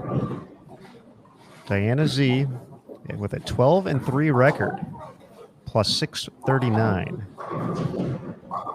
Verity Crawley, plus 569 now in second. Jillian Martin drops to third, plus 550. Jordan Richard, plus 482. And now Brianna Cote enters the top five, plus 403, 38 pins ahead of Valerie, plus 365.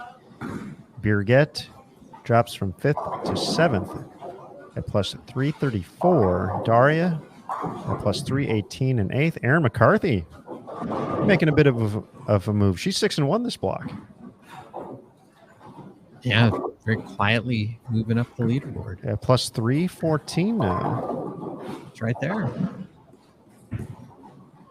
And Ashley Rucker at plus 304 rounds out the top 10. So you got 5 players within 100 pins at the moment. And then another 3 within 112 on top of that. So Sydney Brummett, Misaki Mukotani, and Jen Higgins.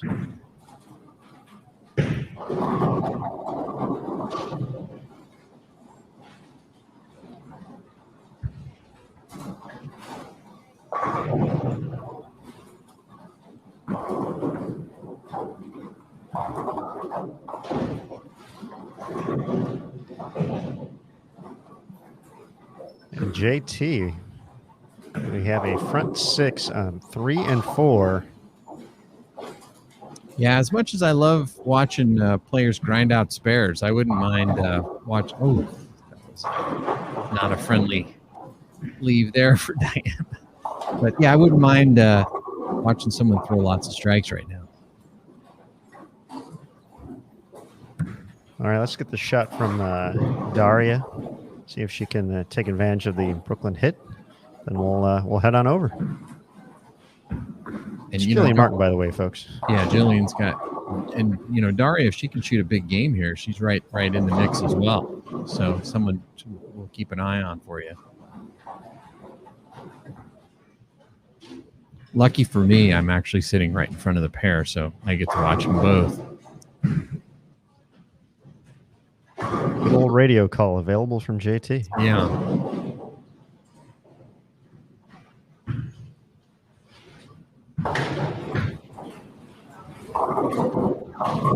So Jillian taking on Rocio on 3 and 4, along with Jordan Richard against Danielle McEwen. It's not. It doesn't look like this is an easy pair. No, not too many strikes up there outside that four-bagger from Danielle. Just a pair of strikes from Rocio. Jordan's still looking for her first. She'll have to wait another frame. In the top four at the moment. Over on 1 and 2, Lauren Pate versus Maria Jose Rodriguez and Julia Bond taking on Sydney Brummett.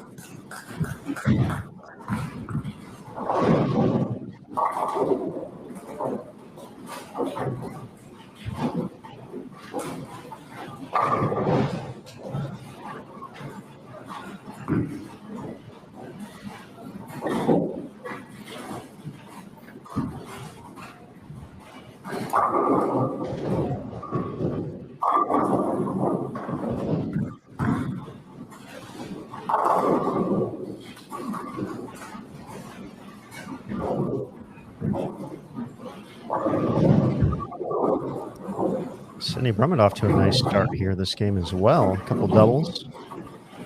Another player right on the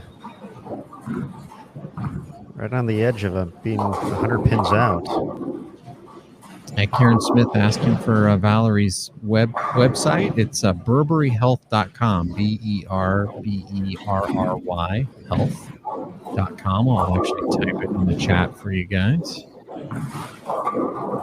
A combination of her maiden name Calberry and her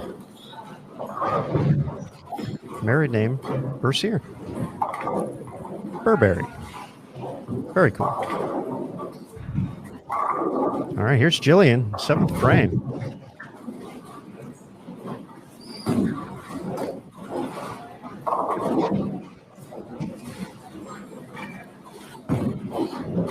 And that one does not make it back. I'll leave the washout.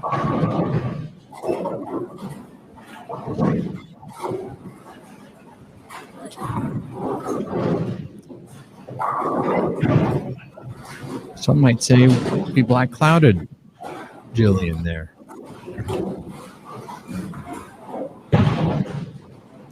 I think she's just showing us that it's not an easy pair.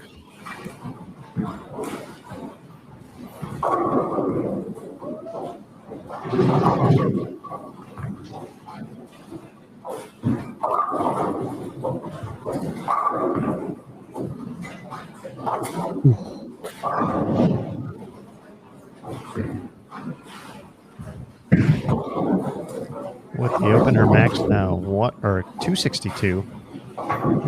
Still available out there. Daria struck in the 7th, so she still has 259 possible.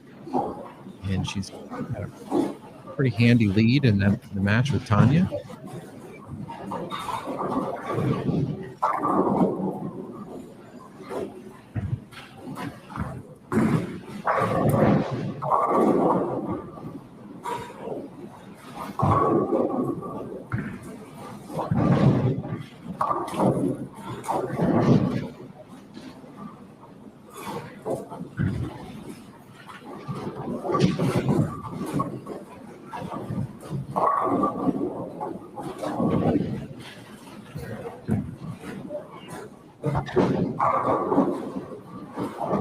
John, I agree.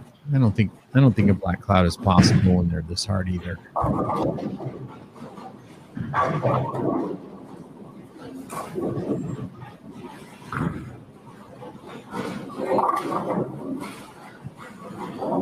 mentioned Erin McCarthy making a run into the top 10. She's put together another nice game over on 5 and 6, in position to get a victory over Birgit.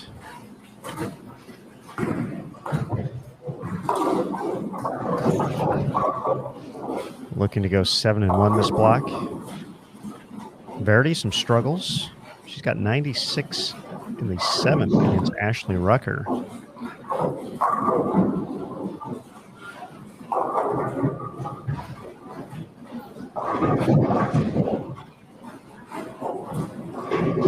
Diana clean through 7.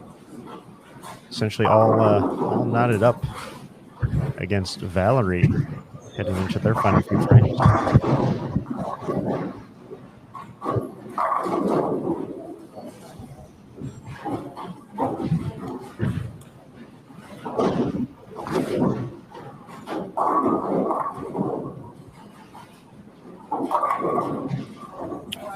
Well, Jillian standing 51. Looking just a touch right.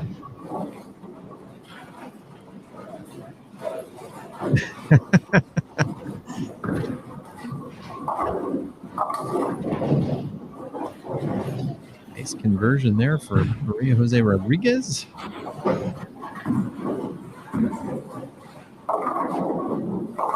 Man, they are getting crispy. Crispy, an excellent bowling turn.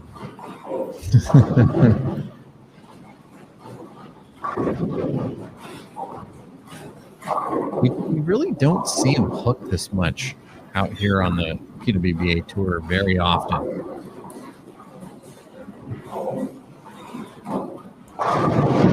So it's kind of fun to watch. You know, the players have to dig deep in the bag of tricks to try to score on this.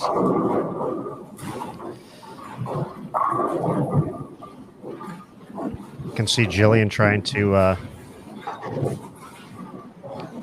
create a little push with loft through the heads. Not too much, but there's a little bit there. Oh, Dasha throwing pins around at 5. Daria Nayak opened in the 8th, so she's got possible 227 now, and Tanya can still steal this one. She can shoot 15. So match not over quite yet. And Diana Z, 2-pin lead over Valerie Bercier. 2.5 frames left to go there.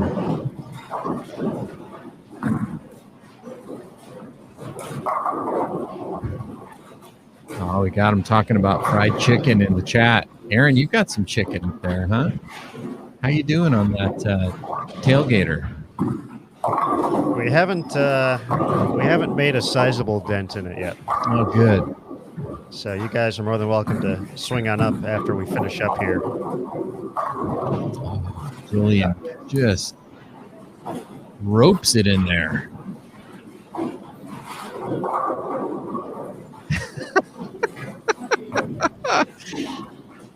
Mr. Nelson, have you ever had it with ancient Egyptian honey?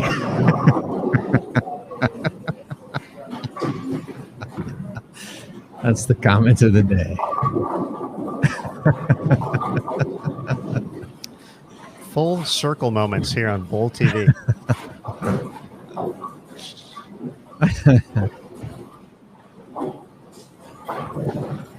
Fried chicken is good with honey.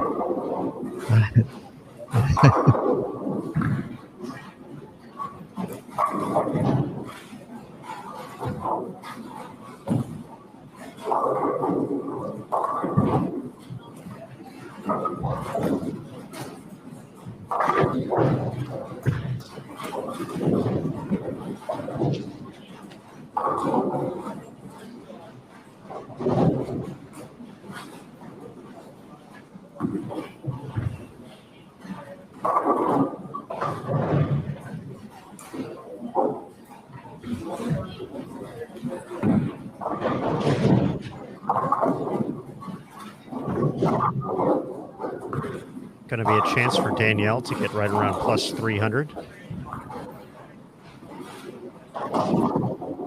Yeah, she still has a chance. Still an outside chance. Have to have a big day tomorrow. We basically say that the rule is you can make up however many number of pins there are available in bonus pins. So 8 games tomorrow, 240 pins back is about as far back as you can come from. You know, if Danielle can, well, she opened there, but Still shoot 219, and she's going to get 30 bonus pins. So she'll put her right around 300 over. It's going to be...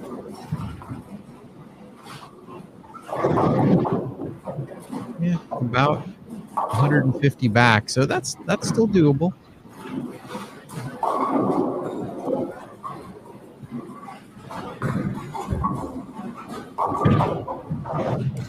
Jordan not having fun No. at the moment. It's going to give a lot of pins back here. No, that's frustrating.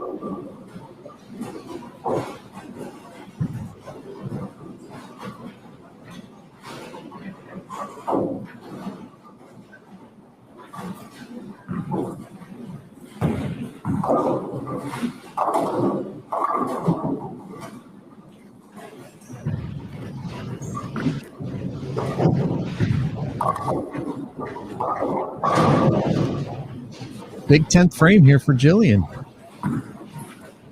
Just like Diana last game. Couple strikes here, and she could have 252. Wow. Just not fair.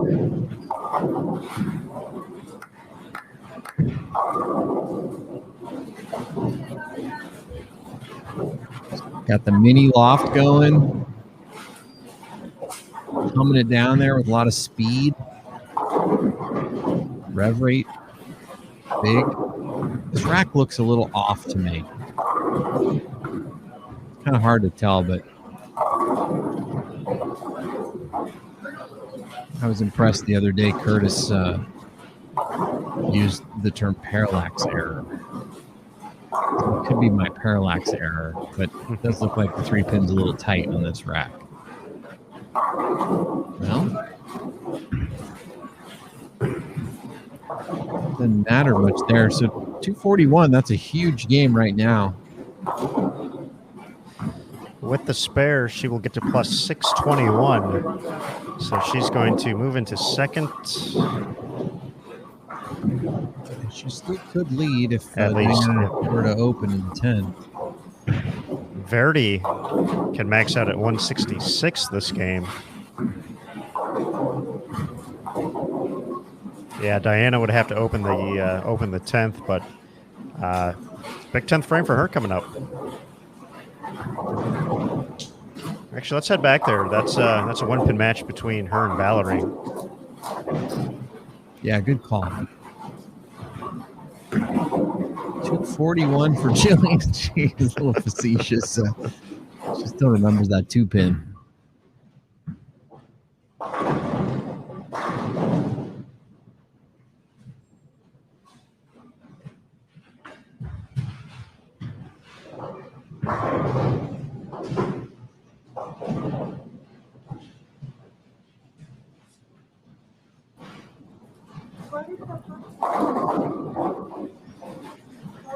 All right, simple scenario here.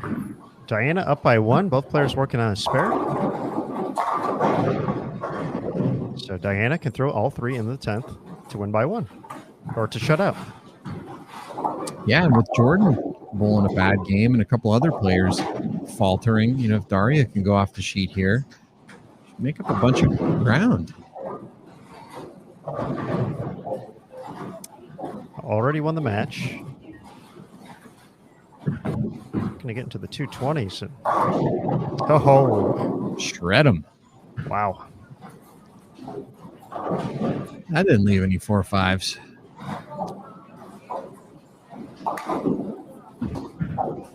I would call shenanigans if that happened for her.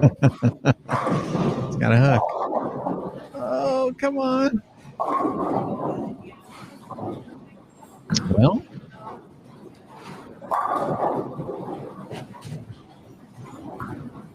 $192, the max score for Valerie. And that would make Diana go 9 spare strike or better to win the match. Daria shakes him up for 227. So good finish for her. She'll get a little closer to that TV show number heading into tomorrow. She'll be at plus 375.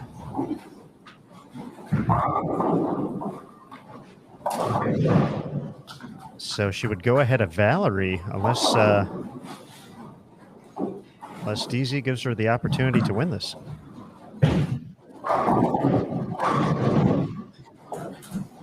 Just one strike so far this whole match for Diana. And she's probably going to need at least one strike to lock up the match.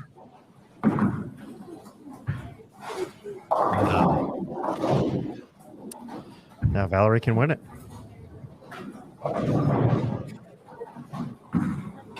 Nine for the win.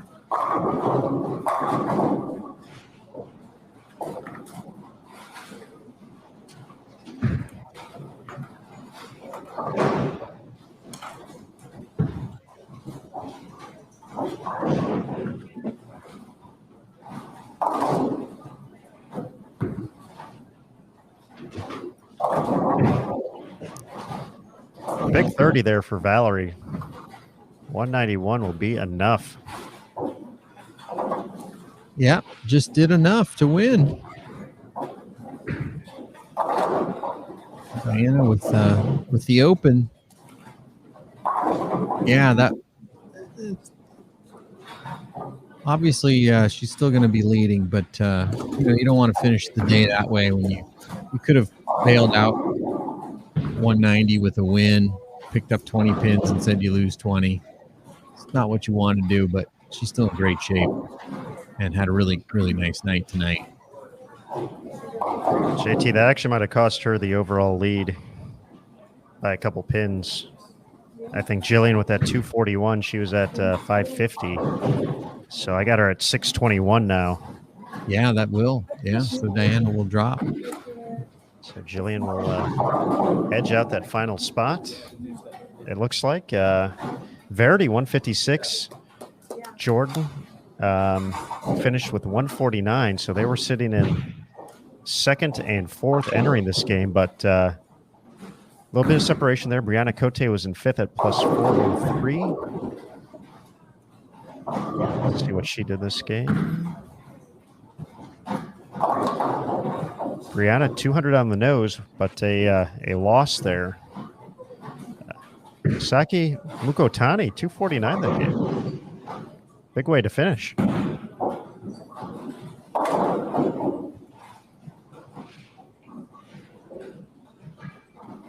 She's going to get up to that plus 370 range or so.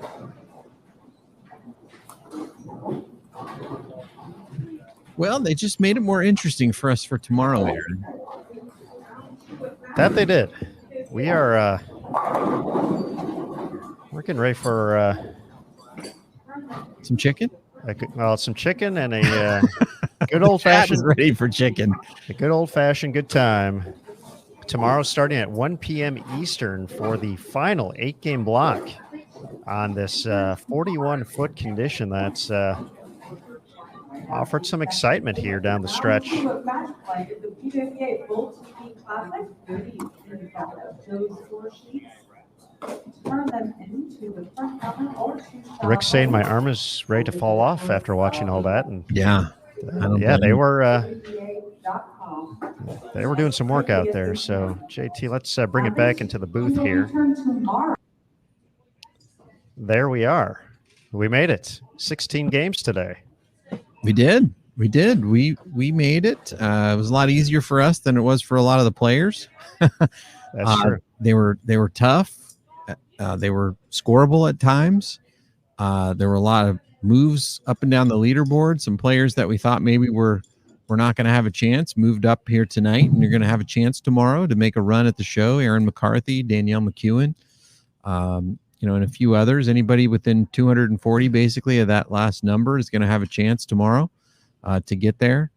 And it's really going to be exciting watching, those top 3 or 4 jockey for position. Jillian Martin, who's just continues to be incredibly impressive. Diana Z, can she finally, get the monkey off her back? She's been kind of working her way back slowly back to being the Diana Z that we know and we're used to. And she's just on the cusp of kind of shaking it all off and and finally getting back in the winner's circle again. If she can perform down the stretch, that's going to be the trick, and that's the thing that's kind of held her back this season, especially lately. And then you've got Verity Crawley, who, as we mentioned earlier in the broadcast, if she were to be able to pull off the win, and some of those other players, Dasha, Julia Bond, don't make any bit of a move up the leaderboard tomorrow, Verity could find herself at the end of this tournament leading the Player of the Year race with just a few events to go. So a lot still at stake tomorrow, and it should be a lot of fun and very exciting to watch. And JT at the top of the leaderboard, 17-year-old standout Jillian Martin doing it once again.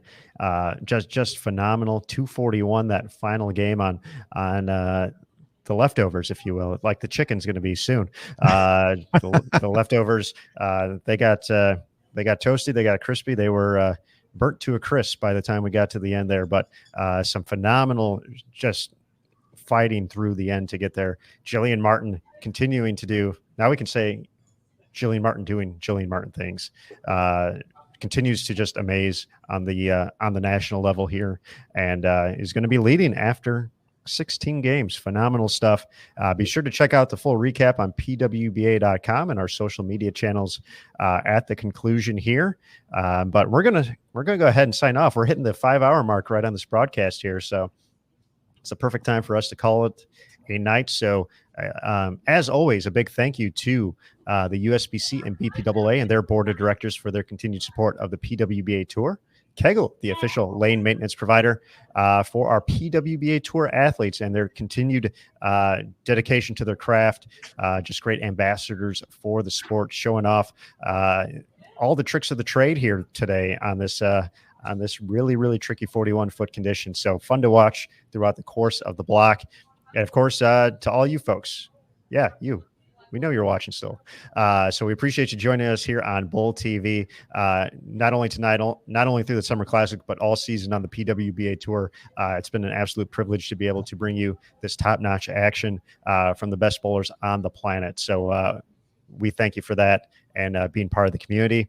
For the ITRC staff, Nick and Lou, and everything they've been doing this week.